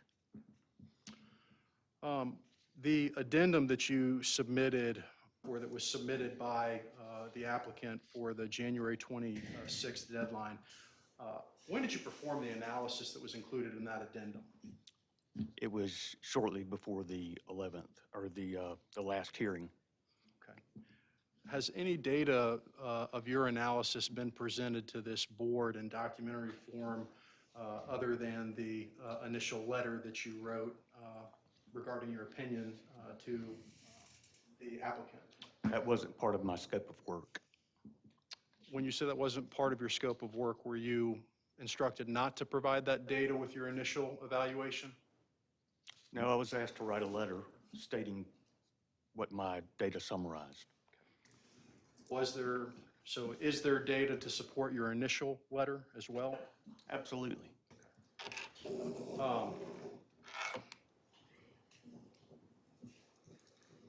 When you consider the distance between the Eagles Point community and the townhome community that you referenced in your addendum, would you agree that 600 to 800 feet is a considerable distance compared to the distance between this project and the Village Green community? It is a good distance, but you still have the construction noise, you still have the noise factors. So it is similar in that effect. Any traffic, any mutual roads that folks would travel from the same communities? They would, no. depending on where they go. And when you looked at the Elk Ridge multifamily project, you've acknowledged that's a for-sale townhome development, correct? Yes. And just to clarify, there are no units, to your knowledge, for sale at the Patrick's Point complex. Is that correct? That is correct. The last questions I have for you, when you performed interviews regarding the projects, regarding the impact these projects had on individual sellers or buyers, you interviewed real estate agents. Is that correct? I did. Is there any reason that you did not communicate directly with the interested parties, the folks selling or the folks buying properties, to see what impact the adjacent comparables you used had on them specifically? The real estate agents have a relationship with those buyers, and they discuss these items, and they had knowledge of it. But just to be clear, in your opinion, you're relying on what was relayed to you by those realtors. Is that correct? That is correct. Thank you for answering my questions. You're welcome.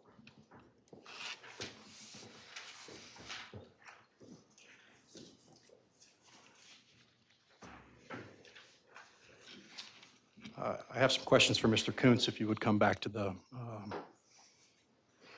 this is not a stand, I'm not sure what we call it, but the microphone, please.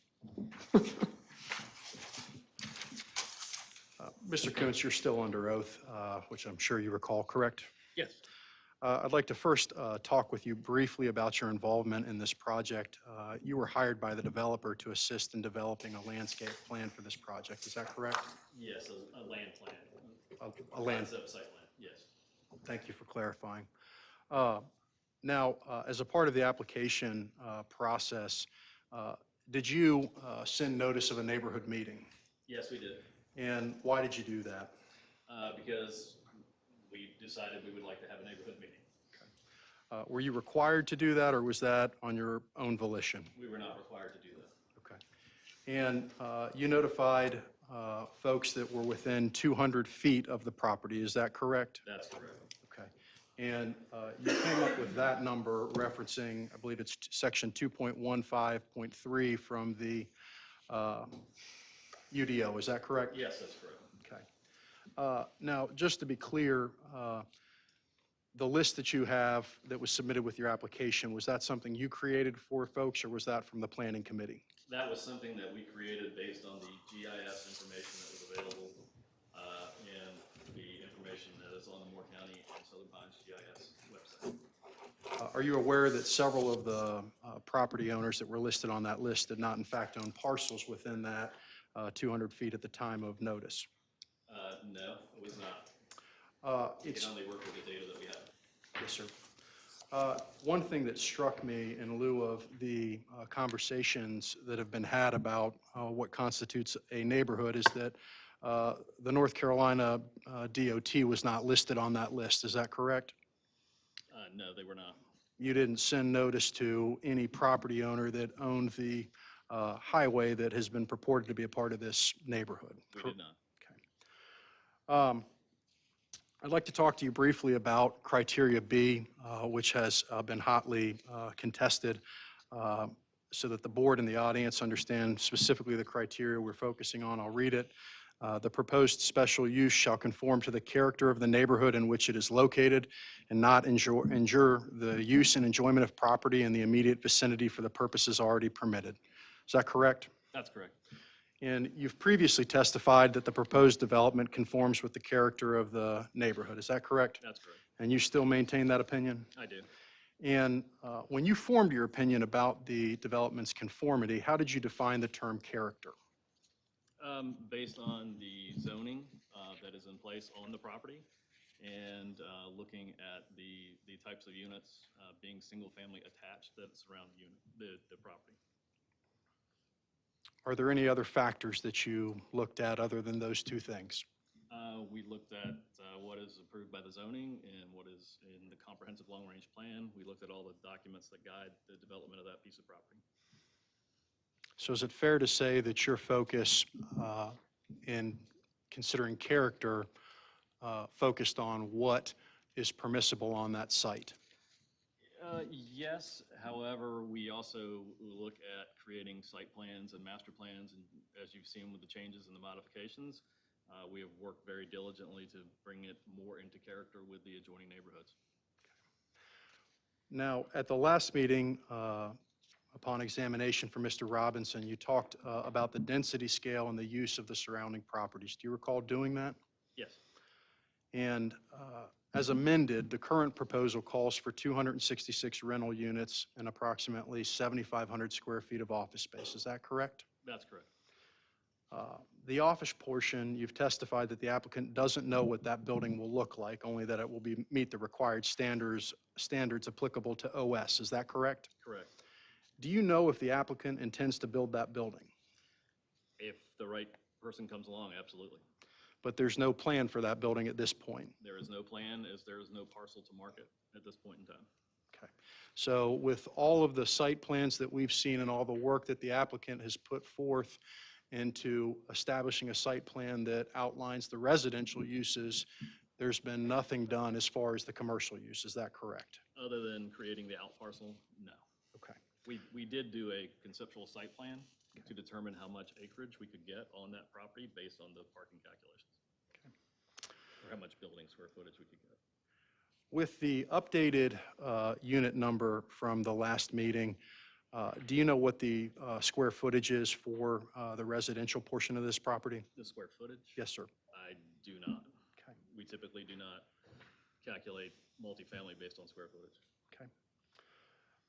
The 266 residential rental units are to be spread over 24 and a half acres. Is that correct? That's correct. And when you look at the density over those 24 and a half acres, that provides a density of 10.9 residential rental units per acre. Is that correct? That's correct. And your opinion as to conformity to the neighborhood on the basis of density, do you still maintain that that parcel conforms when it comes to density? Yes, I do, based on the zoning allowing for up to 12 units per acre. We are proposing less than what the permitted density on that tract of land is permitted. But again, your answer to my question, your analysis is focused on what is permissible on that site, not what the current densities are on other pre-existing conditions. Yes, and we also believe that there is a requirement for a general planning concept to make a transition between neighborhoods, between US 1 to office to multifamily, to just continue gradual down zoning as you move further away from a major highway corridor like US 1.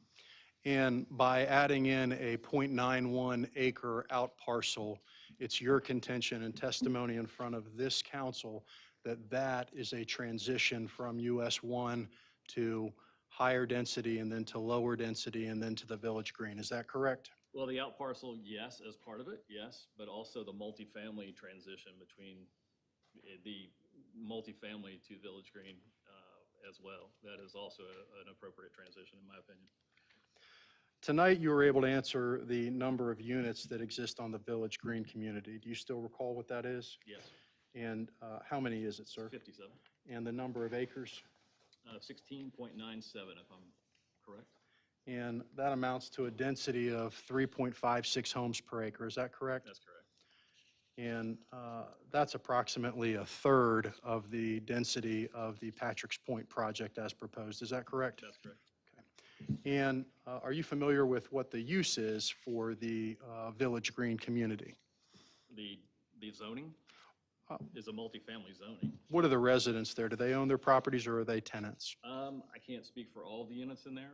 In general, they are owned units. I don't know if there are any rentals in that area or not. They're And not allowed in that community. Okay. in the Patrick's Point, Patrick's Point project as proposed is 100% rental. Is that correct? Yes, it is. Okay. Now, immediately to the north of the Village Green community, there's the adjacent property that is owned by Gene Thompson. Are you familiar with that parcel? I believe that's the large single-family parcel. Is that correct? Single-family home on 6.99 acres. Correct. And that amounts to .14 residential units per acre. Is that correct? Correct. That number sounds correct. Okay. Not doing the math. And in your analysis of the density and with Patrick's Point as proposed in comparison to that parcel, do you contend that those densities are comparable? There are large setbacks and buffers along that end of the property, but yes, I'd contend again, based on zoning and classifications and the CLRP, I would contend that it is appropriate. Just to the north of Ms. Thompson's home is the Village by the Lake community. Are you familiar with that community? I am. And is it your understanding that community has 20 residential homes over 6.37 acres? I'm not aware of the exact densities for that area. Do you know how many homes that it has? I do not. It does not adjoin the property, so we have not. Are you limiting your analysis of neighborhood to adjoining properties? No. The overall area, that property has no connection to the property, but also I would assume back to Sailor Street and that whole area.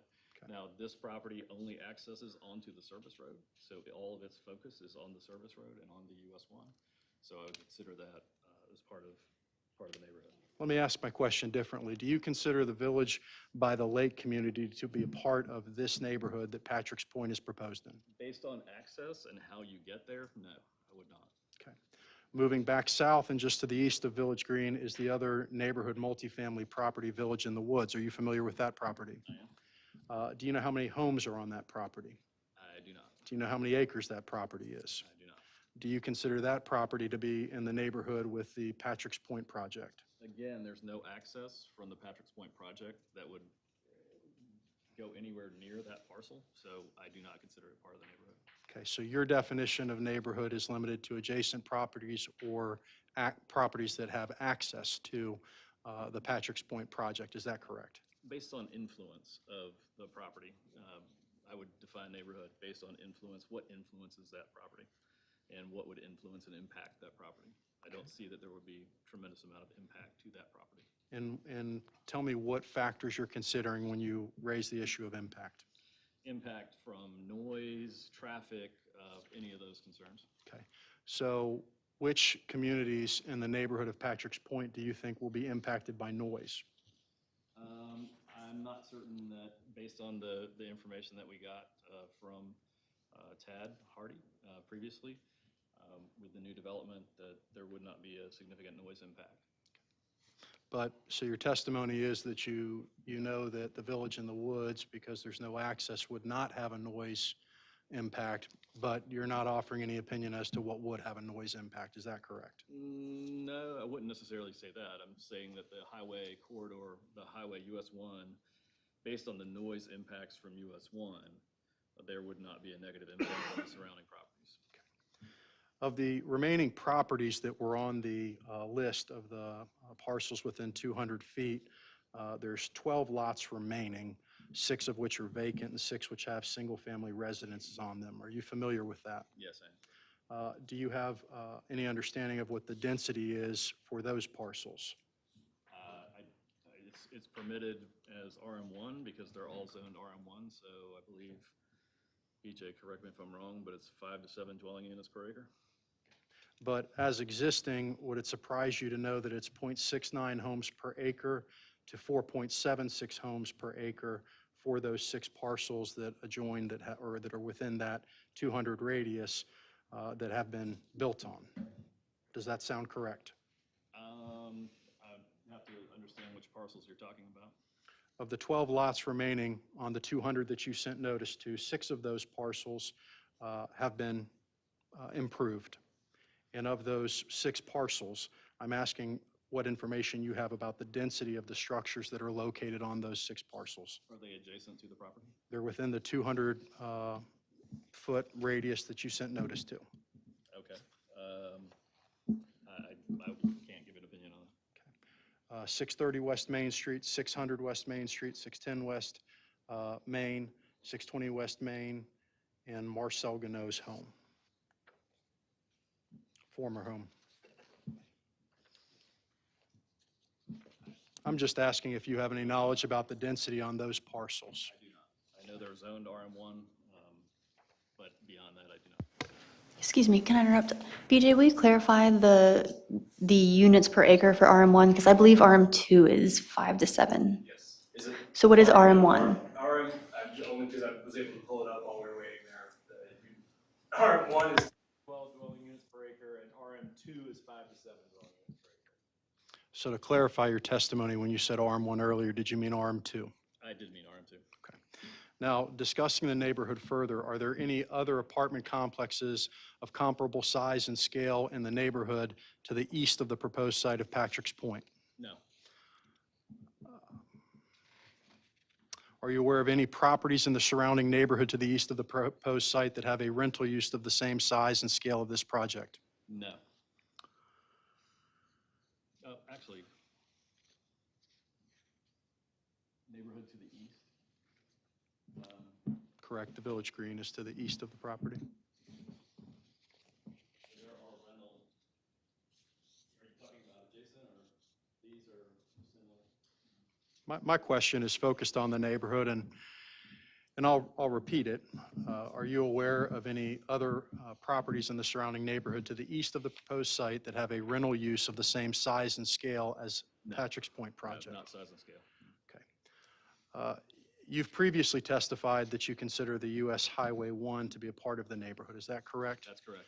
And did you base that on the definition that Mr. Robinson provided today? I did. If you would, please describe the character of US Highway 1 for me. It is a interstate highway, but I would also like to add that just because it is an interstate highway doesn't mean it doesn't have an impact on the neighborhood. It clearly does. And just because someone doesn't live there, I think it also doesn't mean that that is a definition as well. I consider a golf course. No one lives on a golf course, but it clearly has an impact on the neighborhood, the national or something like that. I would consider Midland Road as having an impact on the neighborhood and being part of that neighborhood. The Moss Foundation, obviously, is considered horse country because the Moss Foundation is there. So I would consider that part of the neighborhood as well. So based on those definitions and based on those examples, based on the definition, I would consider US 1 as part of the neighborhood. Yes. So I'll repeat my question. Please describe the character of US Highway 1 for me in your own words. It's a interstate, or it's a 4-lane highway with 2 service roads on the side and a typical NCDOT highway. Let's shift to the UDO on a couple other items quickly. The larger parcels for this project are zoned OS, is that correct? That's correct. And that stands for Office Services, is that correct? That's correct. Section 3.5.11 of the UDO outlines the purpose of the OS office service zoning, is that correct? That's correct. I'm going to read it so that the council, I assume, has it in front of them with the documents I submitted, but for the audience as well. The OS district is designed to accommodate office and service uses as well as medium-density residential uses. The major objectives of this district are to encourage land use that buffer residential districts from intensive non-residential uses in arterial streets, provide aesthetic controls and dimensional requirements to ensure compatible office and service development with surrounding residential uses, encourage a mixture of medium-density residential uses with offices and services, and allow for single-family dwellings and business corridors to be used for business or residential purposes. Did I read that correctly? I don't have it in front of me, but I would assume you probably did. Does this project accommodate office and service uses as well as medium-density residential uses? Yes, it does. So how do you define medium-density residential uses? At 10 dwelling units an acre, I would absolutely consider 10 dwelling units an acre as medium density, just slightly over the RM1. And if I'm considering the Morganton Park project, density there is permitted to go to 16 dwelling units an acre, and that's in Moore County. I've done several projects that are in excess of 30 dwelling units per acre in other areas. So I would consider 10 dwelling units per acre medium density. Where do you consider the line for high density? Probably around 16 dwelling units an acre or greater. Probably 16 dwelling units an acre. And where do those statistics come from? My experience, history dealing with multiple municipalities across the country. Is RM1 considered to be a high-density district? It is considered to be the highest density multifamily, which is 10 to 12 per dwelling, And 10 to 12 units per acre. And Patrick's Point is 10.9, correct? That's correct. So that falls within that highest multifamily density, is that correct?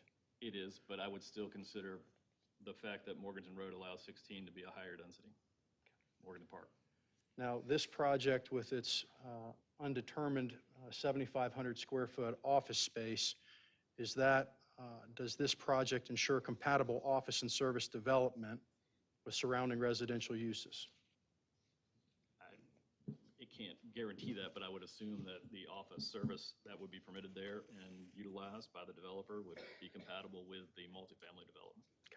3.5.11 subsection 3 encourages a mixture of medium-density residential uses with offices and services. Does this project accomplish that? Could you read that again? Section 3.5.11, we're still looking at the purpose of the OS zoning. Subsection 3 it reads, encourage a mixture of medium-density residential uses with offices and services. Yes. Does this project accomplish that? Yes, it does. And do you base that on the fact that there is a 7,500 square foot undetermined commercial space and 266 apartments to be built? Yes, it provides for the office use on the property. And that's an acceptable mixture in your opinion? Yes. The final parameter of 3.5.11 states allow for single-family dwellings and business corridors to be used for business or residential purposes. Does this project accomplish that? I'm sorry. The final Allow for purpose, single-family dwellings and business corridors to be used for business or residential purposes. It doesn't have any single-family residences. It's not that type of project, and it's not proposed. Those are not criteria to be, those are encouragements. but it speaks to the purpose of the zoning. Is that correct? It does, but office service with single-family residential would not make sense in my opinion. Can this town council consider the purpose of that zoning ordinance? Yes.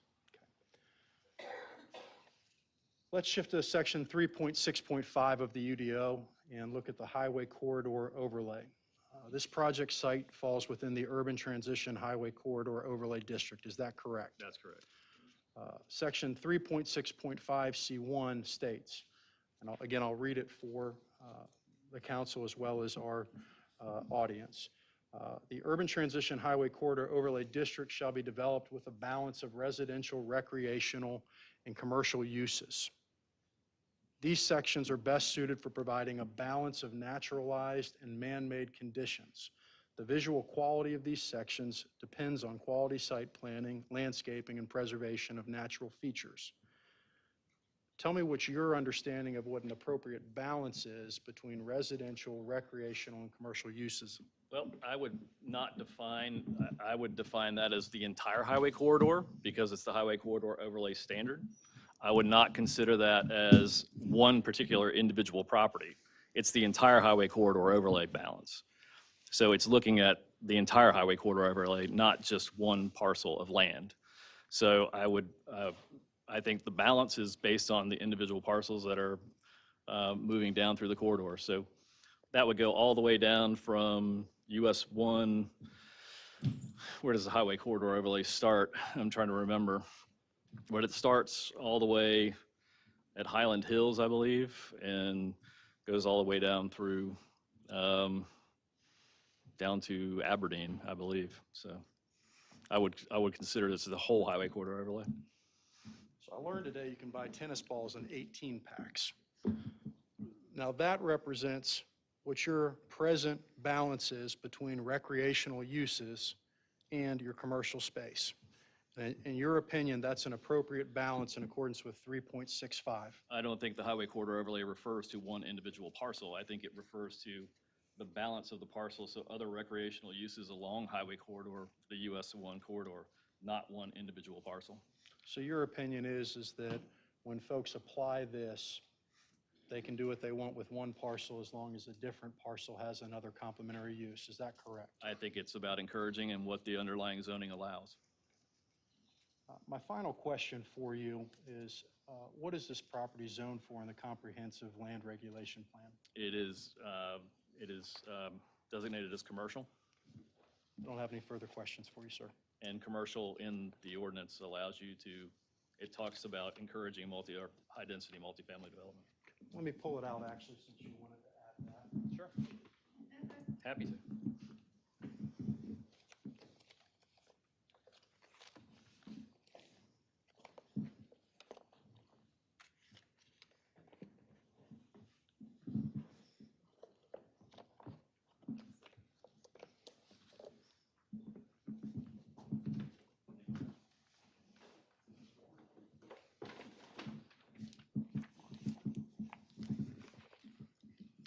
Now, this is a copy of the comprehensive long-range plan, correct? Correct.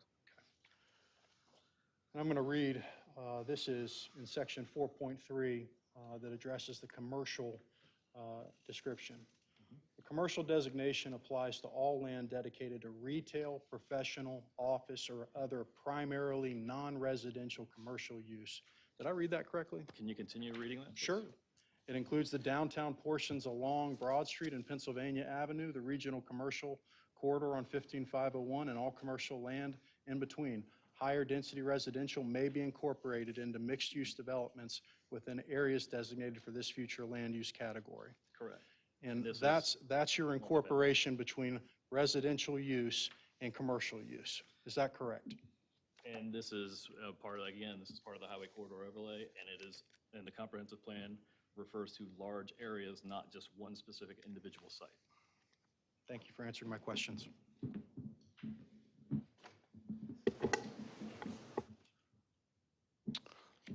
Madam Mayor, at this point, I'd offer the comprehensive long-range plan and the UDO into the record specifically. We submitted those on January 26th. Of course, we don't need the whole thing, but that's the whole document, so. For clarification, could you repeat again, because I just missed it, that exact portion of CLRP that you just referenced? What number, page? Yes, sir. It's in the fourth section. I believe it's page 4-3. This outlines the different designations for future land uses. And this is at the top right-hand corner. Would you like me to read it again? No, it's fine. I just didn't catch the exact reference. Thank you. Yes, sir. I'd call Ms. Braswell to testify.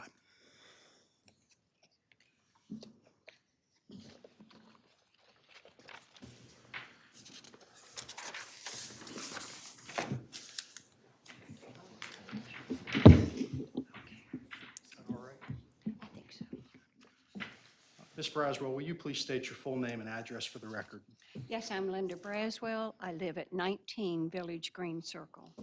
And you recall being sworn in earlier by Madam Mayor, is that correct? I do. And you're married to David Sullivan, is that correct?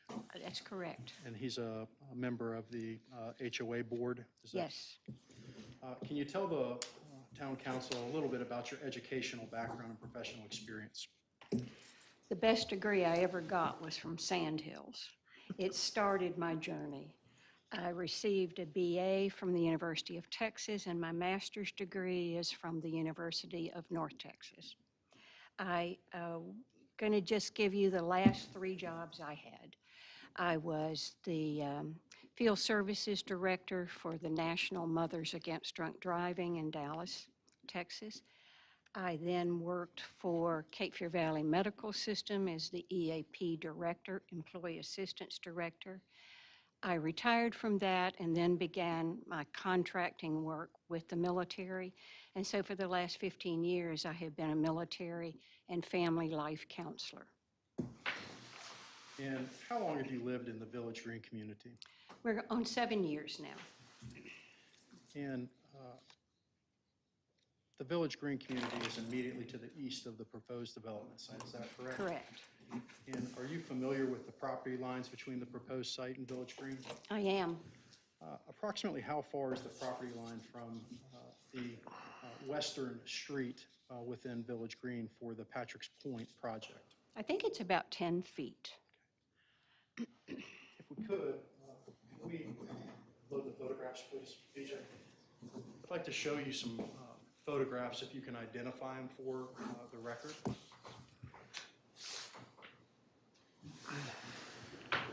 I don't know if you can see that. Can you see it from here? I know I can't see the sign.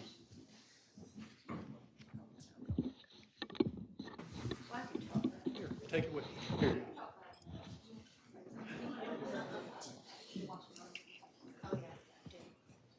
Yeah, that's the entrance into our neighbors in Village in the Woods. Okay, and is that immediately to the west of Village on the Green? Yes, it is. Go to the next, please, BJ. And Is that the other entrance to Village in the Woods? Yes, Final entrance? final. And can you identify that for us? Yes, that's the entrance into Village Green Circle, Your community? my community. And can you identify that? It looks like one of our terrible roads. Is that some of the, one of the common spaces within your community? Yes, it is. And can you identify this road right here? It looks as if that's the one that borders, yeah, in fact it is. I see the marker that borders the proposed project.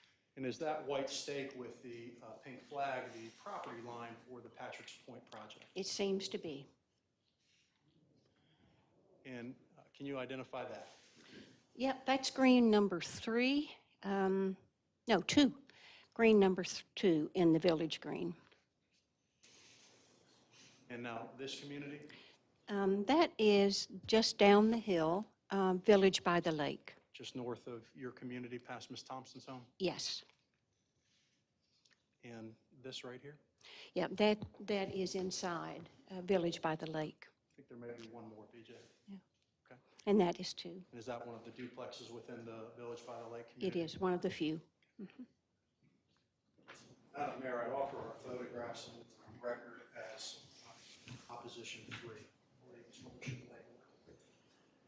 So just to, if I may take a pause just to clarify, so you said opposition 3, you had entered into the record CLRP and the UDO. Yes, sir. All right, may I go back and let's say exhibit HH is going to be, which would you prefer first, UDO or CLRP? No difference on them. Okay, let's do CLRP first as exhibit HH, and then exhibit II is going to be the UDO, and then JJ, and then HIJ. Please, the council. And then JJ is going to be the photographs. And there was 15 submitted, and the stuff, we're shown 10. So what do we do with 11 through 15? Keep going. Frankly, I didn't remember how many I submitted on the 26th. Can you identify that for us, Ms. Fraswell? That's a very pretty pond by Village in the Woods. It's the street is Sky Drive. Another photo of it. Do you recognize that? Yeah, that's across from Village in the Woods. Is that a photograph of, or is that an accurate representation of some of the foliage within the neighborhood? Oh, yes, indeed. It's pretty. Same question? Same thing. Believe that's the end. I'd like to talk to you a little bit about your community now, if you don't mind. How many homes are located within the Village Green community? We have 57 homes, And how big is the community from a land perspective? about 17 acres. And does that amount to a density of approximately 3.56 homes per acre? Yes, it does.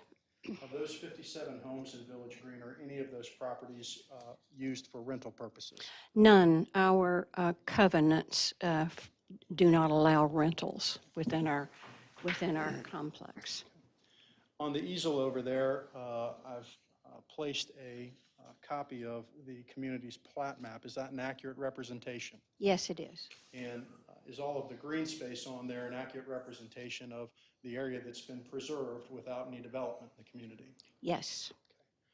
BJ, I believe a plat map is in there. I'd offer that as KK. That pleases Madam Mayor? Yes. There I see a Village by the Lake map, a Village Green map, and a Village in the Woods map. Village Green. Village Green map. Yes, sir. How they interject, I don't think the one that was submitted had the coloring on it. No, but I'll be happy to mark that and submit it if you'd like. If the one online does not have coloring. It's a new exhibit entered tonight after the deadline. We'll tender the one that doesn't have color if it pleases. Yes, yes. Moving to the north is Jean Thompson's home.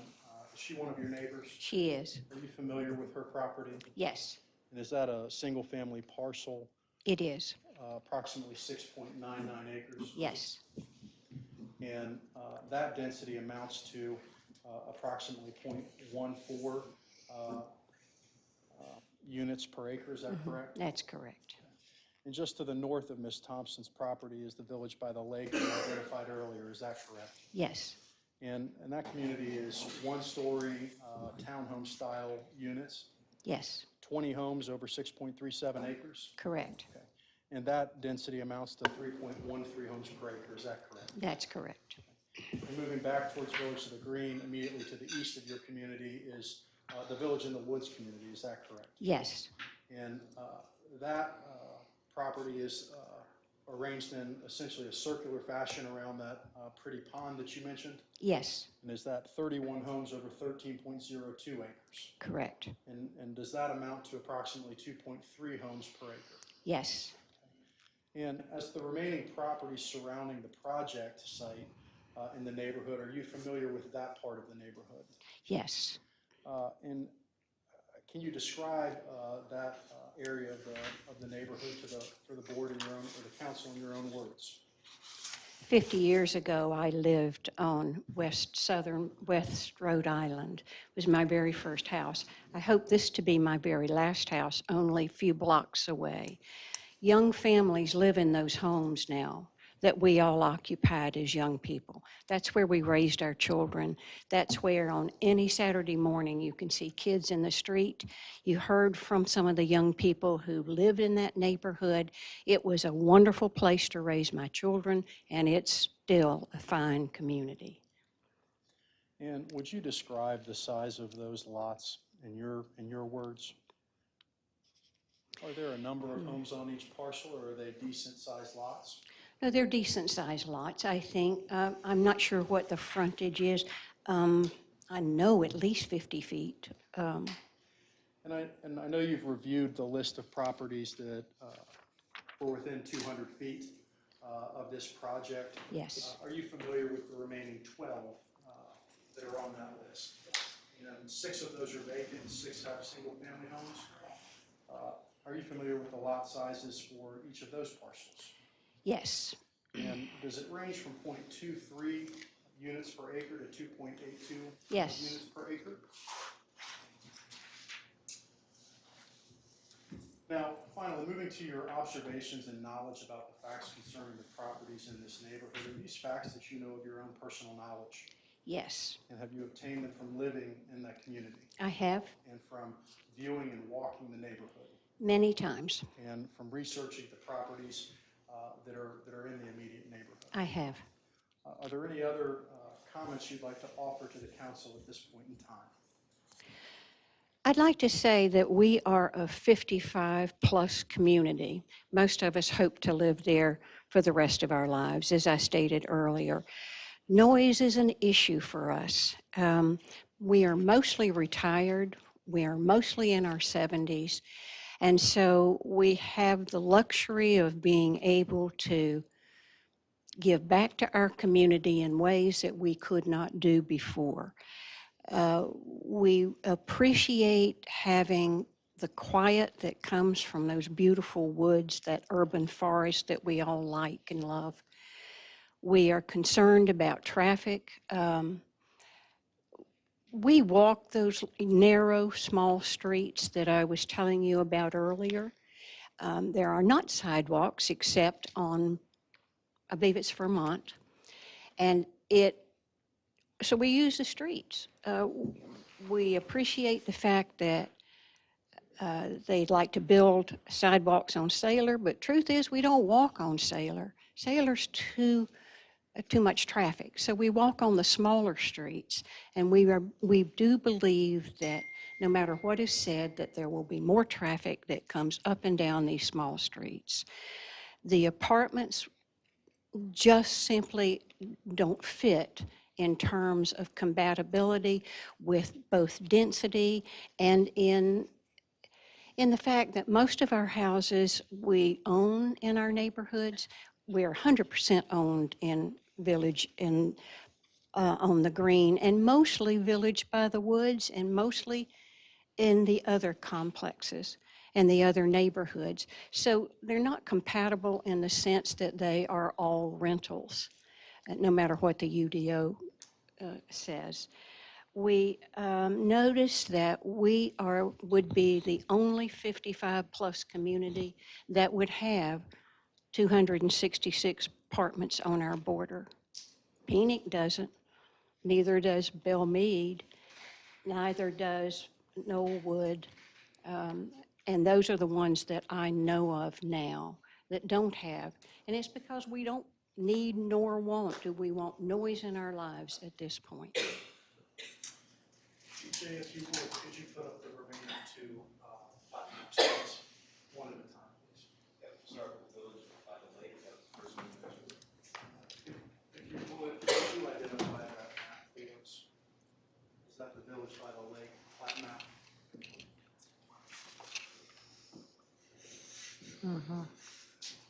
Yes.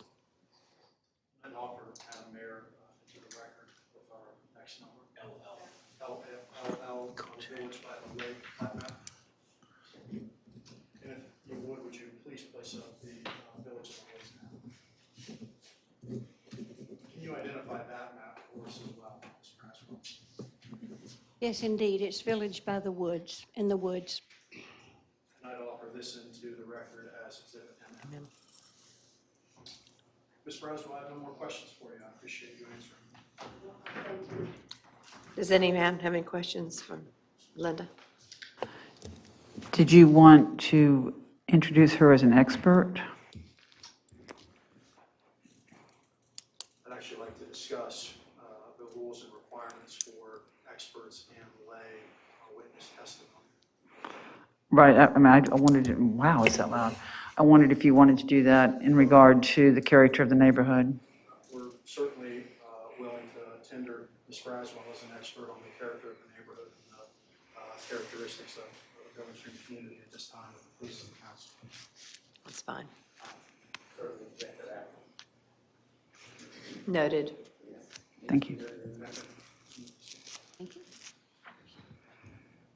The remainder of our exhibits include case law, and I've provided several of the evidentiary rules for the council with respect to lay witness testimony and expert testimony. I am certainly prepared to discuss those. I am certainly glad to enter them into the record. That's not standard protocol in court proceedings, but if the council would like those rules in the record, I certainly am prepared to offer them into the record. We've received those when you submitted that, so I don't know that we need to have it. Do we need to have it for people who are, Doug, do we need to have that in our records? Are we fine with just the way they are? It would be unusual for my practice to submit them into evidence, but I think we already have them, so do we need to? Okay. once Mr. Robinson is done, I have a few closing remarks. Otherwise, I thank the council for its time. Thank you. Robinson?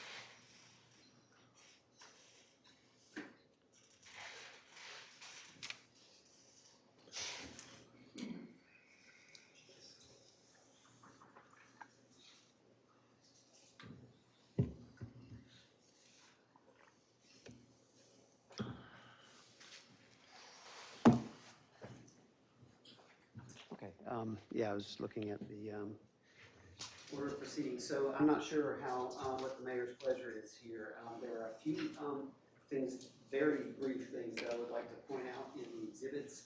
that Mr. Crooms presented. Okay. Probably 3 to 5 minutes max.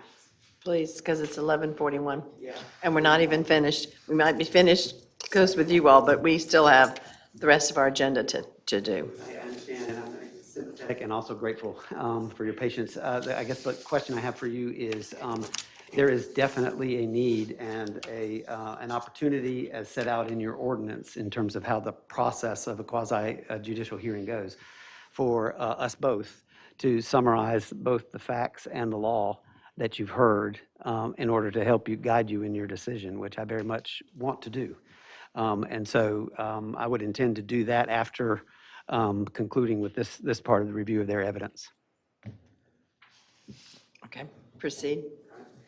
If I may, BJ, I didn't quite get down, and I need to get this before I leave, but the exhibit identification for all of the exhibits, but can you call up the Village in the Green plat map? I just want to point out a couple of things.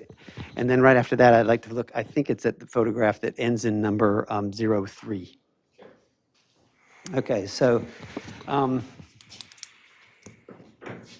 is there a way to blow up this part right here?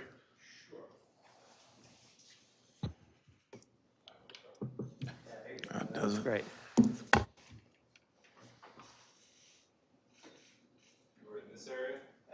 Yes, that's perfect, actually. And what I want to point out here is that this is a survey line that shows the distance from the.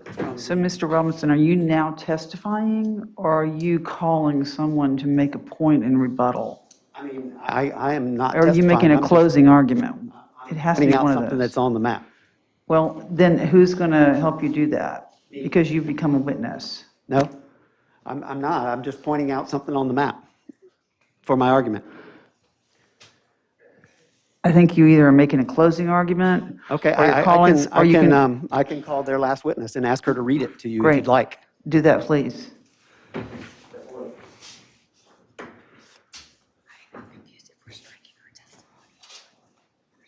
Hi, I'm Nick. I'm Linda. Hello, Linda, good to meet you. Watch your step there. So can you just, does this appear to be a survey line showing the distance from the edge of the Village Green property line, which adjoins the Patrick's Point line, and that structure? Can you read that number there, what that distance is? Does it say 64.55? So would that mean that's 64.55 feet? I don't know. Okay, so you're not a surveyor? No. Okay. And same thing here, 63.43 feet? That's what it says. Okay, very good. That's all I need. I don't know what it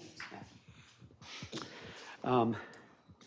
Great. And then can you, you might want to stay up, I think, if there's going to be some insistence about that. So if you can show me the photograph that ends in 03.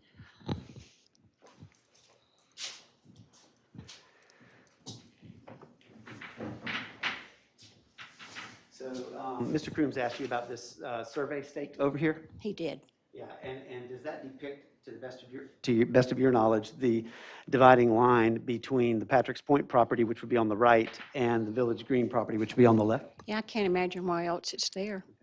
And is there any vegetated buffer between, on the Village Green side of the property? You can see it. See these little plants? We just put them there. So there's three bushes there?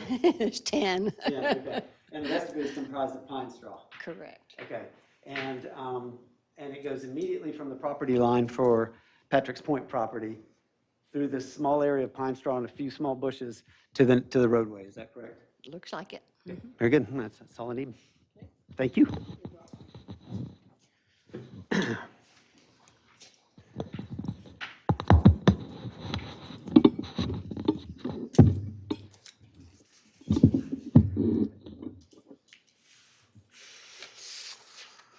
All right. That's it, really. I want to make my legal argument, which I'm happy to do now, Okay, if that's go the ahead. good order of things. Okay.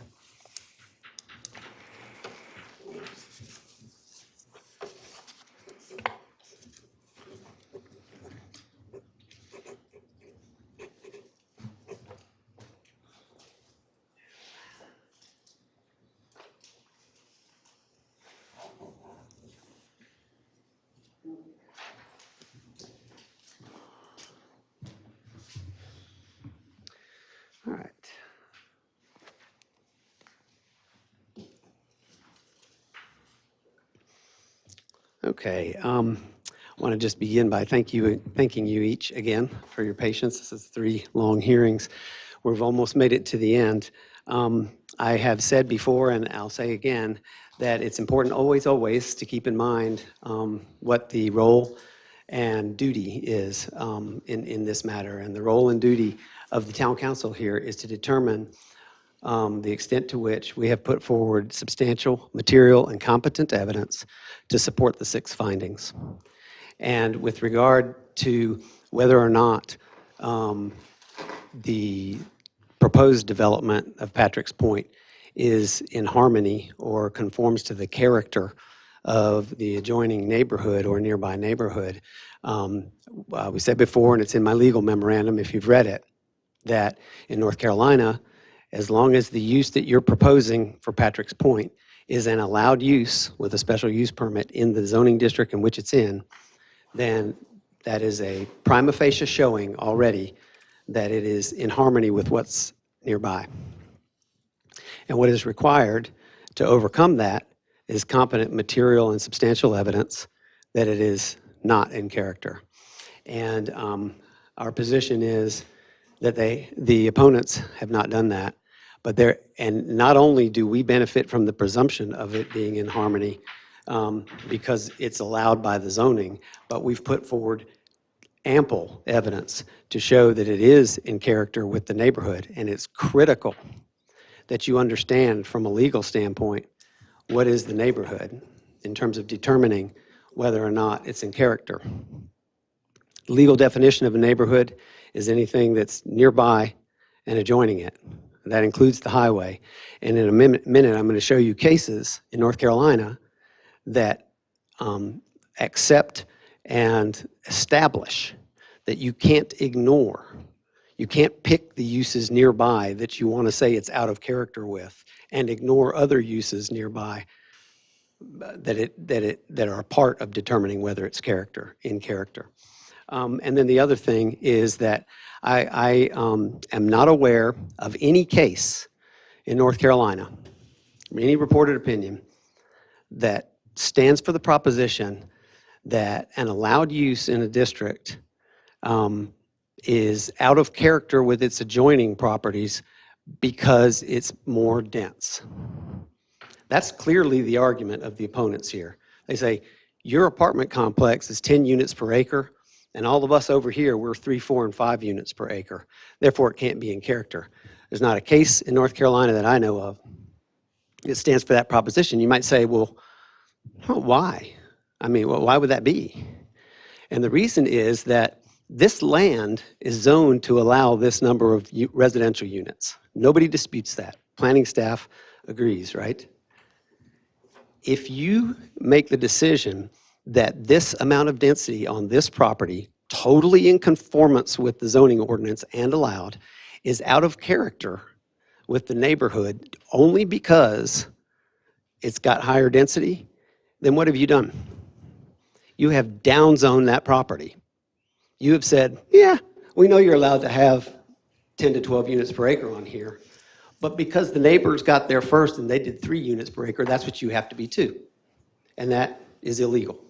You can't use your criterion under a special use permit to downzone the property of the owner. And think about it this way. If you're the owner of the property, you're supposed to be able to look at the zoning ordinance and figure out what use you can put it to. So is the owner of this property supposed to look at the zoning ordinance and say, yeah, I'm allowed to have 10 units per acre on here. It's zoned specifically for that. But I can't do that because the people in the adjoining property with a completely different zoning classification have fewer units per acre than I do. If that's the rule, then that property has basically been rezoned to the same thing as Village Green. And you've done that by applying a SUP standard in a way that you can't do. And I think it would be interesting to see if there are any cases that can be produced to convince you or me otherwise. Let me get a sip of water.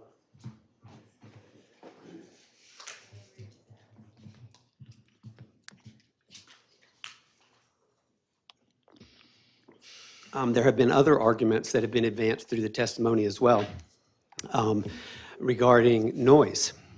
Case law is extremely clear that generalized fear about noise in an adjoining project is insufficient, incompetent, and insubstantial evidence to stop a special use permit. You can't just assume that because somebody is worried about noise that there's going to be noise. There has to be competent evidence from somebody about that. And there are cases in North Carolina where that has happened, where there were other apartment complexes nearby, and there was evidence entered into the record regarding noise. There's not any here. And I think logic compels you to put that to the side, because everybody who lives in that apartment complex lives closer to the tuba player than anybody in Village Green. Closest person in Village Green is going to be at least 80 feet, plus another 64 feet as shown on the survey, 140 feet away, plus a 50-foot vegetated buffer in between them. Okay? The tuba player is going to be, if there is one, is going to have more impact on the neighbors in the apartment than anybody that far away. But there's no evidence in the record to support that noise will be an issue. So you've got density, you've got noise, and then you've got traffic. I think I've summarized basically the points of the opposition. And traffic, we all know, is the exclusive province of traffic engineers under state law, statute in North Carolina, 160D 1402 J3, says that evidence with regard to traffic and traffic safety is limited. It is, I think it says, I can pull it out, but the language is something to the effect of presumptively incompetent if the person is not tendered as an expert in traffic engineering. So you have to ignore it. So on the traffic issue, the record is closed at this point. There's only one traffic engineer. It's Travis Fluitt. He testified that there would be no safety issues and there would be no significant level of service issues. And nobody in this room, besides Travis Fluitt, unless there's another traffic engineer in here that I don't know about who's testified, can contradict that, and you can't base your decision on anything other than that under North Carolina law. I want to also mention the harmony standard, or in the character, because I want to go through a few cases with you. I think this will be helpful to you. The question isn't whether Patrick's Point conforms to the character of Village Green or some of the other residential developments nearby. That's much, much too narrow, and it won't be sustained as a standard. The UDO is very clear that the proposed use should conform to the character of the neighborhood in which it's located. That's 2.21.7b. That doesn't mean it has to conform to the character of just Village Green or some other developments nearby. It means it has to conform to the character of the neighborhood as a whole. And the case law in North Carolina, and even specifically in Southern Pines, upholds this requirement. As we mentioned, neighborhood is defined by law to mean the immediate vicinity, the area near or next to a specified place. Village Green is one of the things in the immediate vicinity. So is Village in the Wood. But so is the US 1 highway corridor. It's near or next to the specified place, Patrick's Point. There's no disputing that.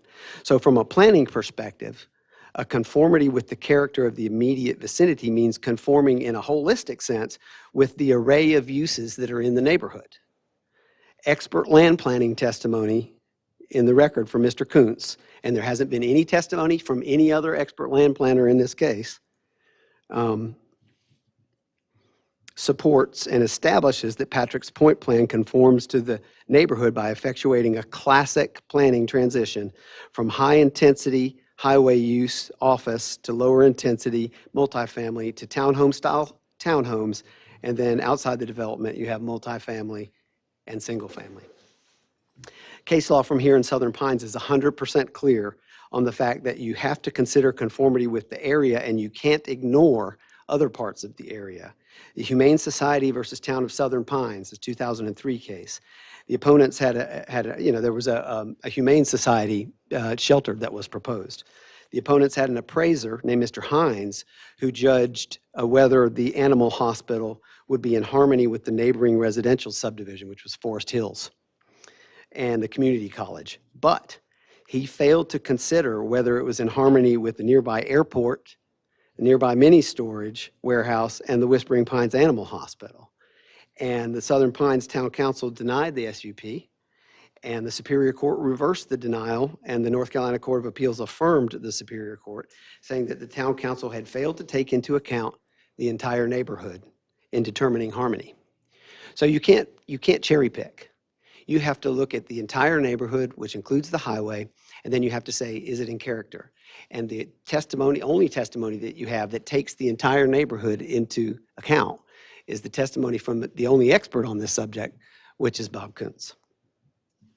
The vast majority of cases in North Carolina where special use permits get denied for lack of harmony or lack of conforming to the character are stark contrast to this factual setting we have here. This is really important. I'll give you some examples where courts have said that a use, even though it was allowed in the zoning district, was not in character with the adjoining neighborhood. A giant 1,130-foot radio broadcast tower in a residential area. That's Davidson County Broadcasting versus Iredell County. Court said, yeah, that's not in conformity with the character of the neighborhood. A land clearing and inert debris dump proposed for a crossroads community comprised of single-family dwellings. That's Hopkins versus Nash County, 2002 case. A telecommunications tower that was 4 times taller than anything else around it. That's SBA Inc. versus City of Asheville. And a rock quarry near residential dwellings. All the uses within 2 miles were residential. Court found that that was out of character with the adjoining neighborhood. Notice what's not in there. Any cases talking about density or any cases talking about a certain kind of housing next to another kind of housing.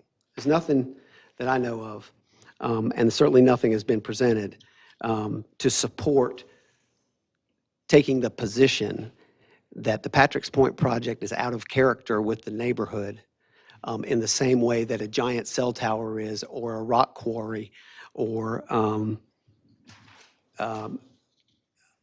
inert debris waste dump. On the other hand, town boards have frequently been reversed on appeal for denying SUPs in cases where there's not substantial evidence that the use is not in harmony. The animal shelter case in Southern Pines was reversed by the court because the testimony was speculative and the board failed to take into account the whole neighborhood and the existing uses. Another nearby case, denial of a Habitat for Humanity subdivision special use permit was reversed in court, in part because the different density did not equal lack of harmony in that case. Habitat for Humanity versus Town of Pine Bluff, 2007 case. Last case, denial of a mobile home park special use permit because it was an eyesore, increased crime and traffic. It was a quiet community being invaded by 86 mobile homes. The town rejected the requested special use permit. The court reversed on appeal because generalized fears do not overcome the prima facie showing inherent with the use being allowed. And so I think this really is not a close call from a legal standpoint. It really isn't. I understand that it puts decision makers in a tough spot, because you have to hear from people who really don't want this to be their neighbor. But on the other hand, there are legal standards that we have to be able to count on in our system. And the legal standard is that they have to make a showing that they have not made. But even if you take all the high-minded law cases that I have to cite to you, and there are plenty more, you could disregard that for a minute, and you could just take a look at the evidence that we've put in addition.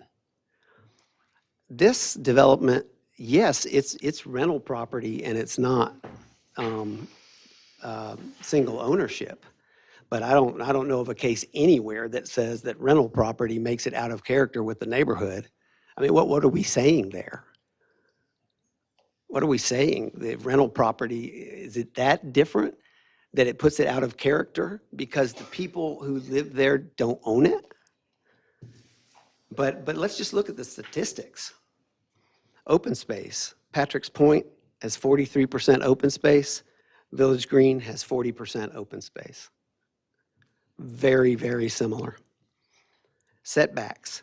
Patrick's Point has 80-foot setback.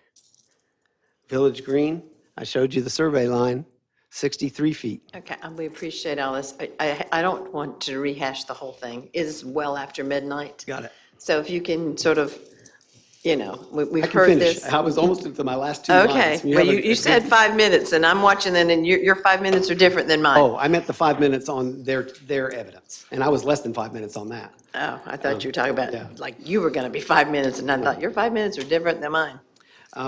Yeah, so I'm towards the end. And let's not forget that a lot of care has been taken to design the townhomes that are closest to the Village Green townhomes and really closest to any other residential dwellings in a way such that they're townhome-style units and they're compatible in the sense of height and everything else. So the bottom line basically is that the developer here has put on ample, substantial, material, competent evidence from expert witnesses in each category that all 6 requirements for a special use permit have been met. The opponents, on the other hand, who are good people and have valid concerns of their own, have not put forth any substantial, competent, or material evidence that qualifies under the law to set aside the showing by the applicant. And under those circumstances, where the use is allowed in the district and all of the evidence that is necessary in the record to support the 6 findings has been presented and has not been countervailed, it would have been possible for them to bring an expert witness on traffic that contradicted Travis. It would have been possible for them to bring an expert witness on appraisal values to contradict Frank Dean. But they did not do that. That's not in the record. It would have been possible to bring another land planner to say, I don't think that really is in character with the neighborhood, but that didn't happen. So what you've got is a record that is filled on one side with competent material and substantial evidence supporting the findings that you are being asked to make, and empty on the other side. And with that in mind, I would request that, this property has a long history. There is absolutely no doubt that this property meets the requirements of the zoning, and that will be upheld if approved. And so we would request that you approve it tonight. Thank you very much. Thank you. Carson, did you want to, I guess it's your closing arguments if this is how we're, this is what we're stating at this point. I'm gonna have to come back and get that one. And you're teasing my tennis person over here with all these tennis balls.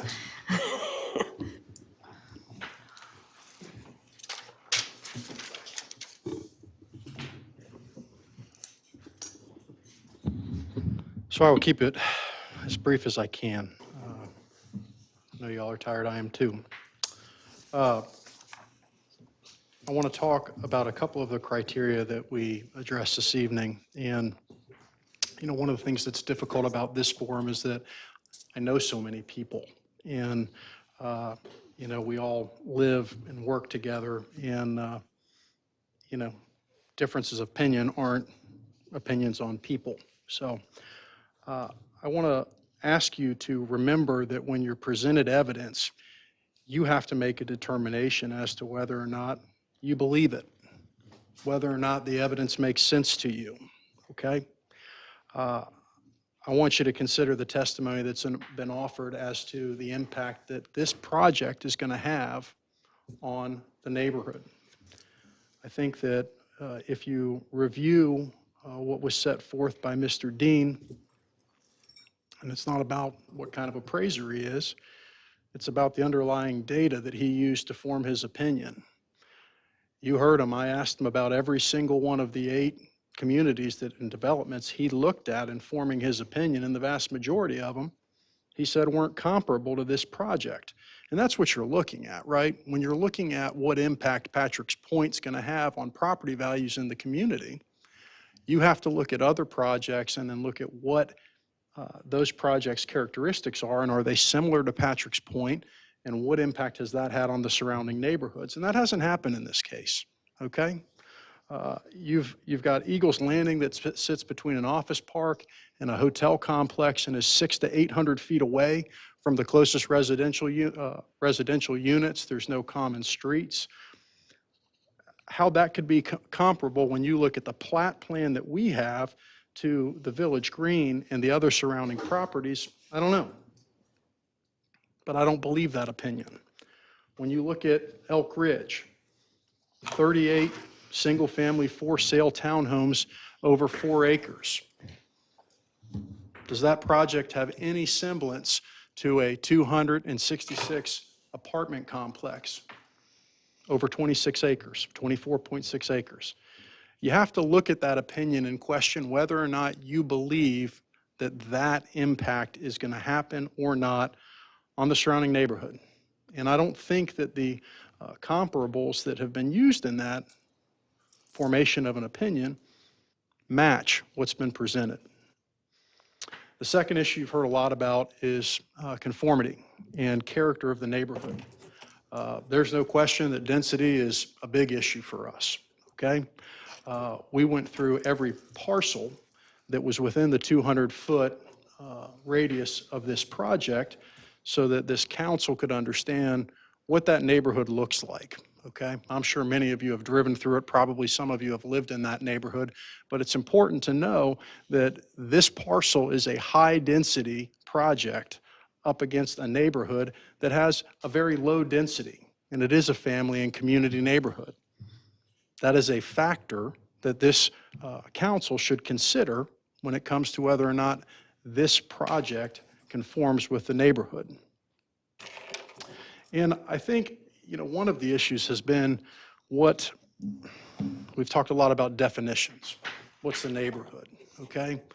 I don't know that in premise I disagree with the consideration of Highway 1 as an adjacent property, but I don't know that you got an answer as to what character this project is to conform to US Highway 1. I don't know that you heard anything other than it has 4 lanes and is concrete. But that doesn't really make sense, okay? And I don't know that you need to be an expert, okay, in land planning to understand what the character of this neighborhood is. Now, Mr. Kuntz, at the January 11th meeting, and the developer, neither one of them could tell this committee what the density was of the Village Green community. Yet, that gentleman is being asked to offer an opinion as to conformity to that neighborhood. And that's the most impacted parcel, okay? And I think the committee needs to think about that. What evidence is required to have an expert? Now, the statute speaks to specific items that are required to have an expert. And although the applicant's attorney seems to think it's very easy in a short period of time to come up with a traffic engineer and have him perform an analysis and then be ready within 2 weeks to provide documentation for that to this committee. That's just not how it works. So, we've proceeded on the factors that we can offer this committee competent testimony on. I think that you've heard from Ms. Braswell, who is as competent as anybody in this room to talk about that neighborhood and what the homes look like, what the people look like, what the, is it a transient community? Is it a people where families are generational there? Are there children playing in the streets? What type of land preservation efforts are in place? She's testified to that. There's been no other evidence offered. All you've heard from the applicant on conformity and character is that, well, this use is allowed on this property and therefore it conforms to the character. And I think there's a question that this committee needs to consider, and I apologize, this council should consider. If it were that simple, that a use is allowed on a parcel, why is there a criteria about character? Why is there a criteria about conforming with the character of the neighborhood if the analysis stops with simply whether or not the use proposed is allowed on that property? Why? Wouldn't be in the UDO. The analysis needs to be had, and this committee needs to consider the relevant facts about the neighborhood, none of which were offered from the applicant. I think the council needs to think that words also have meaning. The words competent, material, and substantial have meaning. They're not words that are simply to be repeated to this council to tell you what you already know. That's not the purpose of it. I think the UDO provides us with direction on some terms, and we know that we have some gaps. But I think that there is some help with regard to the word shall. Shall is always mandatory and not merely permissive. There's also a definition in the 9th chapter of the UDO that talks about compatibility. A condition in which land uses or conditions can coexist in a relative proximity to each other in a stable fashion over time, such that no use or condition is unduly negatively impacted directly or indirectly by another use or condition. Compatibility does not require homogeneity. They don't have to be the same uses, but it does consider the relative scale, design, and intensity of nearby structures, uses, and activities. And that's right out of the UDO. I mean, that guides the analysis.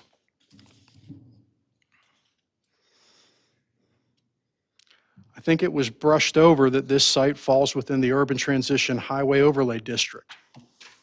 And in that regard, Section 3.6.5C1 of the UDO tells this council, this property shall be developed with a balance of residential, recreational, and commercial uses. And I'd ask the board to consider that. Is that balance what the UDO speaks to? Is that it? It's a shall. This parcel is to be developed with a balance of those three uses. Is that what the intent is behind the UDO in that overlay corridor district?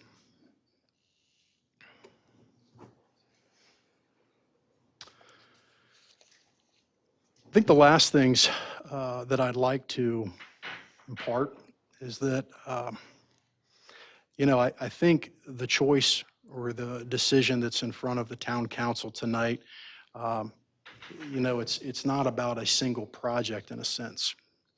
I haven't presented here other than January 11th, and I may never do it again. But I will tell you that, my background in this community started as a teenager, and I just thought it was the greatest town. And I said, I'm going to live there one day. And when I got to law school, I found a way to do that. It's not the easiest thing to do if you don't have any family in Moore County, but 6 years later, it's pretty good. Now I have a different perspective on things, I think. I was married in June. We're on the front end of having a family, and I think about this decision, and I think about, what is it that the town council is being asked to do? And I think this character standard gives this town council the ability to look at what this community's past is, what's here now, what already exists, and what our future looks like. And if this board decides tonight to approve this application, we'd ask that the board impose appropriate conditions on this project as it's authorized to do under Section 2.21.8 of the UDO to ensure that this project meets the intentions of the UDO and the CLRP. And you're charged with that ability to do that. You've heard about extended buffer zones, okay?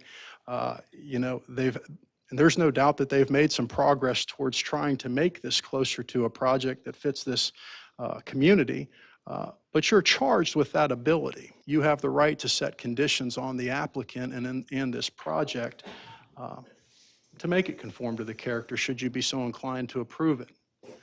And I don't think any of my clients at the Village of the Green don't want these folks in the community or don't want to live next to these folks, but they want the project to fit their neighborhood. At a lesser density, that's certainly an option. And this town council has the ability to insert those types of conditions so that this project, if approved, meets the intent of the UDO. With that said, we'd ask that the board deny the applicant's application at this time. Thank you for your time. Thank you. I'm looking for a motion to close the hearing. So moved. I need a second. Pleasure of the council. Aye. Aye.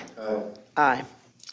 As per North Carolina General Statute 160D.406, the board shall determine contested facts and make its decision within a reasonable time. I need a motion to render decision at our next meeting, which is the 28th of February. So moved. Pleasure of the council. Aye. Aye. Now we move on to action items, which there does not seem to be any. So then we have we'll give everybody a chance to clear out.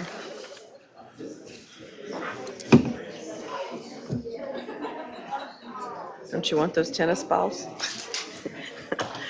I thought, Are they laughing at us? Are they laughing at us? all I can think of is, you got golden retrievers, you're gonna go get the tennis I told balls. her midnight. But you got golden retrievers, you're gonna go get those tennis balls. He's gonna go get them. He's going, How is I'm in that? 18. I've never done, well, I never end up doing it. Being How from many here, balls can you put in your mouth? be Think we're- worthwhile. Girls didn't come with me tonight. Woo, that would have been, we would have wreaked havoc. Nice. Well, you're kind of close to the, didn't Linda run Okay, that? how we doing? Oh, okay. If she did run that for once while she was Okay. there, but I mean, she was working for somebody else. We still have some more to do, so if y'all could quietly exit so we can move on. So we have, there are no action items, is that didn't correct? mean that. Mr. Parsons? I'm sorry? No action items? No action items. Okay, so now we're at the consent agenda, which I think Mr. Parsons went over A through F. I'm looking for a. I move to approve the consent agenda. Second. Pleasure of the council. Aye. Aye. That was easy, quick. It's at public comments. I do want to say one thing because they don't get a lot of positive things. I did have a former neighbor of mine who called me and said, I need to tell you how wonderful your police department is and your fire department. Her brother-in-law fell over and she was doing her version of CPR and it wasn't stellar. Within 5 minutes, the police were there and the police officer, a female, she didn't catch her name, said, step away, I got this. She said, a whole lot harder than I did, Miss Haney. The police were there within 6 minutes. They put him in an ambulance, took him to Moore Regional. Moore Regional said, took him to an ambulance, took him to Chapel Hill. He has survived. He had a widowmaker and he would not have made it. But the people at Chapel Hill said the reason this man is alive is because of the great service of your police and your fire department. And she wanted me to know that. And she called me and I thought, I need to share that with the rest of you because that is wonderful news. And he has a little trouble swallowing, but the fact that he is alive. And she said, we didn't realize that my 6-year-old grandson was watching all that. And I thought, well, yeah, because you don't. You're in the midst of all that, and then you think he's going, what's going on with Uncle Boo-Boo, whatever his name is. But anyway, they're trying to get him, and they're from Alabama, and she was so impressed with us. And hopefully we'll bring him back to Moore Regional and have the rehab here. And she said, would it be all right if I took food to the fire department and the police department? I said, oh, yes, ma'am. And she was going to write a letter to the pilot. So, but I want you all to know the staff level is so great in this community that just when you get that, it was like, all right, excellent. Anyway, I just had to share that with everybody. Public comments. We have the lone wolf in the back. Did Suzanne even leave? And while he's coming up, I can add the IT department, who were very competent and not the least bit condescending and kind to me today, and finally have me up to speed. And Nedra and Amy really get gold stars. They were fabulous. Good. Yes. All right. Mr. McInerney? Yeah. State your name. 460 Crest Road. I'll be briefer than I was going to be. Silly me, I thought you all would be done with. Silly me. An optimist. This isn't quasi-judicial, so I don't have to be competent.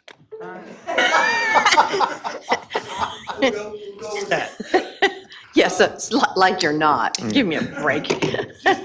Just a couple of brief things about, not that you aren't aware of it anyway, but once you finally get that thing behind you, what I think you all have got to look at is the whole friggin' ball of wax. A couple of months ago, this is the third month I've been hoping to talk, but I said, hell with it. Your wife's going to wonder where you are. She knows how stupid I am. But issues of density, issues of, is this what we really want on here? We're very well aware. But you gotta do something. Right. Or there'll be a next one. Mhm. You know, this one you'll get it behind you one way or another. But then the next one is gonna come up and you're gonna say, bleep, why didn't we do something about it? A couple of months ago, somebody mentioned the moratorium. I don't know whether it's a good idea or a bad idea. I'm sure there are pros and cons, and I'm sure BJ and Doug and Reagan can give you those pros and cons. But it's just, something's got to get done, or I'm afraid the town's going to get so changed, we're not going to like what's left or what's coming up. I mean, one thing about density that I've sort of got puzzled, and I know, any question I ask is rhetorical because you're not supposed to answer me, and I understand that. But like on that, the townhouses on South Bennett, 20 single-family units on 1.23 acres. And I believe the staff report said that the density that would be allowed would be 35 units.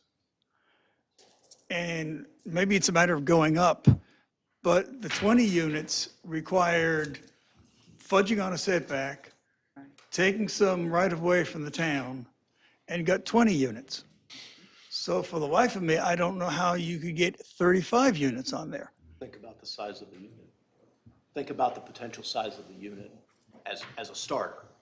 Like you could compactify the Two unit? smaller units and, yeah. Okay. Would be just one element of it. Okay, I just find that scary. On an acre and a quarter, you could have theoretically 35 units. That doesn't strike me as what Southern Pines should be about. But it's late, you want to get home, I want to get home, it's past my bedtime, trust me. It's tomorrow. I know, it is. People, if you do Wordle, I don't. My wife does. No, I have a friend that does it, and but- she's still doing it right now. I think I know who it is. Yes. First name is Diane. Right.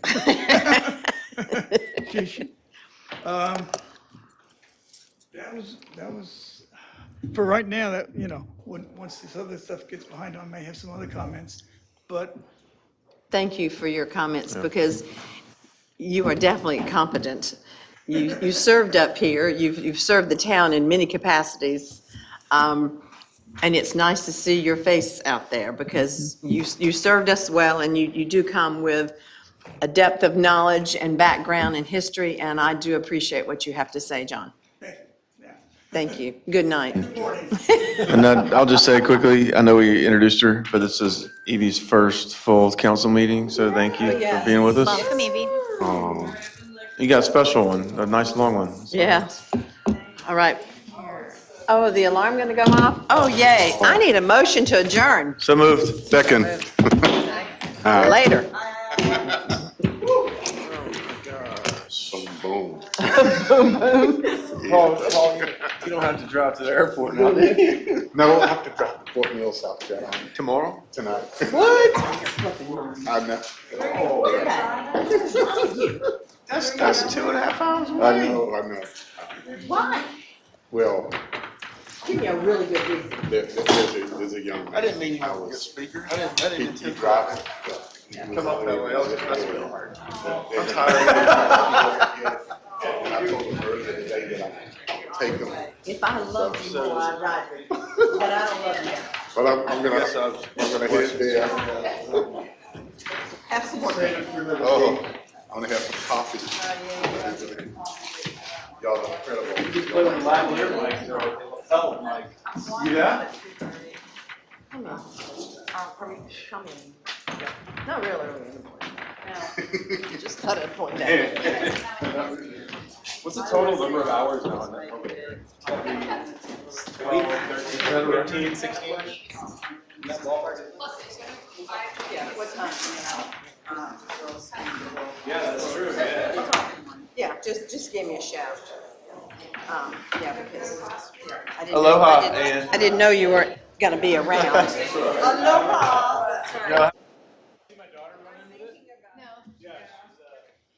Lucy, I told her I would try to make it in. And Lucy ran in here and comes up next to me and was like, hey. Oh, yeah, it was cute. Man, yeah, it was nice. All right, let's set something up. Okay, I'm gonna, I'll email you tomorrow. We're gonna try to do something within the next 3 months. Sounds good.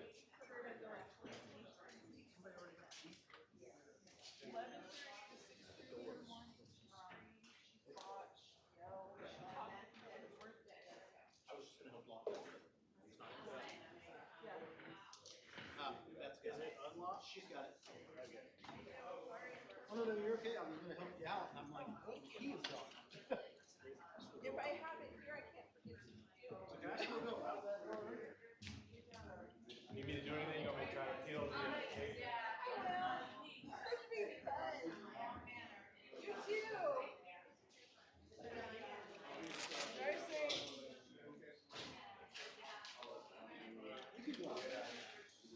Just can't get back in.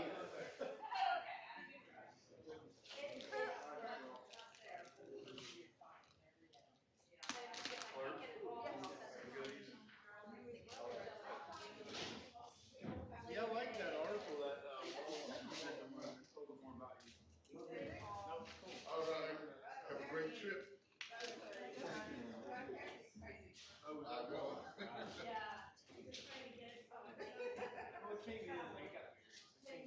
Yes. I know, but then you let him testify about his job.